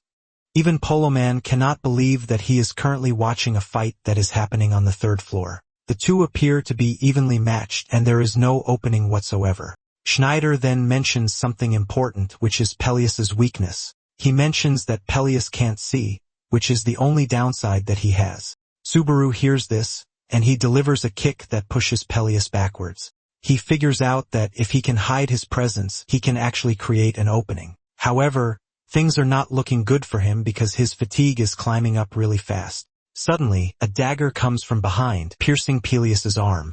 Subaru turns around and realizes that Schneider was the one who threw the dagger. Subaru commends Schneider, telling him that he timed the attack perfectly. Peleus doesn't think it means anything because he still has his other arm. Peleus pulls out the dagger, but by the time he turns around, Subaru has vanished. Turns out that Subaru had activated Cloud Strike, and he has used this to leap into the air so he can get behind Peleus. Subaru descends down with a powerful lightning strike that cuts through Peleus' body vertically. The attack is powerful enough to kill Peleus, and as the attack cuts down every atom in his body, apologizes to Subaru for troubling him till the very end while thanking him. Before vanishing, Peleus is able to regain his previous handsome face, all thanks to Subaru. The strike generates a big explosion that overshadows the room. But when the explosion finally clears off, only Subaru remains. Subaru turns around to check out the throne, but Pulleyman hurls a dagger at him from behind. Subaru barely dodges the dagger, and Don Chow berates Pulleyman for being a coward who uses dirty tricks. Pulleyman yells at the team to attack Subaru because he is already worn out and they can take him out. However, no one answers him, and he starts yelling at them, reminding them that Subaru is the same guy they have been chasing for a while. Pulleyman urges them to kill Subaru and get the beef over with. Even with all of his pleas, no one is ready to do what he wants. Pulleyman believes that Subaru is worn out, which is why he is not using thunder. He tries to exploit this, and he screams at Schneider, asking him why he is standing around without doing anything. Pulleyman tells Schneider that this is his chance to get revenge, and Schneider asks him what he wants him to do with one arm. Schneider urges Pulleyman not to drag him into his mess. Pulleyman then yells at Schneider, asking him what will happen to the reward. In addition, he is pretty sure that the guild is not going to stay quiet either. Schneider tells Pulleyman to stop spewing rubbish because the reward obviously belongs to Subaru. Schneider mentions that he only joined Blue Zone because he wanted to conquer the Cave of Thunder, so he doesn't really give a f about the guild's affairs. Hearing all of this, Pulleyman realizes that he is alone to face the consequences of his decision. He then walks up to Subaru, and he puts on a friendly face while telling Subaru that he has an enticing offer for him. He tells Subaru to join Blue Zone while promising that he is going to hand over all the rewards from the Cave of Thunder. In addition to this, he assures Subaru that he's going to guarantee treatment that is on par with a semi-ranker. Deep down, Pulleyman just wanted to secure a thunder for himself, but with the way things are, he has figured out that it would be better if he reels Subaru in. Pulleyman confidently walks up to Subaru, saying there is no reason for them to be enemies anymore. Subaru simply asks him why he would think this, and he lets him know that his offer doesn't interest him. Before he can even hear Subaru's last statement, his head has fallen off his neck. Subaru then calls Schneider's name, asking him if he is interested in fighting him too. Schneider replies that he wants to know what is at the end of the trial, and Subaru asks him if he is coming with him. Schneider teases Subaru, asking him if he is scared. Schneider then tells his boys to withdraw while letting them know that it is his final order as their captain. His men are shocked to hear this, and they start crying. Schneider then does something shocking. He picks up a dagger and pushes it into his own leg to show Subaru that he is no threat to him. With one arm gone and one leg injured, Schneider is able to prove to Subaru that he can follow him without having to watch his back. Subaru asks his viewers what he should do, and they tell him to allow Schneider to follow him because he is a real man and he passed the vibe check. Subaru follows his viewers' suggestion, and he walks to the throne while Schneider eagerly watches, waiting to see what will happen. The moment Subaru's butt touches the throne, an eerie sensation fills the atmosphere, and Subaru is informed that he just sat upon the unused Thunder Throne. Subaru finds himself in another cutscene, and the giant throne room door opens. A red-headed dude clad in golden armor steps into the room. The dude makes sure to aura farm, and he looks up to the throne with his golden eyes. He mentions that he currently cannot withstand the power of thunder as he is, which is why he cannot take the seat. However, he vows that he will return one day as a vessel worthy of the thunder. He then says something surprising before leaving the room, which is calling whoever is on the throne his father. After the cut scene, the throne suddenly crashes to the ground, leaving a cloud of dust in the air. The viewers tease Subaru with this, saying he is pretty heavy, which is why the throne crashed the moment he sat on it. This is when it dawns on Subaru that the viewers didn't see the cut scene. Just then, a bluish item appears in front of Subaru, and he grabs it. The system tells him that he has cleared the Cave of Thunder, and he has obtained the Hollow Heart of Thunder. Thanks to this, he levels thrice, and his other stats also receive additional increases. The system lets him know that he can receive achievement points from the Central Guild. As for the Hollow Heart of Thunder, there is no information on it, so Subaru doesn't even know the rank and category. Even the viewers are left wondering if it is a good item or not. Subaru is disappointed that he got a trash reward for a test that is pretty difficult. However, he wonders if it is the same type of item as the Thunder's Heart. Schneider walks up to him, asking him what just happened, and Subaru replies that the small orb in his hand is what turned up from the dust. Schneider asks him what it is, but when Subaru doesn't answer, he realizes that even Subaru himself doesn't know what it is. Schneider is disappointed because this only means he would have to watch Subaru stream if he wants to see the fruits of his 10 years. Subaru replies that they are just getting started since they will both be leaving the floor soon. Subaru teases Schneider, telling him to at least send credits to him while watching the stream. Subaru then remembers missions that he has to clear, and Schneider cannot believe that the first thing Subaru wants to do after clearing the Cave of Thunder is missions, which just shows how weird Subaru really is. Thanks to clearing the cave, those who have promised him credits started donating their credits, and Subaru thanks his viewers for watching till the end. With this, he tells them that it is time for him to end the stream. His viewers want more, but Subaru is already exhausted, and he turns off the stream. Meanwhile, Shu and Reina are both watching, and because they are already used to Subaru doing this every single time. Shu then asks Reina what she thinks about him after seeing him in person. Reina admits that Subaru resembles the OG Subaru, but she doesn't want to believe that it is him. Reina is pretty sure that this is what Shu wants to hear, and Shu admits this. Reina yells at him, telling him that she was also hopeful at first, but she urges Shu to think about the whole thing for a second. Reina explains that Subaru is someone who hates being the center of attention, so there is no way he would do live streams where he would basically sell himself. To make it worse, he is even wearing his own signature mask. Secondly, Reina mentions that with how the tower system works, a player can't restart the trials from the first floor unless one literally reincarnates as they do in manga. Reina says this would mean Subaru would have to meet these two impossible conditions if it really were their Subaru. The two nervously laugh this off, saying it is not possible. On the 5th floor where the world of Buren resides, it is basically a world of martial artists. It is a massive force second only to the Martial Alliance, and it is a symbolic domain of martial power, which is where Kaioharu grew up. As he is being escorted into the manor, Kaioharu scolds the guards for making it seem like he is some sort of criminal. Deep down, Kaioharu is surprised that Wika forced herself to ask for a favor, and she is someone who doesn't ask for favors. This basically tells him that whatever it is must be pretty serious. However, Kaioharu is worried that he might not be able to hold his ground in front of the big man himself. He is led into the inner room where the Lord of God Forging resides. He is one of the tower's top-ranked high rankers and number 2 of the martial world, Unten Kyoku. Kaioharu offers his greetings to Unten, asking him if he's been well. Unten turns around, telling Kaioharu to chill out and just call him uncle just like he used to. Kaioharu nervously replies, and he calls Unten uncle just like old times. Unten asks him if he is good, and he says yes. Unten then talks about Azure, saying it is a pretty impressive company. In fact, he knows about Subaru, who just emerged and has been making a name for himself. Kaioharu is shocked, and he asks Unten how he knew that he was working for Azure Sky. Unten replies that this doesn't matter, but Kaioharu wants to keep dragging it, and Unten suggests that they change the subject. Unten knows that Kaioharu wouldn't have come back by himself without a reason, and he wants to know what it is. He wants to know if he is there to deliver Wika's answer, and Kaioharu says yes, revealing that he heard it directly from her. Kaioharu replies that Wika's answer remains no. The moment Unten hears this, he loses his cool, and a dark aura fills the air, and he asks Kaioharu if he knows what question Wika's answer belongs to. But Kaioharu says no. Unten is surprised that Kaioharu came to deliver an answer without knowing what it was for, and Kaioharu says Wika basically told him to say just one thing, and this to make her refusal clear. Kaioharu says Wika is an irreplaceable friend, but Unten cuts in saying Kaioharu is merely her messenger. Kaioharu tries to tell the man that he is there because he lost a bet, but Unten knocks him to the ground with his aura while giving Kaioharu his own message too.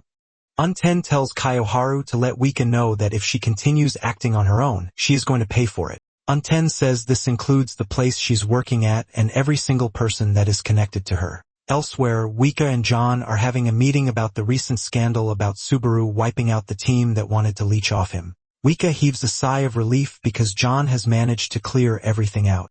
Wika asks him how he was able to get it done, and he replies that he investigated it and went through all the chats one by one. John mentions that public opinion wasn't great at first because there were some who believed that the players had no intention of leeching off Subaru.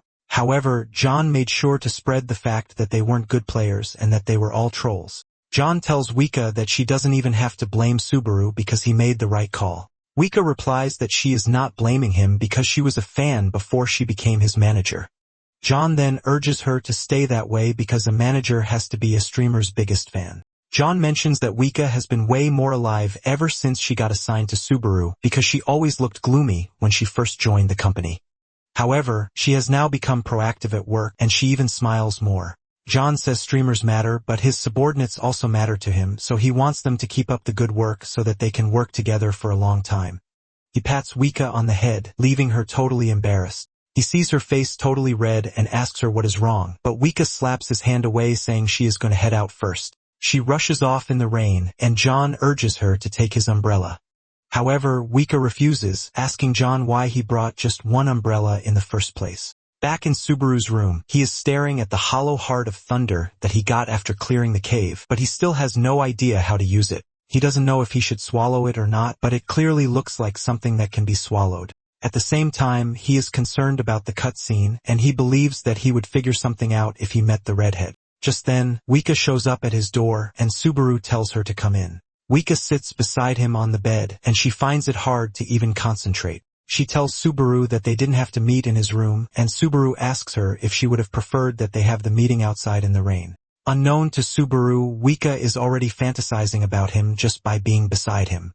Wika manages to get down to the business of the day, and she tells Subaru that once he makes his way to the 4th floor, he is going to be ranked. She tells Subaru that she is going to do a quick rundown of how the ranking system works. Unknown to Wika, Subaru knows this more than anyone else because he even used to research ranking mechanics back when he was in the guild. The moment a player reaches the 4th floor, the system ranks every single player. And even though the exact calculator method hasn't been revealed, there are some general criteria. The first criterion is that the player's performance in trials carries the most weight. The impact the player also has on the world where they belong is also a criterion. In addition, the player's reputation among other players is a criterion. A player's battle results against ranked players also play a role. Basically, it is a messy combination of a bunch of different factors, which is what they have come up with so far. Luika tells Subaru that she is curious about what rank he is going to end up at because his reputation has been skyrocketing as of late. She mentions that viewer reactions are part of the criteria too, and talking about players who have grown as fast as Subaru, only one player comes to mind, and this is Subaru. Wika then asks Subaru if he can reconsider the collab that he promised his viewers that he would do with Subaru.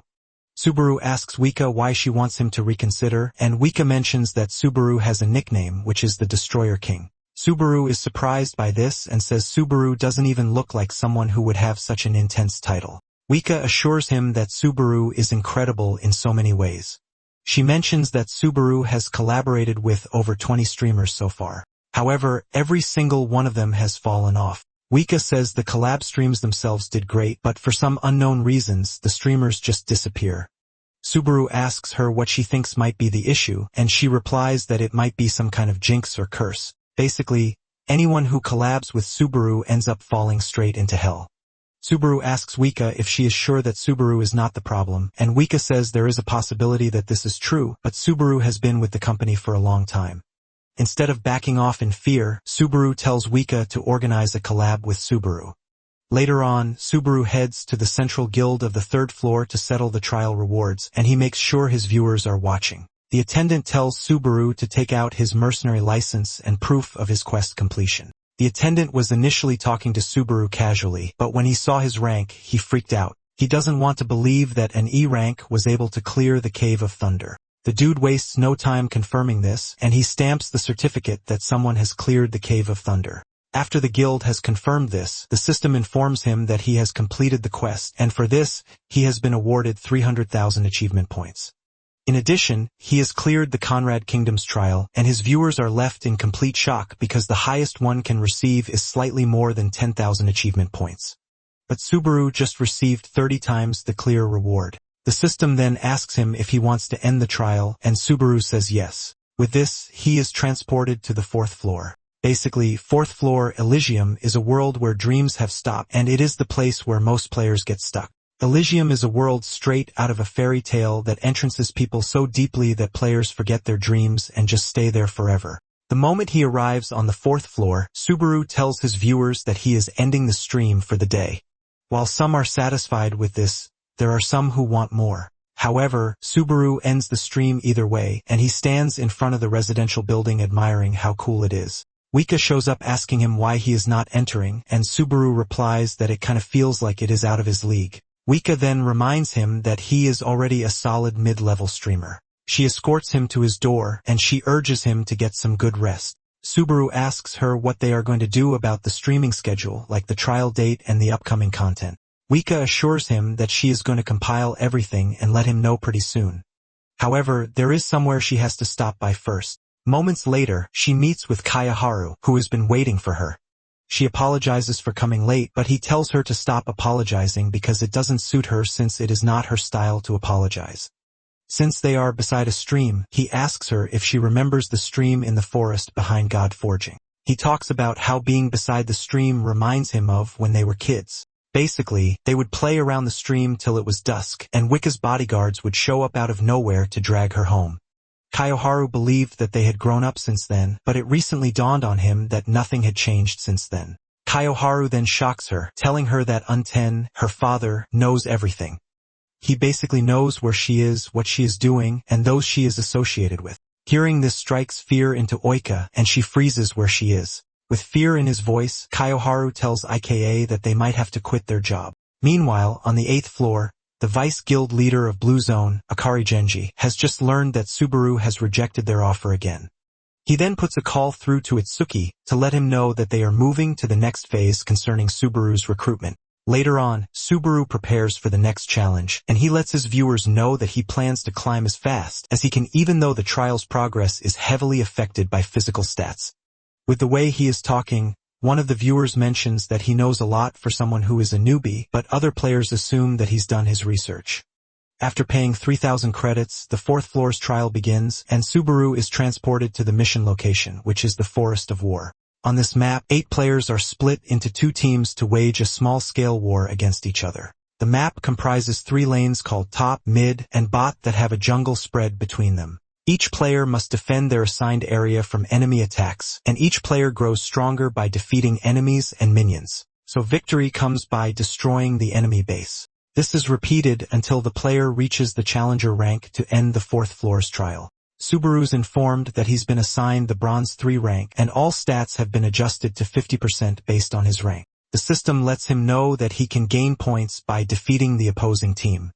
With Subaru's experience, he knows that this takes at least 6 months since ranks progress from Bronze, Silver, Platinum, Diamond, then Challenger. For some players, this fourth floor's trial is impossible to clear in a lifetime. Moments later, his team members show up. There is Victor Roman, Neil Toole, and Rowan, who are all Platinum-ranked players. The moment they spot Subaru, Neil is the first to complain about the system giving them a Bronze-ranked player. Rowan lets the team know that it is the streamer Subaru, but this doesn't really concern Niall, who believes that being a streamer doesn't give Subaru a free pass. He mentions that the team is screwed as long as there is a Bronze on the team. Subaru walks up to him, telling him to leave if he is not satisfied. Neil is about to lose it when Rowan comes in, urging the two not to fight since they are all on the same team. Rowan mentions that it might be a bit handicapped, but she still wants them to give it their best. Rowan tells Subaru that they are going to handle the lanes, so his job is to maintain the jungle. Basically, one player is required to take the jungle role to influence all lanes. Usually, it is the most strategic position, but it appears that the team is too scared to trust Subaru with an entire lane. Neil turns to Rowan, asking her if she seriously thinks Subaru will be able to handle the timing. The viewers are not surprised that Subaru is getting treated like a deadweight since they are all Platinum players, and he is the only Bronze among them. Not long after this, they are informed that minions will spawn in 30 seconds, and the system wishes them luck. Neil still can't get over the fact that they were assigned a Bronze, and he keeps complaining instead of focusing on his lane. Suddenly, he spots the enemy in the distance. And since the enemy is an archer, he is confident that he has the advantage. Little does he know that he has been baited in, and before he knows it, another enemy player appears from behind. Niall is about to lose his head when a lightning-fast strike hits the dude, clearing him out of the way. Even the archer can't keep up, and before he knows it, he loses an arm too. Niall smiles. He sees the enemies get decimated while commending the insane player on their team. By the time the attacker shows his face, Niall cannot believe his eyes that it was Subaru whom he was looking down on. The archer wants to retreat to a safe space, but Subaru finishes him off with thunder. In no time, Subaru defeats 2 members of the enemy team, and the viewers are completely blown away. Subaru turns to Neil and disgustingly asks him what he's been doing since he has been useless. Neil finds it hard to even speak as he is still trying to understand what just went down in his presence. Subaru orders the dude to clear out the minions and secure the turret. He trashes him, telling him to stop moving slower than a Bronze. Neil can't even argue as he acknowledges Subaru's orders. Just then, Mission Villain gives Subaru a bounty to clear the fourth floor trial in a month for 20,000 credits. The other viewers are shocked when they see this since 1 month is pretty short and the fastest clear that has been recorded is 3 months. Just then, another viewer uploads the same mission for 20,000 credits, leaving the viewers in awe. One viewer mentions that Blue Zone wants Subaru in their guild, but another viewer replies saying Subaru has turned them down already.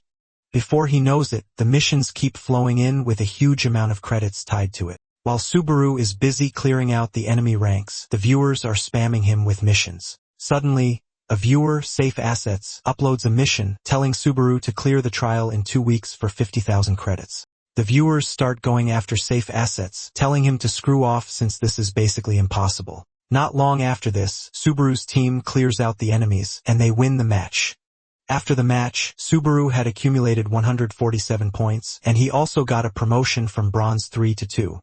The viewers are speechless, just as usual, since the most points they have seen someone get is 20 to 30 points. Safe Assets makes a 100 credit donation, suggesting that Subaru add an extra mission in the bonus round. Safe Assets then tells Subaru that the mission is for him to clear the trial without losing once. If he does, Subaru is going to return all the credits he sent so far. However, if he doesn't, Subaru is going to get 50,000 credits. Without hesitation, Subaru accepts the mission, while most of the viewers are urging him not to because money isn't everything in life. Safe Assets is glad that Subaru took the mission, and he even donates 100 credits for free. Meanwhile, there is a player named Dettel, but she streams with another name, Ms. Omega. She is basically what one would call a dead channel streamer because her view count doesn't even go past 50.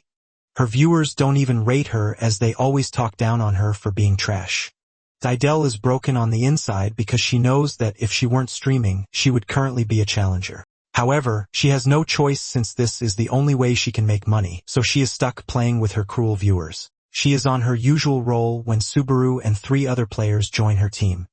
Didel is surprised when she spots Subaru on her stream, and she jumps up in excitement. However, her excitement reduces when she realizes that Subaru is still a silver player. Suddenly, Safe Assets shows up in Didel's stream, telling her that they are going to give her 30,000 credits if she makes her team lose. Didel is blown away when she sees this, and the viewers on her stream are left astounded. Didel wastes no time accepting the mission while promising her viewers that she is not going to make it obvious. Just as the match begins, Didel is the first to be defeated on the team, automatically leaving her team at a disadvantage. Subaru's viewers are frustrated about Didel's death because she is basically exposing the team. Subaru then decides to go investigate, and when he finally runs into Didel, he finds her acting all clumsy in front of the enemy. As she is defeated, she lets off a cold smile, which Subaru's viewers see. Subaru tells her viewers that Didel is trolling, and it is not even easy to do while sacrificing oneself. This makes him want to know who she is, and one of the viewers mentions that she is a streamer. They let Subaru know that Safe Assets gave her a mission to lose. The other viewers rush over to check, and they come back to tell Subaru the same thing. Subaru finally understands what is happening, and he decides to get really serious. Soon afterward, Subaru runs into the Jack Diamond player who defeated Didel over and over again, Goromak. He is confident that there is no way a diamond player is going to lose to a silver player. He explains that silver players are stuck at 75 stat cap, but Subaru reminds him that if everything were decided by stats alone, they wouldn't have bothered calling it a trial. This pisses the dude off because he can't believe that a low-ranked player has the guts to talk back to him. The dude then unleashes his power, summoning golem arms from the ground. Subaru is actually impressed that the dude's power is body transformation, which is not something one sees quite often on the 4th floor. Subaru considers this the perfect timing because there is something he's been looking to test too.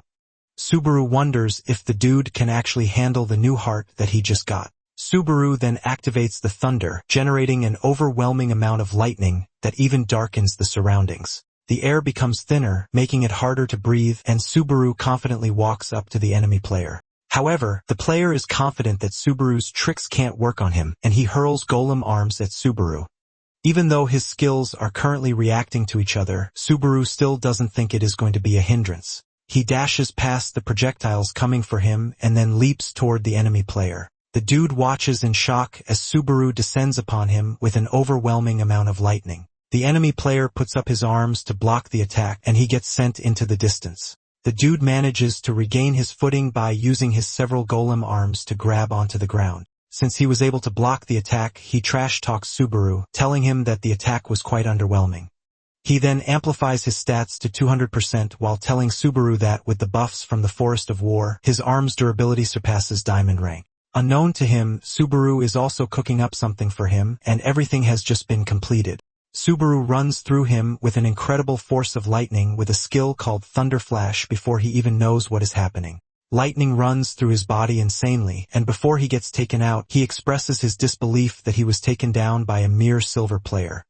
Subaru then reminds him that stats are not everything in the trial. The lightning takes full effect, and he gets cut in half, leaving a bright explosion at the point of impact. The viewers are impressed as usual because Subaru basically rewrites history every damn day. When Dido learns that Subaru has killed the enemy player who has the best chance of winning the game for his side, she almost loses her mind. She basically let herself be killed by Goromak over and over again just to raise his stats, but he ended up losing to Subaru. Before she knows it, Subaru wipes out the enemy players, and her viewers urge her to take the L and rest. They even suggest that she quit streaming because it is not for her, and this is the point where she loses it. She yells at her annoying viewers, telling them to shut the hell up because they were also egging her on. She lets them know that they would have done the same if someone offered them 30,000 credits. Seeing her crash out instead of the usual sweet self, the viewers lose it too. They believe that she is finally showing her true colors, and they tell her that there is no one who would care if her stream actually dies. Dedel continues yelling at her viewers, saying she is always the one getting the back end of the stick after everything else. Just then, Dettel gets a private DM from Subaru, telling her that he wouldn't have taken the mission if he struggled against weaklings like her. Just then, the enemy players surrender, and Dettel realizes that it is all over. Subaru then informs his viewers that he would be going off for the day, and the viewers are impressed that he actually hit Platinum 3 in a single day. With the rate at which he is going, they believe he is going to clear the trial in days, not even half a month. Subaru assures them that he will be streaming the next day, and he wants to continue this for a while. After he is done with the stream, he meets up with Wika, who has been waiting for him. He is surprised that she is still around, and she reminds him that she promised to give him a schedule summary. Wika says she wanted to hand it over to him personally because there is something she needs to ask too. Subaru asks her what it is, and she points out the fact that Subaru's streams have been going well as of late. In fact, he even reached 13,000 viewers that very day. And even though everything is going very smoothly, she feels uneasy. Subaru notices something weird about her, and he asks her if she is drunk, but she replies that this doesn't matter. Wiko walks up to Subaru, telling him that she feels as if he is being chased by something. She changes it around, saying it feels more like he is the one chasing something. Wika tells Subaru that she's been thinking about it for a while, and it is as if he is carrying a burden that she doesn't know about. Subaru then answers with a stern voice, telling her that he can't answer this for now.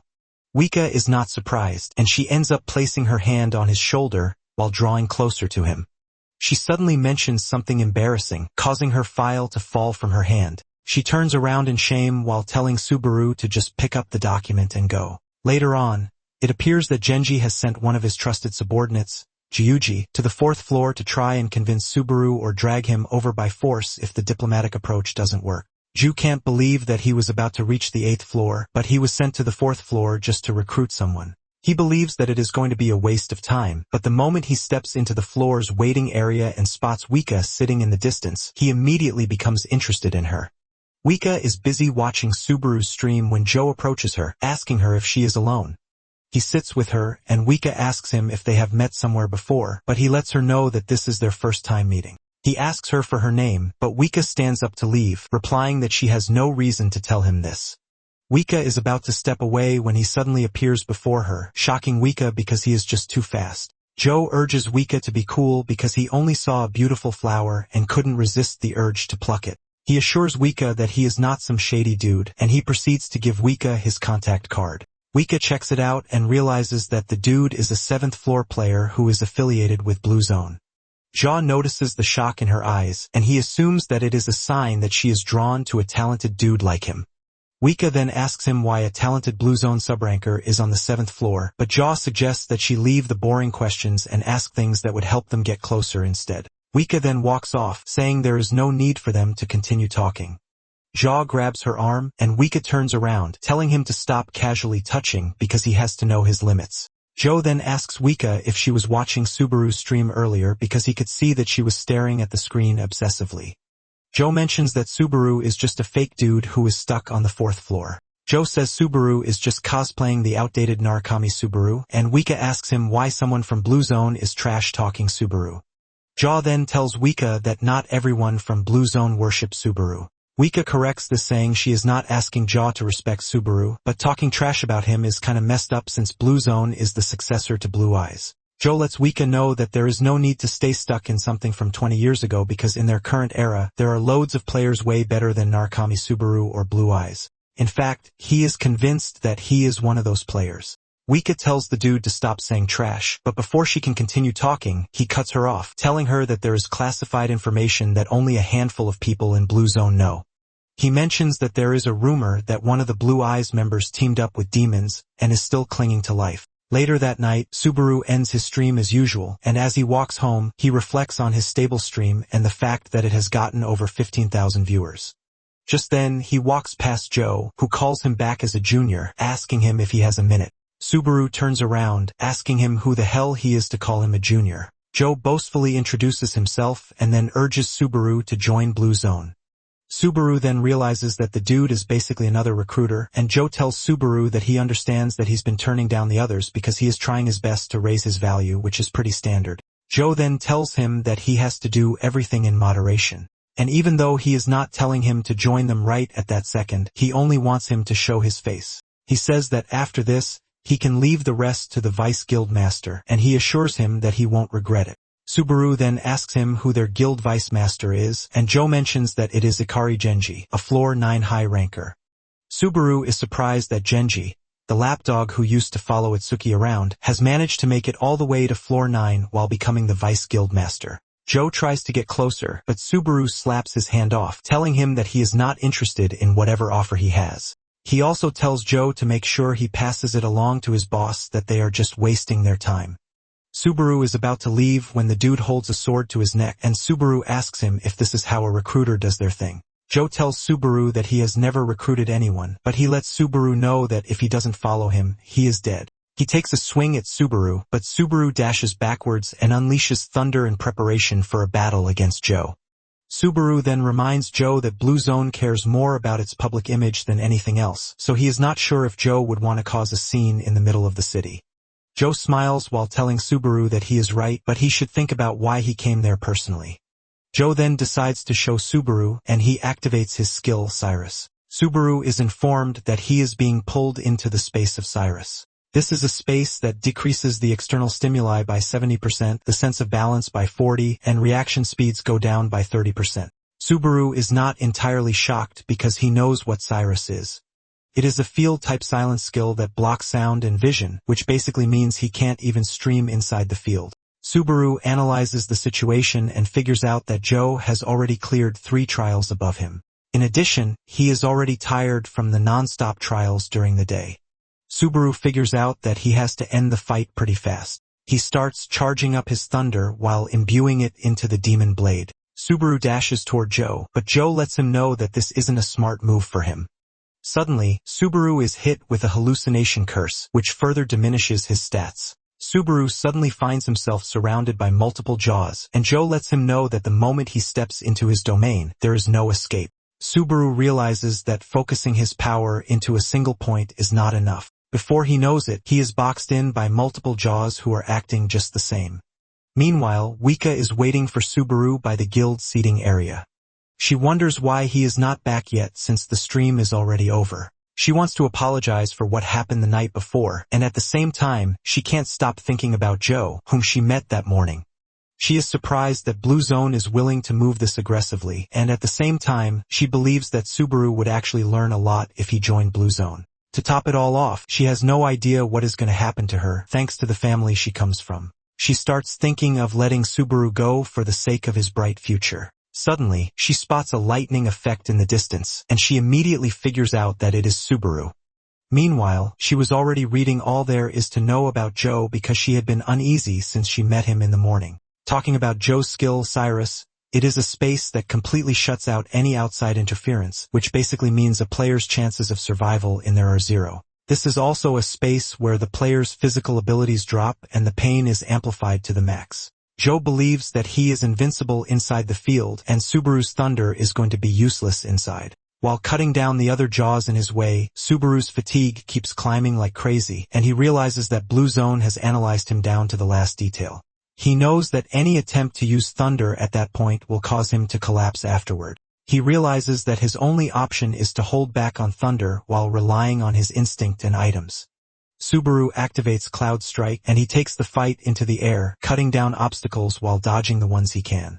Jaw is surprised that Subaru has been able to hold out this long while he is inside Cyrus. However, he believes that this is just an act to buy time. Moments later, Subaru exceeds his expectations by clearing out most of the obstacles without even applying thunder. Subaru is able to find the real Joe among the other fake ones, and he hurls the thunder spear at him. Joe manages to block the attack while expressing his surprise that Subaru is able to move the way he is. Subaru mentions that thanks to the handicap that thunder gives him, he is used to fighting under pressure. Subaru then generates the Mark of Thunder, and he hits Jaw with it.